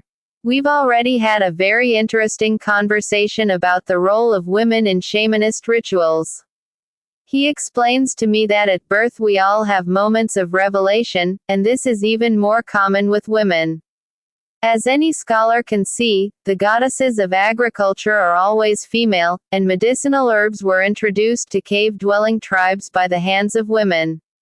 They are much more sensitive to the spiritual and emotional world, and this makes them prone to crises that doctors used to call hysteria and today are called bipolar. The tendency to go from absolute euphoria to profound sadness several times a day. For the Cuban man, the spirits are much more inclined to speak with women than with men, because they better understand a language that is not expressed in words. I try to speak his language. Because of this oversensitivity, might there be the possibility of, say, an evil spirit driving women to do things we don't want? He doesn't understand my question. I rephrase it. If women are unstable enough to go from happiness to sadness, did I use the word unstable? I didn't. Quite the contrary. Despite their heightened sensitivity, women are more steadfast than men. Like in love, for example. He agrees. I tell him everything that happened to me, and I begin to sob. He is unmoved. But his heart is not made of stone. When it comes to adultery, meditation helps little or not at all. In this case, the person is happy with what is occurring. They are maintaining the security of their relationship at the same time they experience adventure. It's the ideal situation. What leads people to commit adultery? That's not my area. I have a very personal view of the subject, but that shouldn't be published. Please help me. He lights some incense, asks me to sit in front of him with my legs crossed, and then settles into the same position. Previously severe, he now seems like a kind wise man, who is trying to help me. If married people, for whatever reason, decide to look for another partner, this does not necessarily mean that the couple's relationship is not doing well. Nor do I believe that sex is the primary motive. It has more to do with boredom, with a lack of passion for life, with a shortage of challenges. It's a combination of factors. And why does this happen? Because, ever since we've moved away from God, we live a fragmented existence. We try to find oneness, but we don't know the way back. Thus, we are in a state of constant dissatisfaction. Was that men and women have exactly the same desire to cheat as their partner? It just happens that women have more self-control. He looks at his watch. I ask that he please continue. Perhaps he is glad to open up his soul. Brief encounters without any emotional involvement on the part of the man, and with the sole aim of satisfying sexual urges, enable the preservation and proliferation of the species. Intelligent women should not blame men for this. They try to resist, but they are biologically inclined to do it. Am I being too technical? No. Have you noticed how human beings are more frightened by spiders and snakes than by automobiles, despite the fact that deaths from traffic accidents are much more frequent? This occurs because our minds are still living in caveman times, when snakes and spiders were lethal. The same thing happens with a man's need to have multiple women. In those times he went hunting, and nature taught him that preservation of the species is a priority. You must get as many women pregnant as possible. And didn't the women also think about preserving the species? Of course they did. But while man's commitment to the species lasts, at most, 11 minutes, for the woman, each child means at least 9 months of pregnancy. Not to mention having to take care of the offspring, feed it, and protect it from danger like spiders and snakes. So your instincts were developed differently. Affection and self-control became more important. He is talking about himself. He is trying to justify what he did. I look around at those Indian maps, the crystals, the incense. Deep down we're all the same. We make the same mistakes and walk around with the same unanswered questions. The Cuban man looks at his watch again and says our time is up. Another client will be arriving, and he tries to keep his patients from crossing paths in the waiting room. He gets up and walks me to the door. I don't want to be rude, but please, don't look me up again. I already told you everything I had to say. Chapter 43. It's in the Bible. It happened, late one afternoon, when David arose from his couch and was walking on the roof of the king's house, that he saw from the roof a woman bathing, and the woman was very beautiful. And David sent and inquired about the woman. And one said, Is not this Bathsheba, the daughter of Eliam, the wife of Uriah the Hittite? So David sent messengers and took her, and she came to him, and he lay with her. Then she returned to her house. And the woman conceived, and she sent and told David, I am pregnant. Then David ordered that Uriah, a warrior faithful to him, be sent to the battlefront on a dangerous mission. He was killed and Bathsheba went to live with the king in his palace. David, the great example, the idol for generations, the fearless warrior, not only committed adultery, he also ordered the murder of his rival, betraying his loyalty and goodwill. I don't need biblical justification for adultery or murder. But I remember this story from my school days, the same school where Jacob and I kissed in the spring. Those kisses had to wait many years to be repeated, and when it finally happened, it was exactly as I hadn't imagined. It seemed sordid, selfish, sinister. But little by little, Marianne loses her importance. Yesterday, I was with her husband again, and that shows just how insignificant she is in all this. I no longer want me Koenig to find out or even think of divorce, because this way I can have the pleasure of a lover without having to give up everything I've accomplished with hard work and self-control, my children, my husband, my job, and this house. What will I do with the cocaine I've hidden, the cocaine that could be found at any moment? I spent a lot of money on it. I can't try to resell it. I would be one step away from the Vanderves prison. I vowed to never use it again. I could give it as a gift to the people I know who like it, but my reputation could be affected, or, worse, they might ask if I can get them more. Achieving my dream of getting Jacob in bed took me to great heights and then brought me back down to reality. I discovered that although I thought it was love, what I am feeling is merely a crush, destined to end at any moment. And I'm not the least bit concerned with maintaining it. I already got the adventure, the pleasure of the transgression, the new sexual experiences, the joy. All without feeling a drop of remorse. I am giving myself the present that I deserve after behaving for so many years. I am at peace. At least I was until today. After so many days of sleeping well, I feel like the dragon has again emerged from the abyss from where it had been exiled. Chapter 45. Am I the problem or is it the coming of Christmas? This is the time of year that depresses me the most, and I'm not referring to a hormonal disorder or the absence of certain chemicals in the body. I am glad that things aren't as over the top in Geneva as they are in other countries. I spent the holidays in New York once. Everywhere there were lights, tinsel, carolers, decorated windows, reindeer, bells, fake snowflakes, trees with ornaments in every size and color, smiles glued on everyone's faces, and me, absolutely sure that I was a freak and the only one to feel completely alien. Although I've never taken LSD, I imagine you would need a triple dose of it to see all those colors.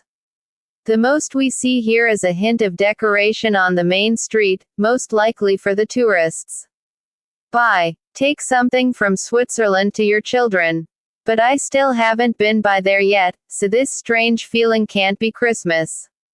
There isn't a single Santa Claus hanging from a chimney, reminding us we should be happy the whole month of December. I toss and turn in bed, as usual.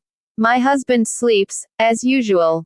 Tonight we made love. This has become more frequent. I don't know if it is to cover up my affair or because my libido has been heightened. The fact is that I've been more sexually excited by him. He doesn't ask me questions when I get home late, and he doesn't show that he's jealous. Except for the first time, when I had to rush straight to the bathroom. I follow Jacob's instructions to eliminate all traces of odors and stained clothing. Now I always bring an extra pair of panties, take a shower at the hotel, and enter the elevator with flawless makeup. I don't show any nervousness or raise suspicions. Twice I ran into people I know, and I made sure to say hello and leave them asking, "Is she meeting someone?" It's good for the ego and absolutely safe. After all, if they're in the elevator of a hotel in the same city where they live, they're just as guilty as I am. I fall asleep and then awake again a few minutes later. Victor Frankenstein created his monster, and Dr. Jekyll allowed his to come to the surface. This still doesn't frighten me, but perhaps I need to go ahead and lay down a few rules for my behavior. I have a side that is honest, kind, caring, professional, and capable of keeping my cool at difficult moments, especially during interviews, when some subjects prove aggressive or evade my questions. But I am character limit is exceeded, beginning to affect my daily routine. I am more easily irritated when a salesperson chats with a customer even though there's a line. Now I go to the supermarket only out of necessity, and I've already stopped looking at prices and expiration dates. When someone says something I don't agree with, I make a point of responding. I discuss politics. I defend movies everyone hates and criticize those everyone loves. I love surprising people with ridiculous and out-of-place opinions. In short, I've stopped being the reserved woman I always was. People have started to notice. You're different, they say. It's one step away from you're hiding something, which soon turns into you only need to hide if you're doing something you shouldn't. I may just be paranoid, of course. But today I feel like two different people. All David needed to do was order his men to bring him that woman. He didn't owe anyone an explanation. And when trouble arose, he sent her husband to the battlefront. It's different in my case. As discreet as the Swiss are, there are two situations when they become unrecognizable. The first is in traffic. If someone lingers a fraction of a second to start his car after the light turns green, we immediately start to honk. If someone changes lanes, even with a turn signal flashing, he will always get a dirty look in the rearview mirror. The second concerns the dangerous event of change, whether it is our house, job, or behavior. Here, everything is stable, everyone behaves as expected. Please don't try to be different or suddenly reinvent yourself, because you'll be threatening our whole society. This country worked hard to reach its finished state. We don't want to go back to being under renovation. Chapter 46. My entire family and I are at the place where William, Victor Frankenstein's brother, was murdered. For centuries, this was a swamp. After Calvin's ruthless hands turned Geneva into a respectable city, the sick were brought here, usually to die of hunger and exposure, and thus keeping the city from being infected by any epidemics. Plainpalais is huge, the only spot in the city center with virtually no greenery. In winter, the wind is bone-chilling. In summer, the sun makes us drip with sweat. It's ridiculous. But since when have things needed a good reason to exist? It's Saturday and there are antiques vendors with stalls scattered all around. This market has become a tourist attraction and even appears in travel guides as a good thing to do. 16th century relics intermingle with VCRs. Antique bronze sculptures from the remote corners of Asia are displayed alongside horrible furniture from the 80s. The place is swarming with people. A few connoisseurs patiently examine a piece and talk at length with the vendors. The majority, tourists and onlookers, find things they will never need but end up buying because they're so cheap. They return home, use them once, and then put them in the garage, thinking, it's completely useless, but it was a bargain. I have to keep the children under control the entire time. They want to touch everything, from valuable crystal vases to fancy toys from the turn of the 19th century. But at least they're learning that intelligent life exists beyond video games. One of them asks me if we can buy a metal clown with a movable mouth and limbs. My husband knows their interest in the toy will last only until we get home. He says it is old and that we can buy something new on the way back. At the same time, their attention is diverted by some boxes of marbles, which children used to play with in the backyard. My eyes fixate on a small painting. It is of a nude woman, lying in bed, and an angel in the process of turning away. I ask the vendor how much it costs. Before telling me the information and move on, he's already paid for it. Why did you do that? It represents an ancient myth. When we get back home, I'll tell you the story. I want to fall in love with him again. I never stopped loving him. I've always loved him and always will, but our life together is verging on monotony. Love can withstand this, but for lust, it is fatal. I am going through an extremely tough time. I know my relationship with Jacob has no future and I've turned my back on the man with whom I've built a life. Whoever says love is enough is lying. It isn't and it never has been. The big problem is that people believe what they see in books and movies. The couple that strolls along the beach holding hands, gazes at the sunset, and makes passionate love every day in Nice hotels overlooking the Alps.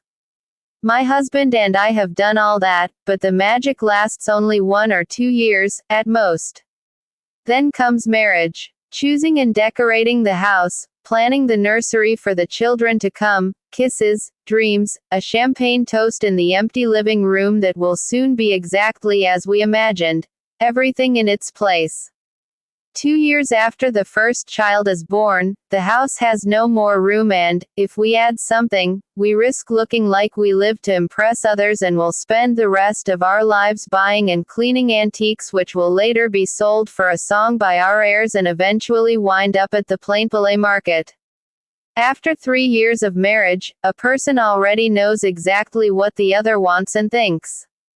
At dinner parties we are obliged to listen to the same stories we've heard time and time again, always feigning surprise and, occasionally, having to confirm them. Sex goes from being a passion to a duty, and that's why it becomes increasingly sporadic. Before long it happens only once a week, if that. Women hang out and brag of their husbands' insatiable fire, which is nothing but an outright lie. Everyone knows this, but no one wants to be left behind. Then comes the time for the extramarital affairs. Women talk. Do they ever? About their lovers and their insatiable fire. There's an element of truth in this, because more often than not it is happening in the enchanted world of masturbation, just as real as that of the women who let themselves be wooed by the first man who appeared, regardless of his attributes. They buy expensive clothes and pretend to be modest, even though they're exhibiting more sensuality than a 16-year-old girl, the only difference being that the girl knows the power she holds. Finally, the time comes to resign ourselves to the monotony. The husband spends hours away from home, wrapped up in work, and the wife dedicates more time than necessary to taking care of the children. We are at this stage, and I am willing to do anything to change it. Love alone is not enough. I need to fall in love with my husband. Love isn't just a feeling, it is an art. And like any art, it takes not only inspiration, but also a lot of work. Why is the angel turning away and leaving the woman alone in the bed? It's not an angel. It's Eros, the Greek god of love. The girl in the bed with him is Psyche. I open a bottle of wine and fill our glasses. He puts the painting above the unlit fireplace, often just a decorative feature in homes with central heating. Then he begins. Once upon a time there was a beautiful princess who was admired by all, but no one dared to ask for her hand in marriage. In despair, the king consulted the god Apollo. He told him that Psyche should be dressed in mourning and left alone on top of a mountain. Before daybreak, a serpent would come to meet and marry her. The king obeyed, and all night the princess waited for her husband to appear, deathly afraid and freezing cold. Finally, she slept. When she awoke, she found herself crowned a queen in a beautiful, submitted to a series of tasks given to her by Aphrodite, Eros's mother. Needless to say, her mother-in-law was incredibly jealous of Psyche's beauty and she did everything she could to thwart the couple's reconciliation. In one of the tasks, Psyche opened a box that makes her fall into a deep sleep. I grow anxious to find out how the story will end. Eros was also in love and regretted not having been more lenient toward his wife. He managed to enter the castle and wake her with the tip of his arrow. "You nearly died because of your curiosity," he told her. "You sought security in knowledge and destroyed our relationship. But in love, nothing is destroyed forever." Imbued with this conviction, they go to Zeus, the god of gods, and beg that their union never be undone. Zeus passionately pleaded the cause of the lovers with strong arguments and threats until he gained Aphrodite's support. From that day on, Psyche, our unconscious, but logical, side and Eros' love were together forever. I pour another glass of wine. I rest my head on his shoulder. Those who cannot accept this, and who always try to find an explanation for magical and mysterious human relationships, will miss the best part of life. Today I feel like Psyche on the cliff, cold and afraid. But if I can overcome this night and give in to the mystery and faith in life, I will awake in a palace. All I need is time. Chapter 47. The big day finally arrives when both couples will be together at a reception given by an important local TV presenter. We talked about it yesterday in bed at the hotel while Jacob smoked his customary cigarette before getting dressed and leaving. I couldn't turn down the invitation because I'd already sent my RSVP. So had he, and changing his mind now would be terrible for his career. I arrive with my husband at the TV station, and we are told the party is on the top floor. My phone rings before we get in the elevator, and I am forced to leave the queue and stay in the lobby, talking with my boss, while others arrive, smiling at me and my husband and nodding discreetly. Apparently, I know almost everyone. My boss says my articles with the Cuban shaman, the second of which was published yesterday despite having been written more than a month ago, are a big hit. I have to write one more to complete the series. I explain that the man doesn't want to speak with me anymore. He asks me to find someone else in the industry, because there is nothing less interesting than conventional opinions psychologists, sociologists, etc. I don't know anyone in the industry, but as I need to hang up, I promise to think about it. Jacob and me Koenig walk by and greet us with a nod. My boss was just about to hang up, but I decide to continue the conversation.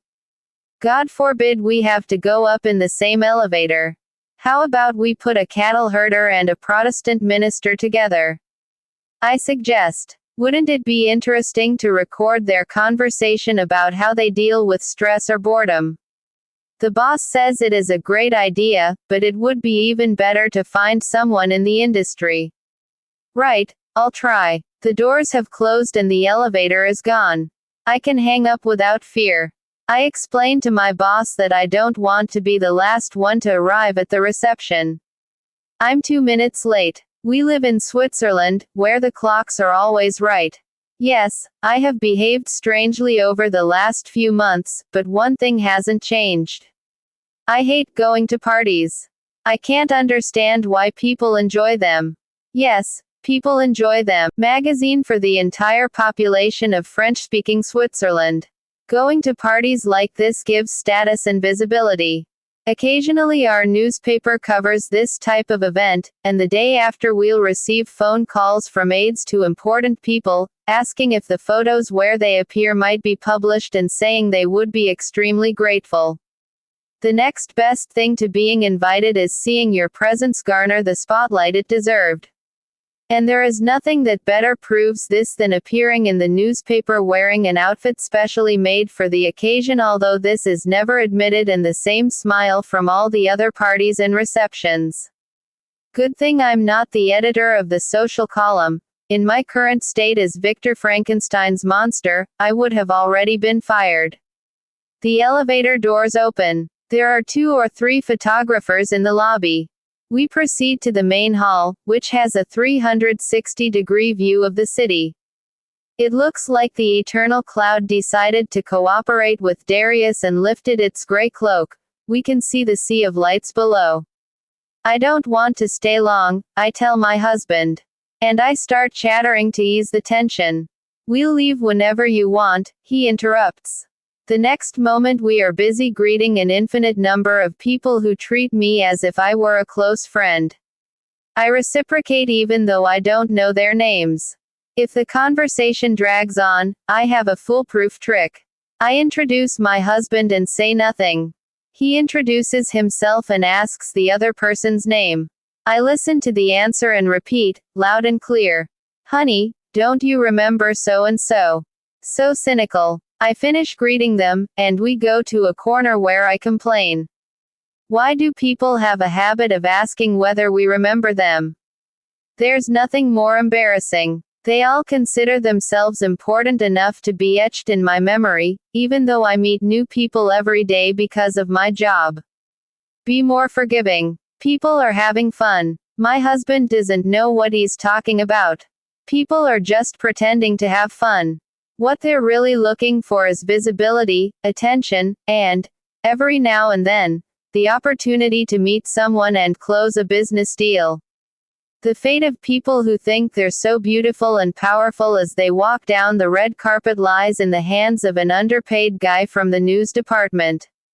The paginator receives the photos via email and decides who should or shouldn't appear in our small world of traditions and conventions. He is the one who places images of people of interest in the paper, leaving a small space for the famous photo with an overview of the party or cocktail hour, or dinner, or reception. There, with a little luck, one or another might be recognized among the anonymous people who consider themselves very important. Darius takes the stage and begins to share his experiences with all the important people he interviewed during his program's 10-year span. I'm able to relax a bit and go to one of the windows with my husband. My internal radar already detected Jacob and me Koenig. I want distance, and I imagine Jacob does, too. Is there something wrong? I knew it. Are you Drive, Jekyll or Mr. Hyde today? Victor Frankenstein or his monster? No, darling. I'm just avoiding the man I went to bed with yesterday. I suspect that everyone in this room knows it, and that the word lovers is written on our foreheads. I smile and say something he's tired of hearing, that I'm too old to go to parties. I would love to be home right now, taking care of our children instead of having left them with a babysitter. I'm not much of a drinker. I'll nearly die of boredom. Unaccompanied men start looking around, discreetly seeking single women. The women, in turn, look at one another. How they're dressed, what makeup they're wearing, if they're here with husbands or lovers. I look out at the city, lost in absent thoughts, just waiting for time to pass so we can leave quietly without arousing suspicion. It's you. Me. Darling, he's calling your name. Darius just invited me to the stage and I hadn't heard. Yes, I had been on his show with the ex-president of Switzerland to talk about human rights. But I'm not that important. I never imagined this. It hadn't been arranged, and I didn't prepare anything to say. But Darius gestures to me. The people all look my way, smiling. I walk toward him. I've regained my composure and am secretly happy, because Marianne wasn't called, nor will she be. Jacob wasn't called up, either, because the idea is for the evening to be enjoyable, not filled with political speeches. I climb the makeshift stage. It is a staircase linking the two areas of the hall at the top of the TV tower. Give Darius a kiss, and start telling an interesting story about when I went on the show. The men continue their hunt, and the women continue looking at one another. Those nearest the stage pretend to be interested in what I'm saying. I keep my eyes on my husband. Everyone who speaks in public has to choose someone to serve as support. In the middle of my impromptu speech, I see something that absolutely should not happen.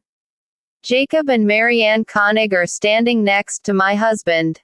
All this had to have happened in the less than 2 minutes it took me to get to the stage and start the speech that, at this point, is already making the waiters circulate and most of the guests look away from the stage in search of something more attractive.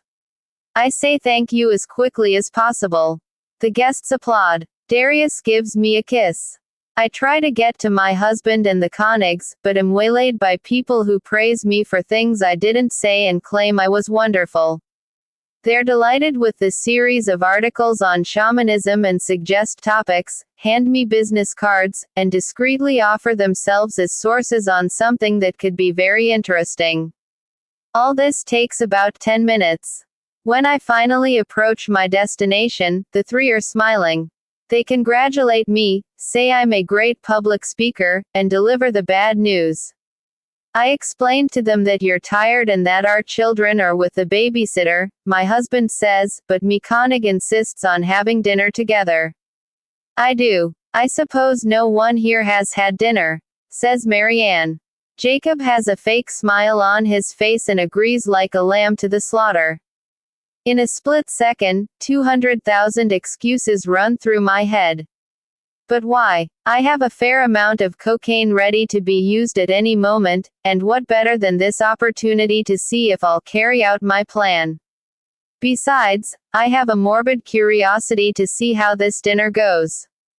It would be our pleasure, Koenig. Marianne chooses the restaurant at Hotel Les Armors, which shows a certain lack of originality, as that's where everyone usually takes their foreign visitors. The fondue is excellent, the staff strives to speak every language possible, and it is located in the heart of the old city, but for someone who lives in Geneva, it is definitely nothing new.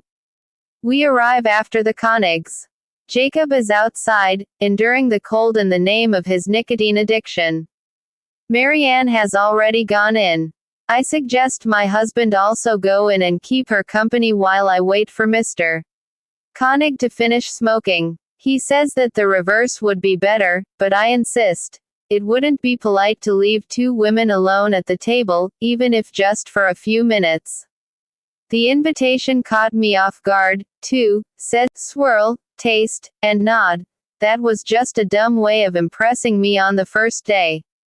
While we wait for the food and make small talk, we finish the first bottle, which is soon replaced by a second.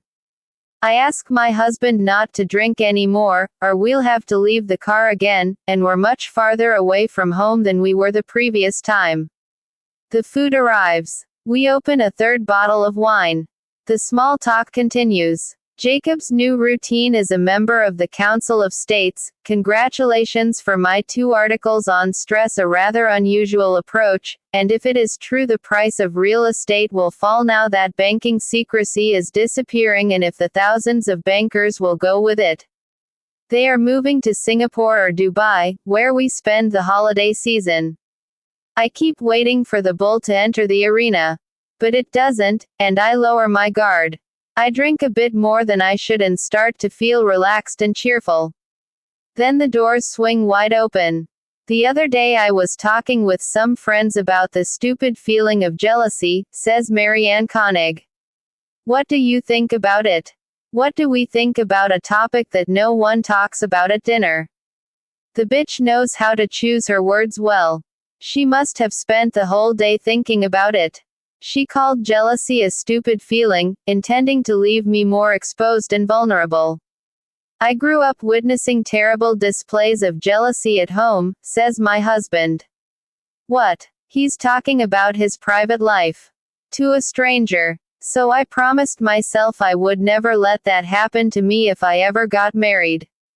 It was hard at first, because our instinct is to control everything, even the uncontrollable, like love and fidelity. But I did it. And my wife, who meets with other people every day and sometimes comes home later than usual, has never heard a criticism or an insinuation from me. I've never heard this explanation. I didn't know he'd grown up with jealousy all around him. The bitch manages to make everyone obey her command. Let's have dinner, put out your cigarette, talk about the topic I picked. There are two reasons for what my husband just said. The first is that he is suspicious of her invitation and is trying to protect me. The second, he is telling me, in front of everyone, how important I am to him. I reach out my hand and touch his.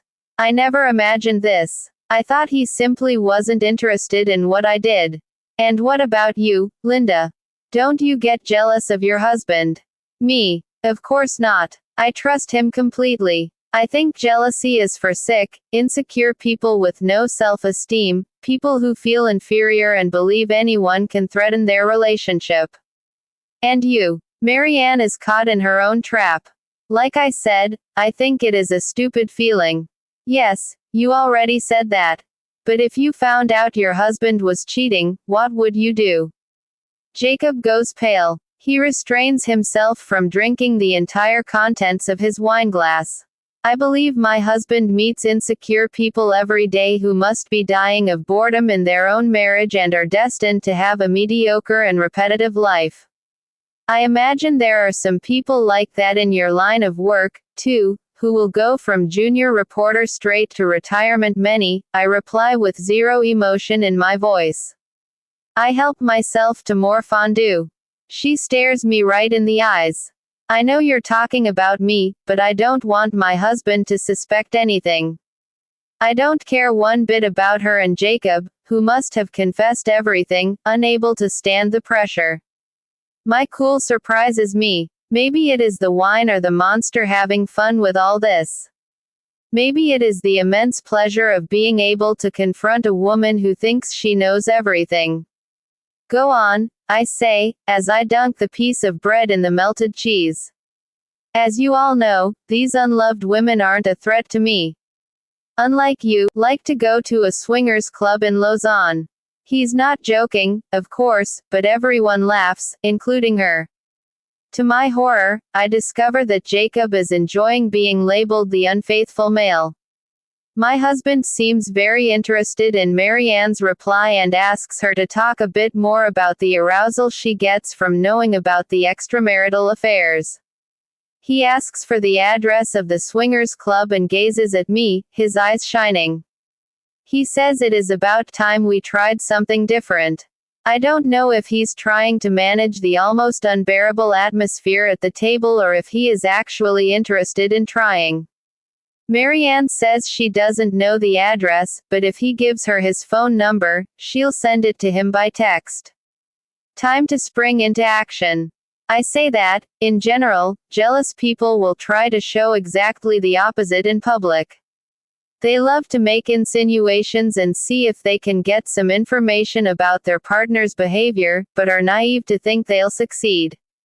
I, for example, could be having an affair with your husband and you would never know, because I'm not stupid enough to fall for that trap. My tone changes slightly. My husband looks at me, surprised at my answer. Darling, don't you think that's going a little far? No, I don't. I'm not the one who started this conversation, and I don't know what Koenig is driving at. But ever since we got here she hasn't stopped insinuating things, and I'm sick of it. By the way, have you noticed how she's been staring at me the whole time we've been talking about something that's of no interest to anyone at this table but her? Marianne looks at me, stunned. I think she didn't expect a reaction because she's used to controlling everything. I say that I've met a lot of people who are driven by obsessive jealousy, and not because they think their husband or wife is committing adultery, but because they would like to be the center of attention all the time, and they're not. Jacob calls the waiter and asks for the bill. Great. After all, they were the ones who invited us and who should bear the expense. I look at my watch and pretend to be greatly surprised. It is already past the time we gave the babysitter. I get up, thank them for dinner, and go to the cloakroom to get my coat. The conversation has already shifted to children and the responsibilities they bring. Do you think she really thought I was talking about her? I hear Marianne asking my husband. Of course not. There would be no reason for that. We go out into the cold air, not saying much. I'm angry, anxious, and I volunteer without being prompted that yes, she was talking about me, and that woman is so neurotic that on election day she also made several insinuations. She's always wanting to show off. She must be dying of jealousy over the jerk whose proper behavior she controls with an iron fist so he has some future in politics, even though she's really the one who'd like to be campaigning for what is right or wrong. My husband says that I've had too much to drink and should calm down. We walk in front of a cathedral. Mist covers the city again and makes everything look like we're in a horror movie. I imagine Marianne waiting for me in a corner with a dagger, like in the days Geneva was a medieval city and in constant battle with the French. Neither the cold nor the walk calms me down. We get the car, and when we arrive home I go directly to the bedroom and swallow 2 Valiums while my husband pays the babysitter and puts the kids to bed. I sleep for 10 hours straight. The next day, when I get up for the usual morning routine, I start to think my husband is a little less affectionate. It's almost imperceptible, but I have to stop by the damn supermarket to buy groceries, feeling frustrated and unloved. Marianne is right. I'm nothing more than a sexual hobby for the stupid dog sleeping in her bed. I drive dangerously because I can't stop crying, the tears keeping me from seeing the other cars clearly. I hear honking and complaints. I try to slow down. I hear more honking and more complaints. If it was stupid to let Marianne suspect something, it was even more stupid to risk everything I have. My husband, my family, my job. Driving under the delayed effects of 2 tranquilizers and with frazzled nerves, I realize that I am also putting my life at risk. I park on a side street and cry. My sobs are so loud that someone approaches and asks if I need help. I say no and the person walks away. But the truth is I do need help. A lot. I'm plunging deeper into my inner self, into its sea of mud, and I can't swim. I'm blinded by hatred. I imagine that Jacob has already recovered from yesterday's dinner and will never want to see me again. It's my fault for wanting to go beyond my limits, for always thinking that my behavior is suspicious, that everyone knows what I am doing. Maybe it is a good idea to call and apologize, but I know he won't answer. Maybe it is better to call my husband and see if he's okay. I know his voice. I know when he's angry and tense, even though he's a master at self-control. But I don't want to know. I'm really scared. My stomach is churning, and my hands clench around the steering wheel. I allow myself to cry as loud as I can, to shout and make a scene in the only safe place on earth, my car. The person who approached me is now eyeing me from afar, afraid I'll do something stupid. No, I won't do anything. I just want to cry. Is that too much to ask? I feel like I inflicted this abuse on myself. I want to go back in time, only that's impossible. I need to make a plan to regain lost ground, but I can't think straight. All I can do is cry, feeling ashamed and hateful. How could I have been so naive? thinking that Marianne was looking at me and saying what I already knew. Because I felt guilty, like a criminal. I wanted to humiliate her, to destroy her in front of her husband so she wouldn't see me as just a pastime. I know I don't love him, but he has slowly been giving me back some of the joy I'd lost, keeping me from the pit of loneliness I had been drowning in up to my neck. And now I am realizing that those days are gone forever. I have to come back to reality, to the supermarket, to the days that are all alike, and to the safety of my home, something that was once so important to me, but had started feeling like a prison. I need to pick up the pieces that are still left. Perhaps confess everything that happened to my husband. I know he'll understand. He's a good, intelligent man who always puts family first. But what if he doesn't understand? What if he decides that he's had enough, that we've reached our limit and he's tired of living with a woman who started off complaining of depression and now laments being left by her lover? My sobbing wanes and I start to think. Work awaits, and I can't spend the whole day sitting in this street filled with the homes of happy couples who have Christmas decorations on their doors, with people coming and going without noticing I'm there. I can't watch my world collapse and not do anything about it. I need to reflect. I have to draw up a list of priorities. In the coming days, months, and years, will I be able to pretend I'm a devoted wife instead of a wounded animal? Discipline has never been my strong suit, family and the perfect lover. I walk through this city that I love, looking at its shops and businesses that, with the exception of places for tourists, seem to have frozen in the 50s and don't have the slightest intention of modernizing. It's cold, but not windy, thank God, which makes the temperature bearable. Trying to distract myself and calm down, I stop in a bookstore, a butcher shop, and a clothing store. Each time I go back out into the street, I feel like the low temperatures are helping put out the bonfire I've become. Can you train yourself to love the right man? Of course you can. The problem is forgetting about the wrong man, the one passing by who came in a door that was left open without asking permission. What exactly did I want from Jacob? I knew from the beginning that our relationship was doomed, although I never imagined it would end in such a humiliating way. Maybe I just wanted what I got, adventure and joy. Or maybe I wanted more. To live with him, to help him grow his career, and to give him the support he no longer seemed to get from his wife and the affection he complained he lacked at one of our first meetings. To pluck him from his home, the way you pluck a flower from someone else's garden, and plant him on my land, even though I know flowers can't survive being treated that way. I'm hit with a wave of jealousy, but this time there are no tears, just anger. I stop walking and sit on a bench at a random bus stop.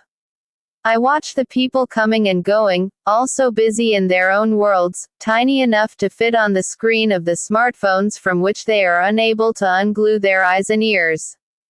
Buses come and go. People get off and walk quickly, maybe because of the cold. Others board slowly, not wanting to get home, to work, or to school. But no one shows any anger or enthusiasm. They're not happy or sad, just poor souls mechanically carrying out the mission that the universe assigned on the day they were born. After a while I manage to relax a little. I've figured out a few pieces of my inner puzzle. One of them is the reason why this hatred comes and goes, like the buses at this stop. I may have lost the thing that's most important to me in life, my family. I've been defeated in the battle to find happiness, and this not only humiliates me, it keeps me from seeing the way forward. And my husband. I need to have a frank conversation with him tonight and confess everything. I feel like this will set me free, even if I have to suffer the consequences. I'm tired of lying. To him, to my boss, to myself. I just don't want to think about this now. More than anything else, it is jealousy that eats away at my thoughts. I can't get up from this bus stop because it is as though there are chains attached to my body. They are heavy and difficult to haul around.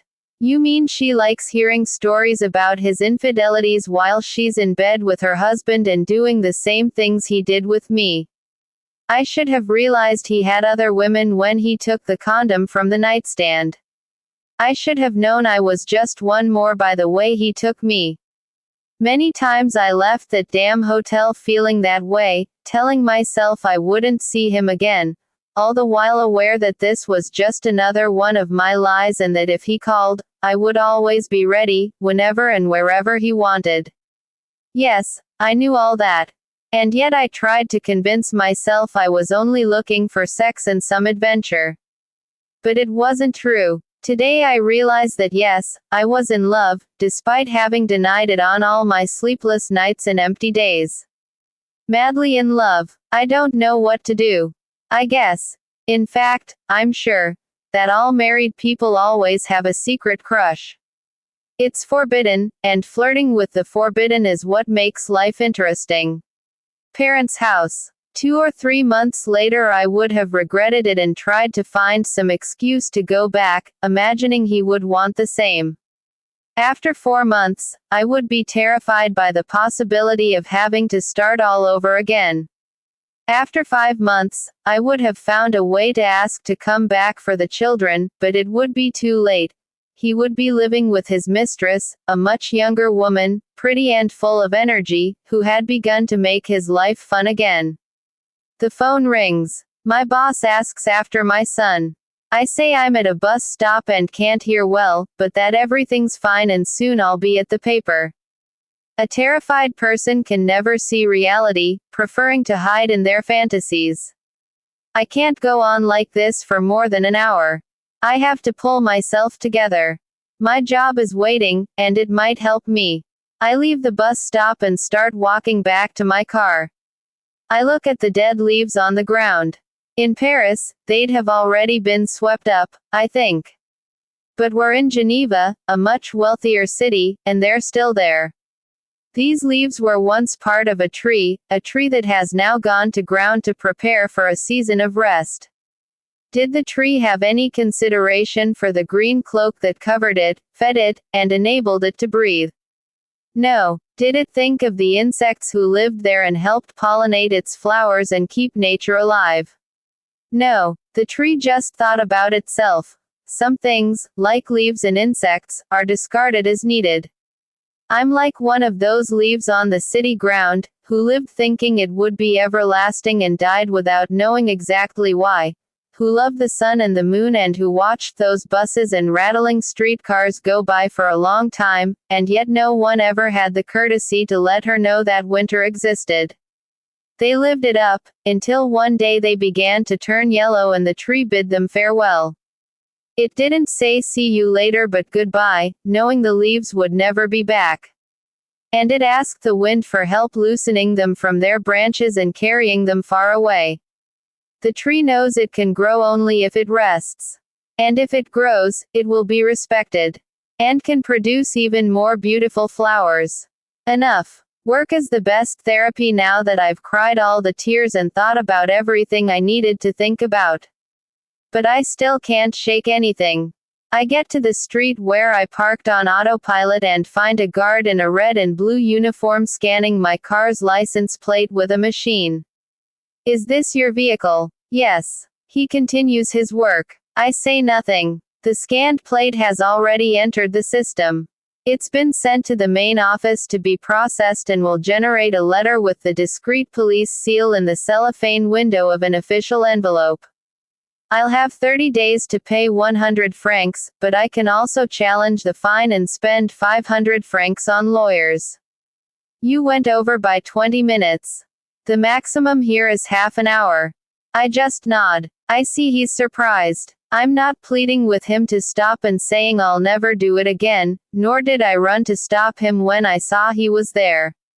I had none of the reactions to which he's accustomed. A ticket comes out of the machine as if we're in the supermarket. He places it in a plastic envelope to protect it from the elements and goes to the windshield to place it behind the wiper. I press the button on my key and the lights flash, indicating that a door was left open. He realizes the foolishness of what he was about to do, but like me, he's on autopilot. After the sound of the doors being unlocked jolts him, he walks up to me and hands me the ticket. We both leave happy. He didn't have to handle any complaints, and I got a little of what I deserve, a punishment. Chapter 49. I'll find out shortly if my husband is exercising the utmost self-control or if he really doesn't give a damn about what happened. I get home on time after another day of gathering information. Character limit is exceeded. Made me extremely happy, because I was in no condition, physical or mental, to think much. I prepare dinner as if this were just another evening among the thousands we've spent together. We spend some time watching TV while the children go up to their rooms, lured by the tablets or video games on which they kill terrorists or soldiers depending on the day. I put the dishes in the dishwasher. My husband is going to try to put our kids to bed. So far we've only talked about our daily duties. I can't tell if it was always like this and I never noticed, or if it is especially strange today. I'll find out soon. While he's upstairs, I light the fireplace for the first time this year. Watching the fire soothes me, and although I'm revealing something I expect he already knows, I need all the help I can get. I open a bottle of wine and prepare a plate of assorted cheeses. I take my first sip and stare at the flames. I don't feel anxious or afraid. Enough with this double life. Whatever happens today will be better for me. If our marriage has to end, so be it. It will end on a late autumn day before Christmas, while watching the fireplace and talking like civilized people. He comes downstairs, sees the scene I've prepared, and asks nothing. He just settles in next to me on the sofa and also watches the fire. He drinks his wine. I get ready to refill his glass, but he waves his hand, indicating it was enough. I make a stupid comment. The temperature today fell below zero. He nods. Apparently, I'll have to take the initiative. I really regret what happened at dinner last night. It wasn't your fault. That woman is really weird. Please don't invite me to any more things like that. His voice seems calm. But everyone learns as a child that before the worst storms, there's always a moment when the wind stops and everything seems absolutely normal. I push the matter. Marianne exhibited the jealousy hiding behind her modern, liberal mask. It's true. Jealousy tells us, you could lose everything you worked so hard to achieve. It blinds us to everything else, to the moments we've joyfully experienced, to happy times and the bonds created during those occasions. How is it that hatred can wipe out a couple's entire history? He's laying the groundwork for me to say everything I need to say. He continues. Everyone has days when they say, well, my life isn't exactly lining up with my expectations. But if life asked you what you had done for it, what would you say? Is that a question for me? No, I'm questioning myself. Nothing happens without effort. You have to have faith. And for that, you have to break down the barriers of prejudice, which requires courage. To have courage, you must conquer your fears. And so on and so forth. Let's make peace with our days. We can't forget that life is on our side. It also wants to get better. Let's help it out. I pour myself another glass of wine. He puts more wood on the fire. When will I have the courage to confess? But he doesn't seem to want to let me talk. Dreaming isn't as simple as it seems. On the contrary, it can be quite dangerous. When we dream, we put powerful engines in motion and can no longer hide the true meaning of our life from ourselves. When we dream, we also make a choice of what price to pay. Now, the longer I take, the more suffering I'll cause us both. I raise my glass, make a toast, and say there is something troubling my soul. He replies that we already talked about this over dinner that night when I opened my heart and told him about my fear of being depressed. I explain that that's not what anything, and I would never stop you from being happy. My eyes well up with tears. So far I'm not sure what he's really saying. If this is just a conversation about jealousy or if he's giving me a message. I'm not afraid of loneliness, he continues. I'm afraid of deluding myself, of looking at reality the way I would like it to be and not how it really is. He takes my hand. You are a blessing in my life. I may not be the best husband in the world, because I hardly ever show my feelings. And I know you need that. I also know that because of this, you might not think you're important to me, you might feel insecure, or things like that. But it is not like that. We should sit in front of the fire and talk about everything except for jealousy. Because I'm not interested in that. Perhaps it would be good to take a trip together, just the two of us. Spend New Year's Eve in a different city or even a place we've already been. But what about the children? I'm sure their grandparents would be delighted to take care of them. And he concludes, when you love each other, you have to be ready for anything. Because love is like a kaleidoscope, the kind we used to play with when we were kids. It's in constant movement and never repeats itself.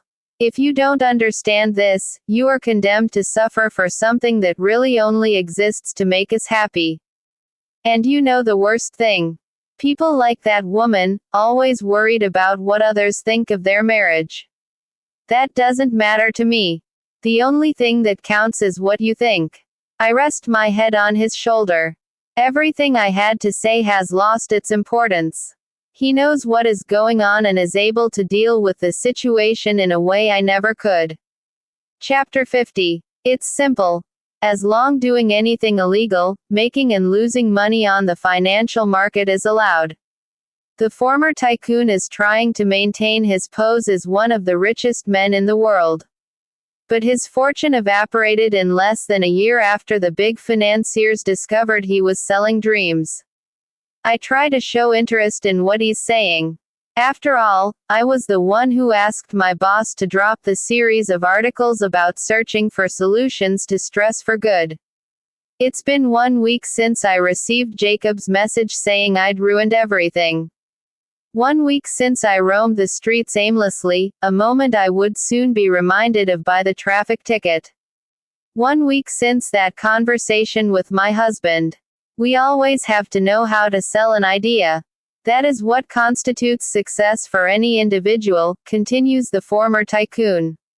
Knowing how to sell what they want. My dear fellow, despite all your pageantry, your aura of seriousness, and your suite in this luxury hotel, despite this magnificent view, your impeccably tailored suit from London, your smile, and your hair, dyed with utmost care so as to leave just a few white hairs to give the impression of naturalness, despite the confidence with which you speak, there is something I understand better than you. Going around selling an idea isn't everything. You have to find someone to buy. That goes for business, politics, and love. I imagine, my dear former millionaire, that you understand what I'm talking about.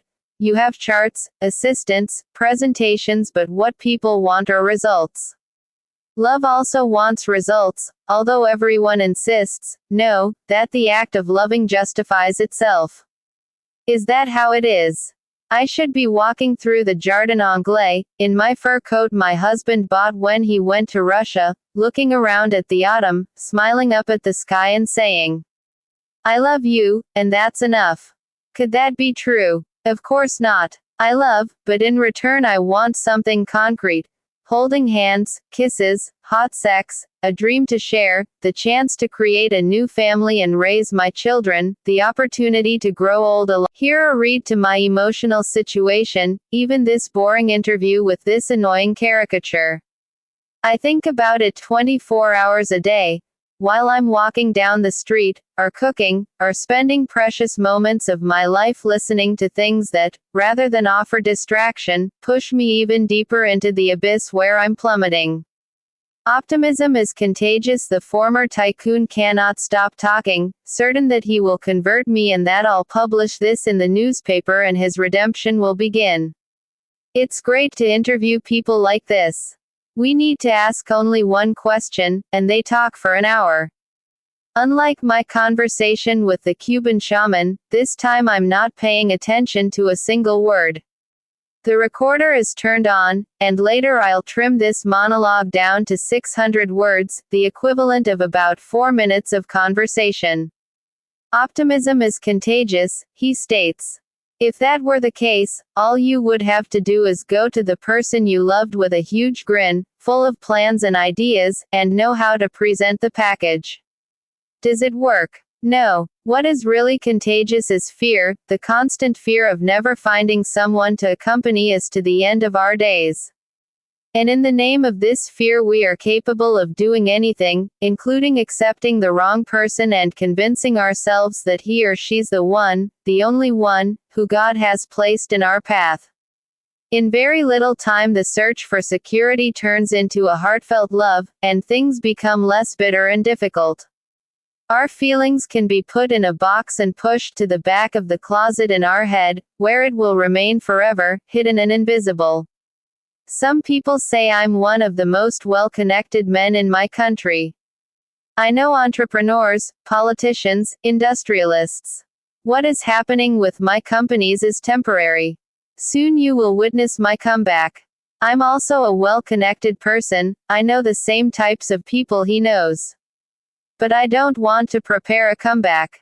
I just want a civilized ending for one of these connections. This is because things that don't end clearly always leave a door open, an unexplored possibility, a chance that everything might still go back to being as it was before. I'm not used to this, but I know a lot of people who love being in this situation. What am I doing? Comparing economics to love. Trying to establish a connection between the financial world and the emotional world. It's been 1 week since I last heard from Jacob. It's also been 1 week since that night in front of the fireplace, when my relationship with my husband returned to normal. Will the two of us be able to rebuild our marriage? Until this spring I was a normal person. One day I discovered that everything I had could disappear just like that, and instead of reacting like an intelligent person, I panicked. That led to inertia, apathy, an inability to react and change. And after many sleepless nights, many days of finding no joy in life, I did exactly what I feared most. I walked the other way, despite the dangers. I know I'm not the only one. People have a tendency for self-destruction. By chance, or because life wanted to test me, I found someone who grabbed me by the hair, literally and figuratively, and rattled me, shaking off the dust that had been piling up and making me breathe again. All of it completely false. It's the type of happiness that addicts must find when they do drugs. Sooner or later the effects pass, and the despair becomes even greater. The former tycoon starts talking about money. I didn't ask anything about it, but he talks anyway. He has an enormous need to say he isn't poor, that he can maintain his lifestyle for decades to come. I can't stand to be here any longer. I thank him for the interview, turn off the recorder, and go get my coat. Are you free this evening? We could get a drink and finish this conversation, he suggests. I leave, cross the street, and go to the Jardin Anglais, where, moments ago, I imagined walking. I go to the old-fashioned ice cream parlor on the corner of Rue du 31 Décembre. I like the name of this street because it always reminds me that sooner or later, another year will end and, once again, I'll make big resolutions for the next. I order a scoop of pistachio with chocolate. I walk to the pier and eat my ice cream while looking at the symbol of Geneva, its jet of water shooting up in the sky and creating a curtain of droplets before me. Tourists get closer and take photos that will come out poorly lit. Wouldn't it be easier to just buy a postcard? I have visited many monuments around the world, many of mighty men whose names are long forgotten, but who will remain eternally mounted on their beautiful horses. Of women holding their crowns or swords to the sky, symbolizing victories that no longer appear even in textbooks. Of lone, nameless children carved in stone, their innocence lost forever during the hours and days they were forced to pose for an artist whose name history has also stamped out. With very few exceptions, in the end a city's landmarks aren't its statues, but unexpected things. When Eiffel built a steel tower for the World's Fair, he never even dreamed it would wind up becoming the symbol of Paris, over the Louvre, the Arc de Triomphe, and its magnificent gardens. An apple represents New York. A not-so-crowded bridge is the symbol of San Francisco. Another bridge, this one over the Tagus, dominates the picture postcards of Lisbon. Barcelona has an unfinished cathedral as its most emblematic monument. And so it is with Geneva. Lake Léman meets the Rhône River at precisely this point, creating a very strong current. A hydroelectric power station was built here to take advantage of the hydraulic power. Were masters at taking advantage of things, but when the workers returned home and closed the valves, the pressure was too great and the turbines ended up bursting. Until an engineer had the idea to put a fountain in place, allowing the excess water to run off. Over time, engineers solved the problem and the fountain became unnecessary. But the city's residents voted in a referendum to keep it. The city already had many fountains, and this one was in the middle of a lake. How could they make it more visible? That was how the mutant monument was born. Powerful pumps were installed and now an extremely forceful jet shoots out 500 liters of water per second, at 200 kilometers per hour. They say, and I've confirmed it, that it can be seen from an airplane at 30,000 feet. It doesn't have a special name. It is just called Jet d'eau, jet of water, the city's landmark in spite of all the sculptures of men on horses, heroic women, lonely children. I once asked Denise, a Swiss scientist, what she thought of the jet d'eau. Our body is made almost entirely of water, through which electrical discharges pass, communicating information. One such piece of information is called love, and it can interfere with the entire organism. Love is always changing. I think that the jet d'eau is the most beautiful monument to love conceived by the art of man, because it is also never the same. Chapter 51. I take my phone and call Jacob's office. Sure, I could dial his personal number, but no. I speak with his assistant and let her know I'm going to meet him. His assistant knows me. She asks me to hold the line while she confirms. 1 minute later she returns and says she's sorry, but his schedule is fully booked. Perhaps in the new year. I say no, I need to meet with him right away. It is urgent.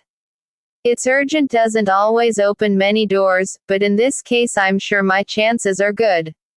This time the assistant takes. Chapter 52. Jacob asks me to get dressed quickly.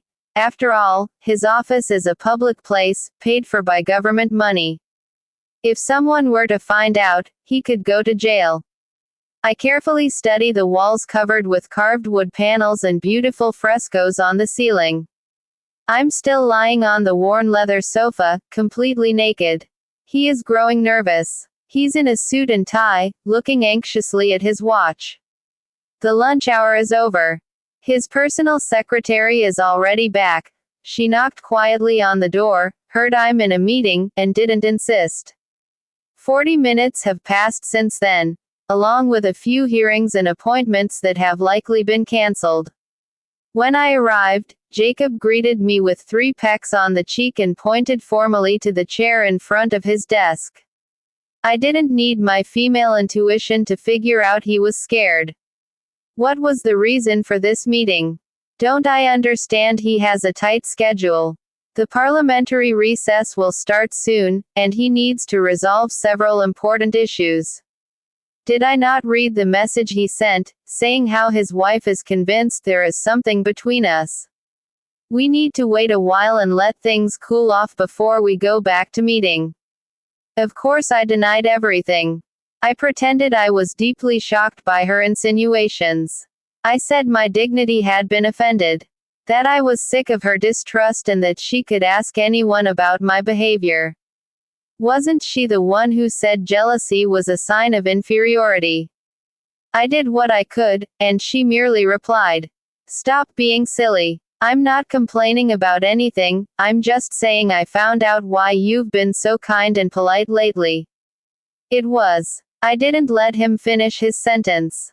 I got up and grabbed him by the collar. He thought I was going to assault him. But instead I gave him a long kiss. Jacob was completely unresponsive, as he'd been imagining I had come there to do something melodramatic. But I continued kissing his mouth and neck as I undid his tie. He pushed me away. I slapped him across the face. "I just need to lock the door first. I've also missed you." He walked across his office, tastefully decorated with 19th century furniture, and turned the key. When he returned, I was already nearly naked, wearing just my panties. As I ripped off his clothes, he started sucking on my breasts. I moaned with pleasure. He covered my mouth with his hand, but I shook my head and continued moaning quietly. The whole time, I stopped only once to say, "My reputation is at stake, as you can imagine. Don't worry." I got down on my knees and began to give him oral sex. Again, he held my head, setting the pace, faster and faster. But I didn't want him to come in my mouth. I pushed him away and went to the leather sofa, where I leaned back with my legs spread. He kneeled and started to go down on me. When I had the first orgasm, I bit my hand to keep from screaming. The wave of pleasure felt like it would never end. I continued biting my hand. Then I called his name, telling him I wanted him inside me and to do anything he wanted. He penetrated me, grabbed me by the shoulders, and shook me like a savage. He pushed my legs up so he could go deeper.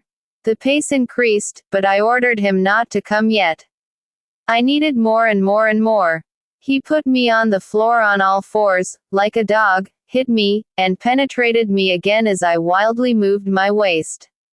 From his stifled groans, I knew that he was ready to come, that he could no longer control himself. I made him withdraw, turned over, and asked him to enter me again while looking into my eyes and saying the dirty things we loved to tell each other whenever we made love. I said the nastiest things a woman can say to a man. He called my name softly, begging me to tell him I loved him. But I just spoke profanities and demanded he treat me like a prostitute, like a stranger. Must no longer care if anyone heard through the door. My eyes locked on him, listening to him repeat my name with each movement. I realized he wasn't wearing a condom and was going to come. Once again I shifted, making him withdraw. I asked him to come on my face, in my mouth, and tell me he loved me. Jacob did exactly as I said, while I masturbated and came, too. Then he embraced me, put my head on his shoulder, and wiped the corners of my mouth with his hands. He said again, many times, that he loved me and that he had really missed me. But now he's asking me to get dressed, and I don't budge. He's gone back to being the well-behaved boy who the voters admire. He senses something is wrong, but doesn't know what it is. He begins to realize that I'm not just there because he is an amazing lover.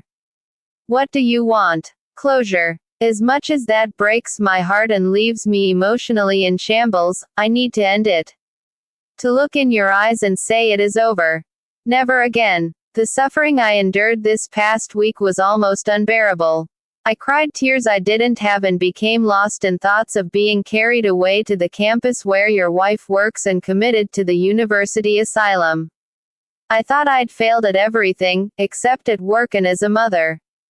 I was one step away from life and death at every minute, dreaming about everything we could have had if we were still two teenagers looking into the future together, like the first time. But there came a moment when I understood that I had reached the limits of despair and couldn't go any deeper, and when I looked up there was a single outstretched hand, my husband's. He must have known, too, but his love was stronger. I tried to be honest and tell him everything to lift that weight off my shoulders, but I didn't need to. He made me see that regardless of the choices I made in life, he would always be by my side, and so my burden was light. I realized I was blaming myself and beating myself up over things he wasn't condemning or even blaming me for. I told myself, I'm not worthy of this man, he doesn't know who I am. But he does know. And that's what allows me to get back my self-respect and regain my self-esteem. Because if a man like him wants to stay by my side, a man who would have no difficulty at all finding a new partner the day after separating, it is because I'm worth something. I'm worth a lot. I discovered I could go back to sleeping by his side without feeling like I was dirty or think I was cheating on him. I felt loved and that I deserved this love. I get up, gather my clothes, and go to his private bathroom. He knows it is the last time he'll see me naked. There is a long healing process ahead, I say, when I return. I guess you are feeling the same thing, but I'm sure that all Marianne wants is for this fling to end so she can hug you again with the same love and the same security as before. Yes, but she won't tell me anything. She knew what was going on and she closed herself off even more. She was never affectionate, and now she's like a robot, more devoted to her work than ever. It's her way of running away. I adjust my skirt, put on my shoes, take a bundle out of my bag, and leave it on his desk. What's that? Cocaine. I didn't know you. He doesn't need to know anything, I think.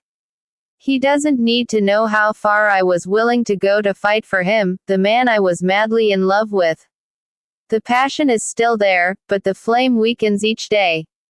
I know it will eventually die out completely. Any breakup is painful, and I can feel this pain in every fight. Spend New Year's Eve at home, with the children. If he wants to travel, let's do it at Christmas. Chapter 53. Let's take a walk before dinner. I nod yes, but I don't move. I stare at the park across from the hotel and, beyond that, the Jungfrau, perpetually snow-capped and illuminated by the afternoon sun. The human brain is fascinating. We will forget a scent until we smell it again, we will erase a voice from our memory until we hear it again, and even emotions that seemed buried forever will be awakened when we return to the same place. I think back to when we were at Interlaken the first time. Back then we stayed at a cheap hotel and hiked from one lake to another, each time like we were discovering a new path. My husband was going to run that crazy marathon that has most of its route in the mountains.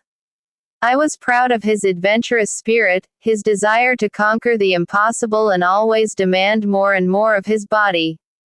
He wasn't the only person crazy enough to do it. People came from all over the world, filling the hotels and socializing in the many bars and restaurants of this small town of 5,000 inhabitants. I have no idea how Interlaken is in the winter, but from my window it now seems more empty, more removed. This time we're staying in a better hotel.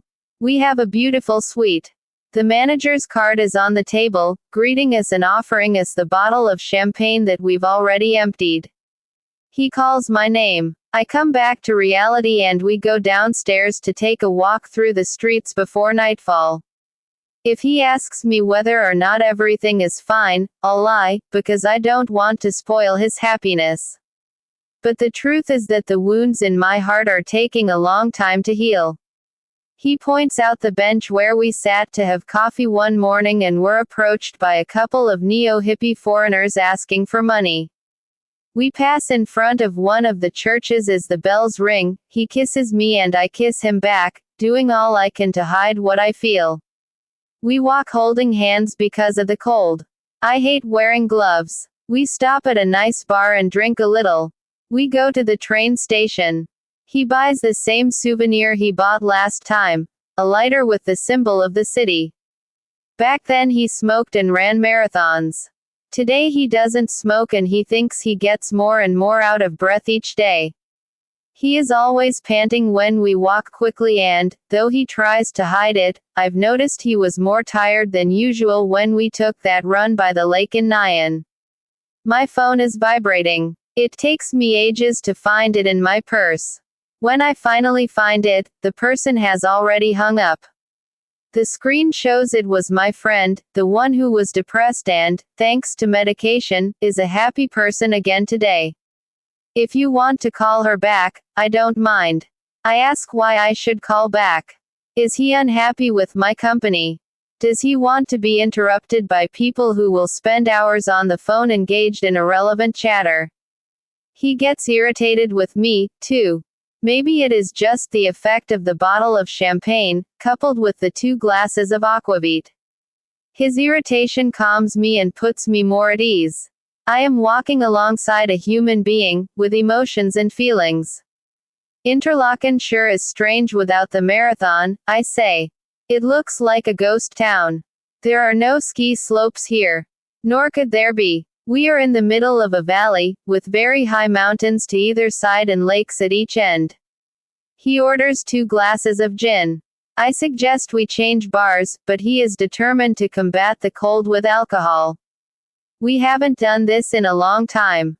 I know it has only been 10 years, but when we were here the first time, I was young. I had ambitions, I liked the open air, and I wouldn't let myself be intimidated by the charming restaurant, but we've already made reservations elsewhere. It's still early. The sign says dinner service doesn't start until 7 p.m. Let's have another gin. Who is this man next to me? Has Interlaken awakened forgotten memories and opened up Pandora's box? I say nothing. And I begin to be afraid. I ask if we should cancel our reservation at the Italian restaurant and have dinner here instead. It doesn't matter. It doesn't matter. Is he suddenly feeling everything I went through when he thought I was depressed? For me it does matter. I want to go to the restaurant we booked. The same one where we exchanged vows of love. This trip was a terrible idea. I'd rather go back tomorrow. I had good intentions. I wanted to relive the early days of our relationship. But is that even possible? Of course not. We're mature. We're living under pressures that didn't exist before. We need to maintain basic needs like education, healthcare, food. We try to have fun on the weekends because that's what everybody does, and when we don't feel like leaving the house, we think there's something wrong with us. I never want to. I'd rather do nothing. Me, too. But what about our children? They want something else. We can't leave them locked up with their computers. They're too young for that. So we force ourselves to take them somewhere and do the same things our parents did with us, the same thing our grandparents did with our parents.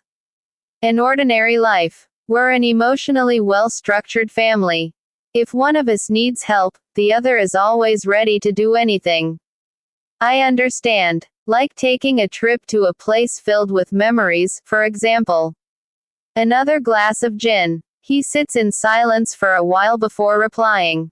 That's right. But do you think memories can fill the present? Not at all. In fact, they're suffocating me. I'm discovering I'm no longer the same person. Until we got here and had that bottle of champagne, everything was fine. Now I realize just how far I am from living the life I dreamed of when I visited Interlaken the first time. What did you dream? It was silly, but it was still my dream. And I could have made it come true. But what was it? Sell everything I had, buy a boat, and travel the world with you.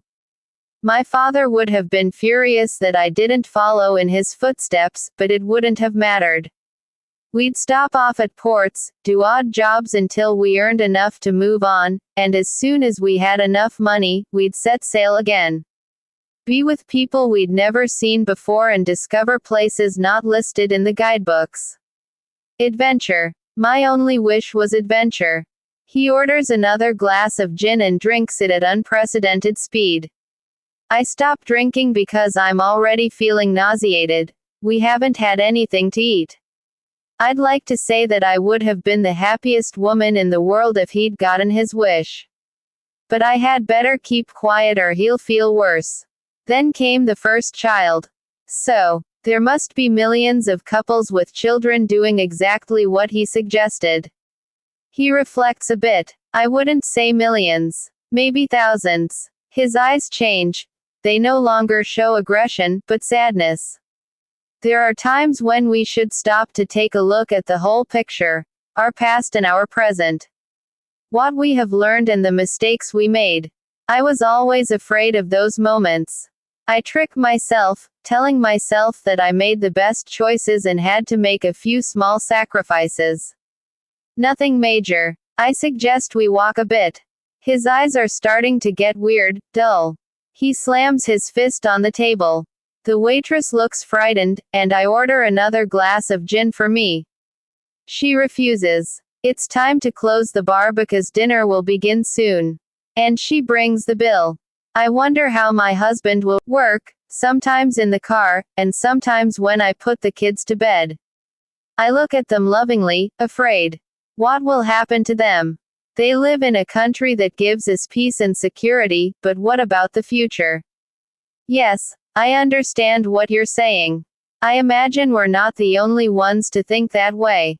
Then I see you making breakfast or dinner, and occasionally I think that 50 years from now, or maybe even less, one of us will be sleeping alone, crying every night because once we were happy. The children will be all grown up and far away. The surviving one of us will be sick, always needing help from strangers. He stops talking, and we walk in silence. We pass by a sign announcing a New Year's Eve party. He kicks it violently. 2 or 3 passers-by look at us. Forgive me. I didn't mean to say all that. I brought you here to make you feel better without all the daily pressures. Blame it on the booze.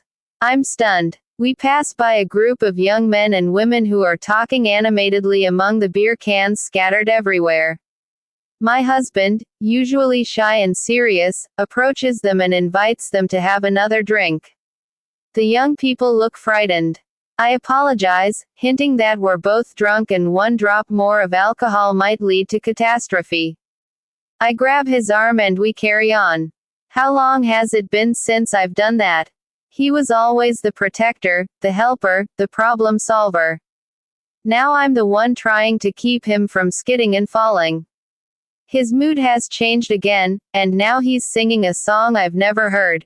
Perhaps a traditional song of that region. When we approach the church, the bells ring again. That's a good sign, I say. I listen to the bells. They speak of God. But is God listening to us? We're in our 30s, and life isn't fun anymore. If not for our children, what would be the point of all this? I prepare myself to say something. But I have no answer. We arrive at the restaurant where we exchanged our first words of love and have a depressing candlelight dinner in one of the most beautiful and most expensive cities in Switzerland. Chapter 54. When I awake, there's already daylight outside. I had a dreamless sleep and didn't wake up in the middle of the night. I look at the clock. 9 a.m. My husband is still sleeping. I go to the bathroom, brush my teeth, and order breakfast for the 2 of us. I put on a robe and go to the window to pass the time while I wait for the room service to arrive. At this point, I notice something. The sky is full of paragliders. They land in the park opposite the hotel. Most are not alone, and have an instructor behind them steering. First-timers. How can they do such a crazy thing? Have we reached the point where risking our life is the only thing that frees us from boredom? Another paraglider lands. And another. Friends film everything, smiling cheerfully. I wonder what the view must be like up there, because the mountains surrounding us are very, very high. Although I envy every one of those people, I would never have the courage to jump. The doorbell rings. The waiter enters with a silver tray, a vase with a rose, coffee for my husband, tea for me, croissants, hot toast, rye bread, jams of various flavors, eggs, orange juice, the local newspaper, and everything else that makes us happy. I wake him up with a kiss.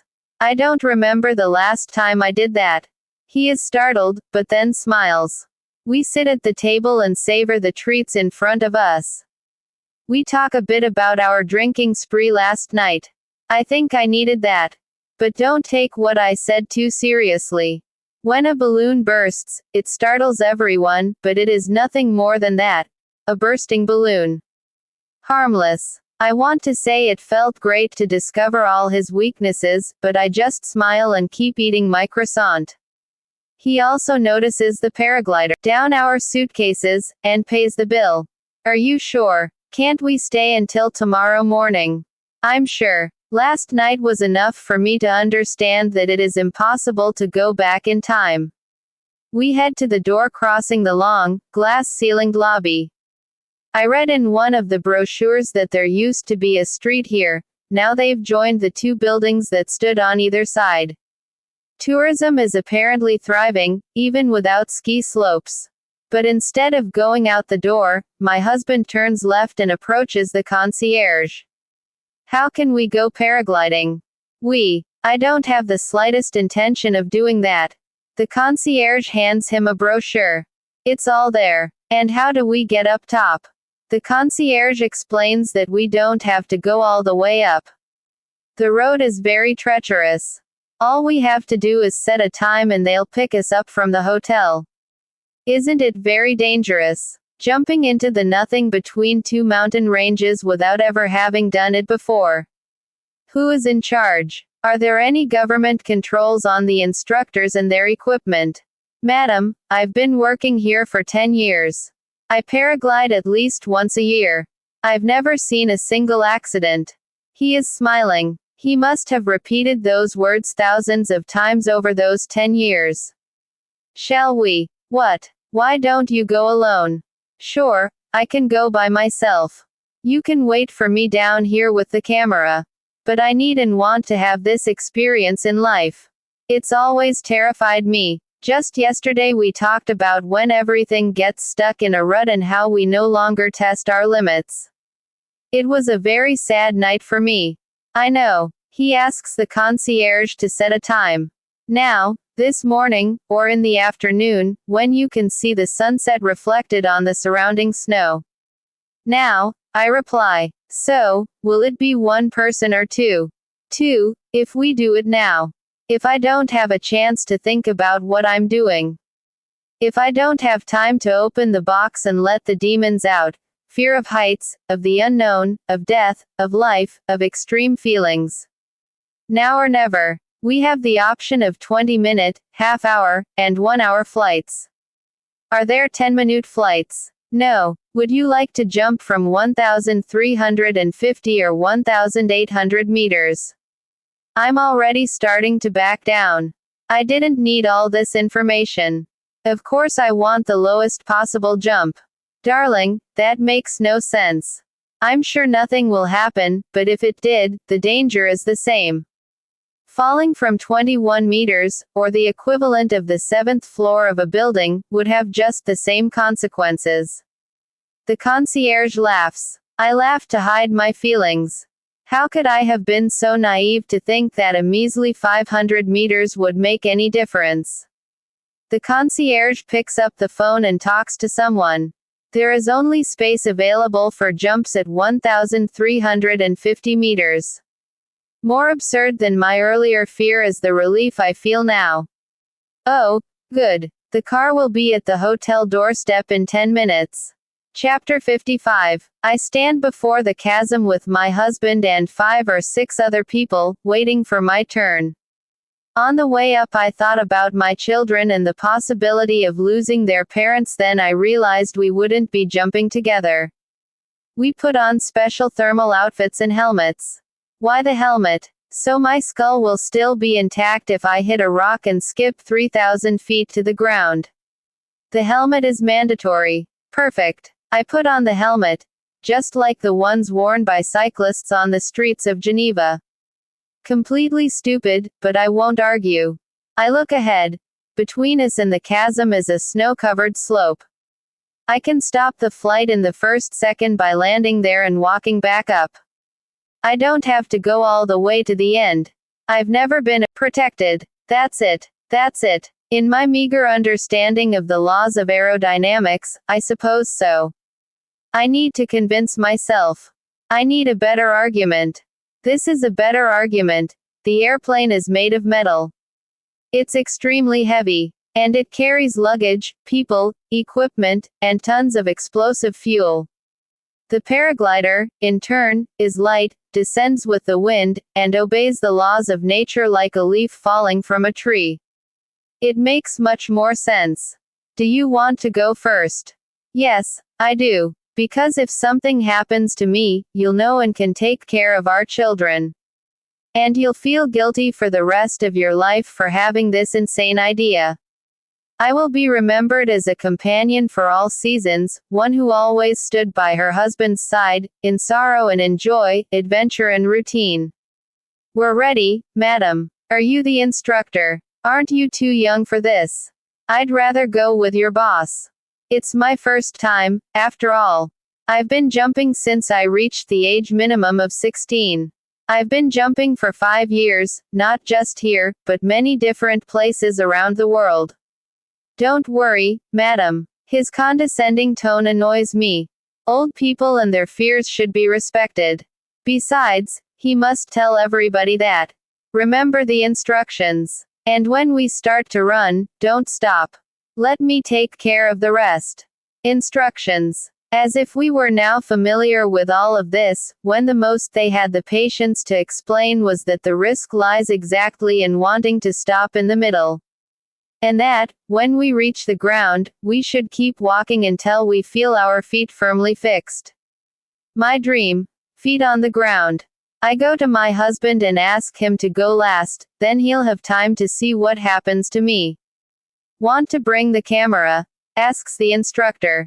The camera can be attached to an aluminum rod approximately 2 feet long. No, I do not. For starters, I'm not doing this to show other people. And even if I can overcome my panic, I'd be more worried about filming than admiring the scenery. I learned that with my dad when I was a teenager. We hiked the Matterhorn and I stopped every minute to take pictures until he fumed. Do you think all this beauty and grandeur can fit in a little square of film? Record things in your heart. It's more important than trying to show people what you're experiencing. My flight partner, in all his wisdom of 21 years, begins attaching ropes to my body with big aluminum clips. The chair is attached to the glider. I will go in front, he in the back. I can still give up, but that's no longer me. I am completely unresponsive. The 21-year-old veteran and the ringleader trade opinions about the wind as we get into position. He also fastens himself to the chair. I can feel his breath on the back of my head. I look behind me and I don't like what I see. A row of colored pieces of fabric stretches across the white snowy ground, each with a person tied to it. At the end of the row is my husband, also wearing a bicycle helmet. I guess he had no choice and will jump 2 or 3 minutes after me.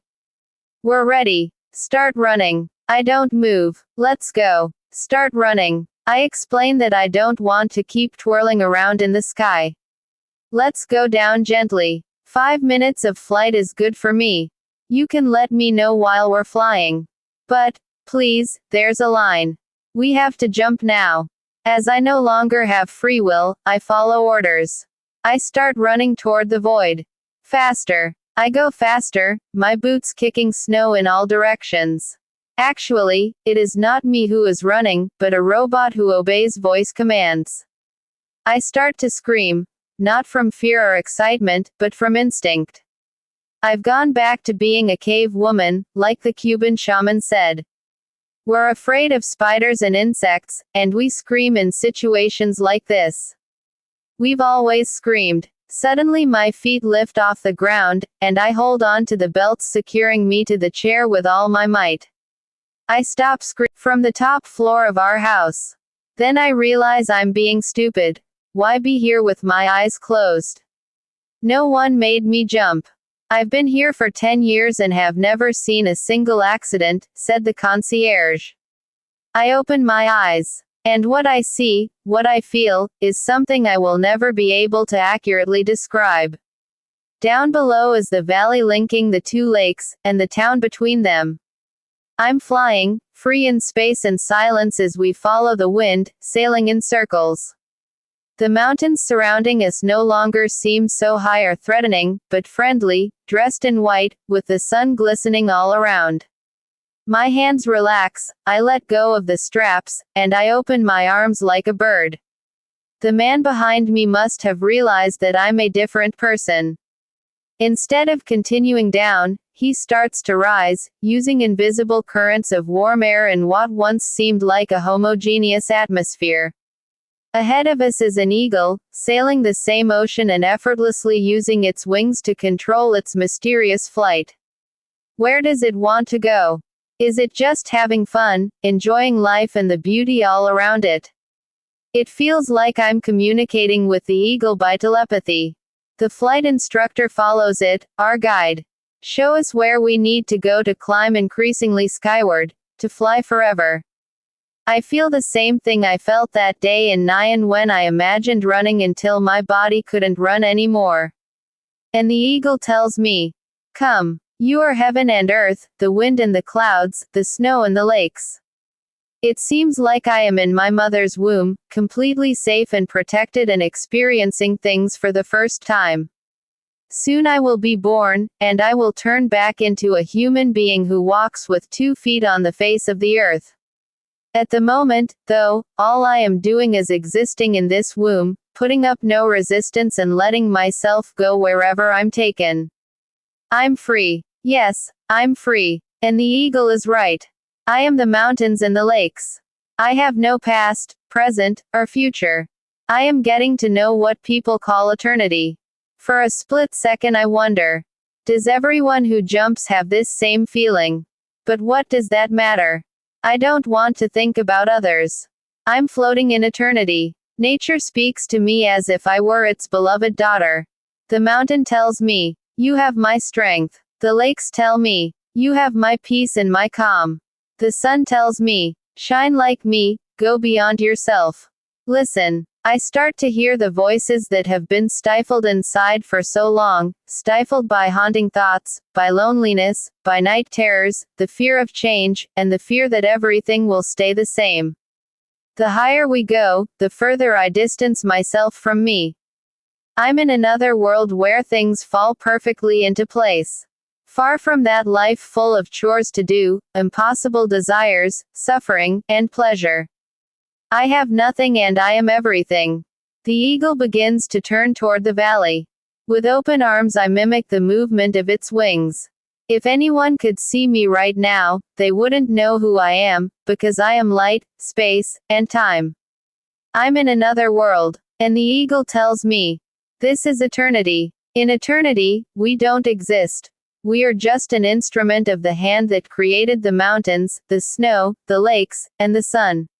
I go back in time and space to the moment when everything is created and the stars walk backward. I want to serve this hand. Several ideas appear and disappear without changing the way I feel. My mind has left my body and blended with nature. Oh, what a pity the eagle and I must land at the park across from the hotel down below. But what does it matter what will happen in the future? I am here, in this womb made of nothing and everything. My heart fills every corner of the universe.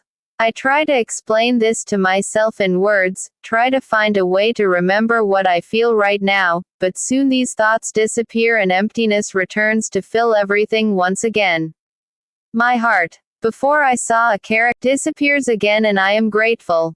I bow to my gigantic heart filled with light and power, which can encompass everything that has already happened and what will happen from now until the end of time. For the first time I hear something. Dogs barking. We are nearing the ground and reality begins to return. In a moment I will be stepping on the planet where I live, but in my heart I have experienced all the planets and all the suns, which was greater than anything. I want to stay in this state, but my thoughts are returning. I see our hotel to the right. The lakes are already hidden by the forests and small hills. My God, can't I stay this way forever? You cannot, says the eagle, who led us to the park where we will land shortly, and who now bids us farewell because it has found a new stream of warm air. It climbs up again effortlessly, without batting its wings, and controls the wind with its feathers. If you stayed this way forever, you couldn't live in this world, it says. So what? I begin to argue with the eagle, but I find that I am doing it rationally, trying to reason. How will I live in this world after having gone through what I did in eternity? Find a way, replies the eagle, almost inaudibly. Then it departs, forever, from my life. The instructor whispers something. He reminds me that I have to run when my feet hit the ground. I see the grass in front of me. The thing I had so yearned for before, reaching solid ground, has now turned into the end of something. Of what, exactly? My feet hit the ground. I run a little, and the instructor controls the paraglider. Then he comes up to me and loosens the chains. He looks at me. I gaze at the sky. All I can see are other colorful paragliders, approaching where I am. I realize that I am crying. Are you all right? I nod yes. I don't know if he understands what I experienced up there. Yes, he understands. He says that once a year he flies with someone who has the same reaction as me. When I ask what it is, they aren't able to explain it. The same thing happens to my friends. Some people go into a state of shock and they only recover when their feet touch the ground. It's exactly the opposite. But I don't feel like explaining anything. I thank him for his comforting words. I would like to explain that I never wanted what I experienced up there to end. But it is over, and I have no obligation to sit here explaining anything to anyone.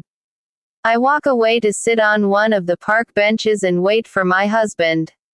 I can't stop crying. He lands, approaches me with a big grin, and says it was a fantastic experience. I keep crying. He hugs me, says it is all over now, and that he shouldn't have made me do something I didn't want to. It's not that at all, I say. Just leave me alone, please. I'll be fine in a little while. Someone from the support team comes to collect our outfits and special shoes and hands us our coats. I do everything automatically, but my every move brings me back to a different world, the one we call the real world, the one where I don't want to be at all. But I have no choice. The only thing I can do is ask my husband to leave me alone for a while. He asks if we should go back to the hotel because it is cold. No, I'm fine right here. I sit there for half an hour, crying. Tears of bliss that wash my soul. Finally, I realize that it is time to return to the world for good. I get up. We go to the hotel, get our car, and my husband drives back to Geneva. The radio is on so no one feels compelled to talk. They did when I was a child.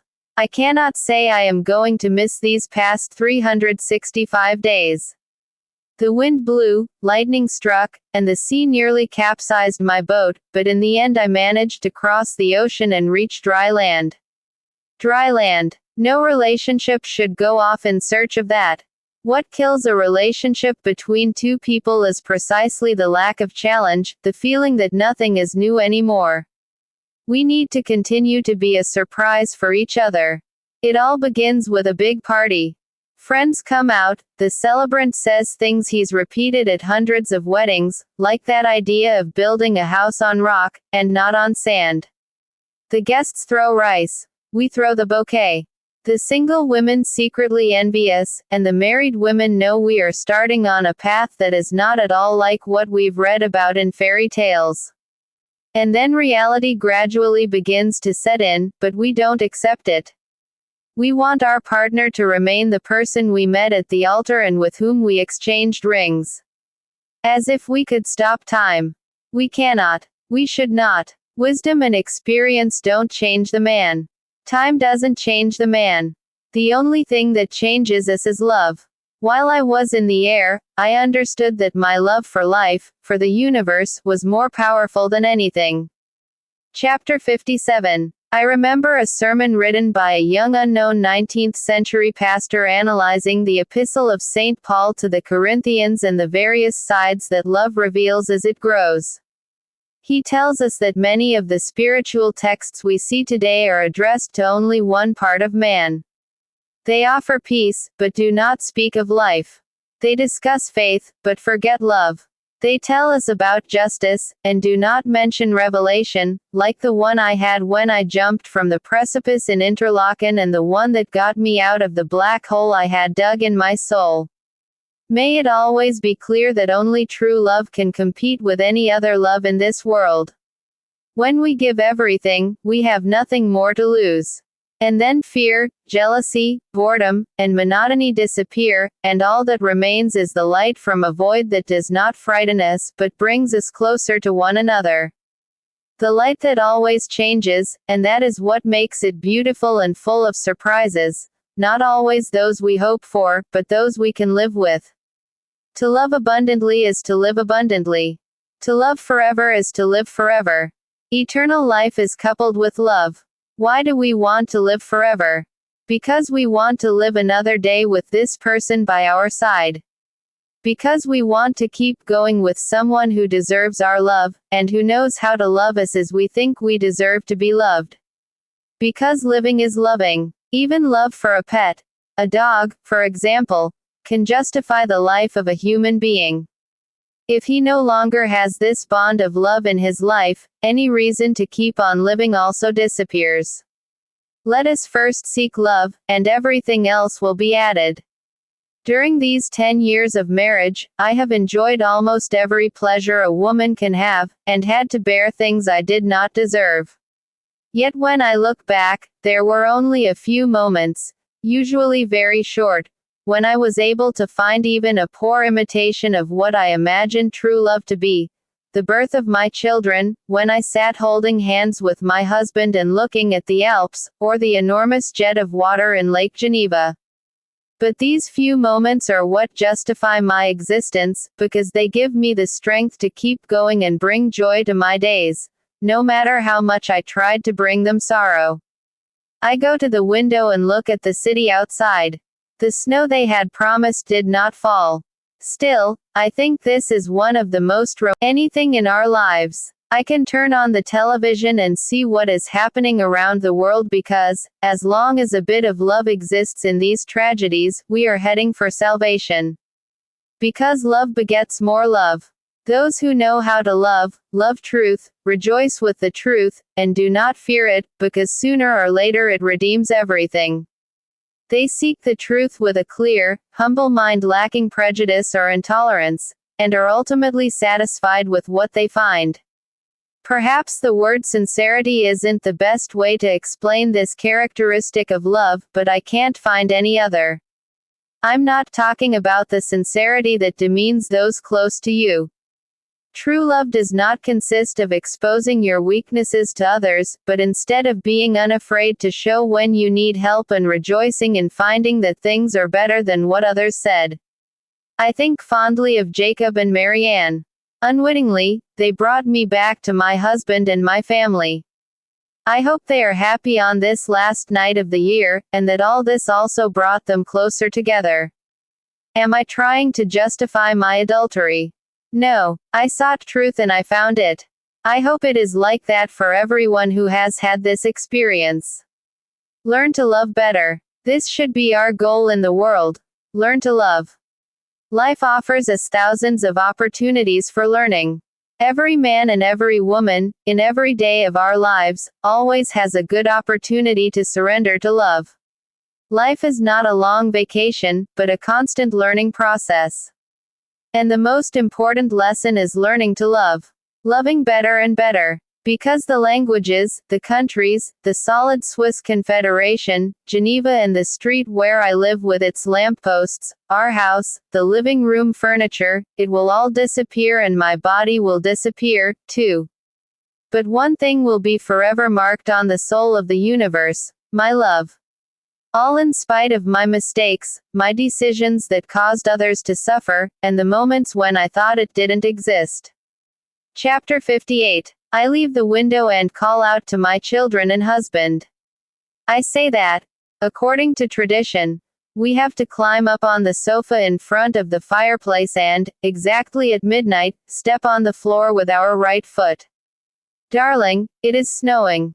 I rush to the window again and look at the light of one of the street lamps. Yes, it is snowing. How had I not noticed before? Can we go outside? Asks one of the children. Not yet. First we will climb on the sofa, eat 12 grapes, and save the seeds to have prosperity all year long.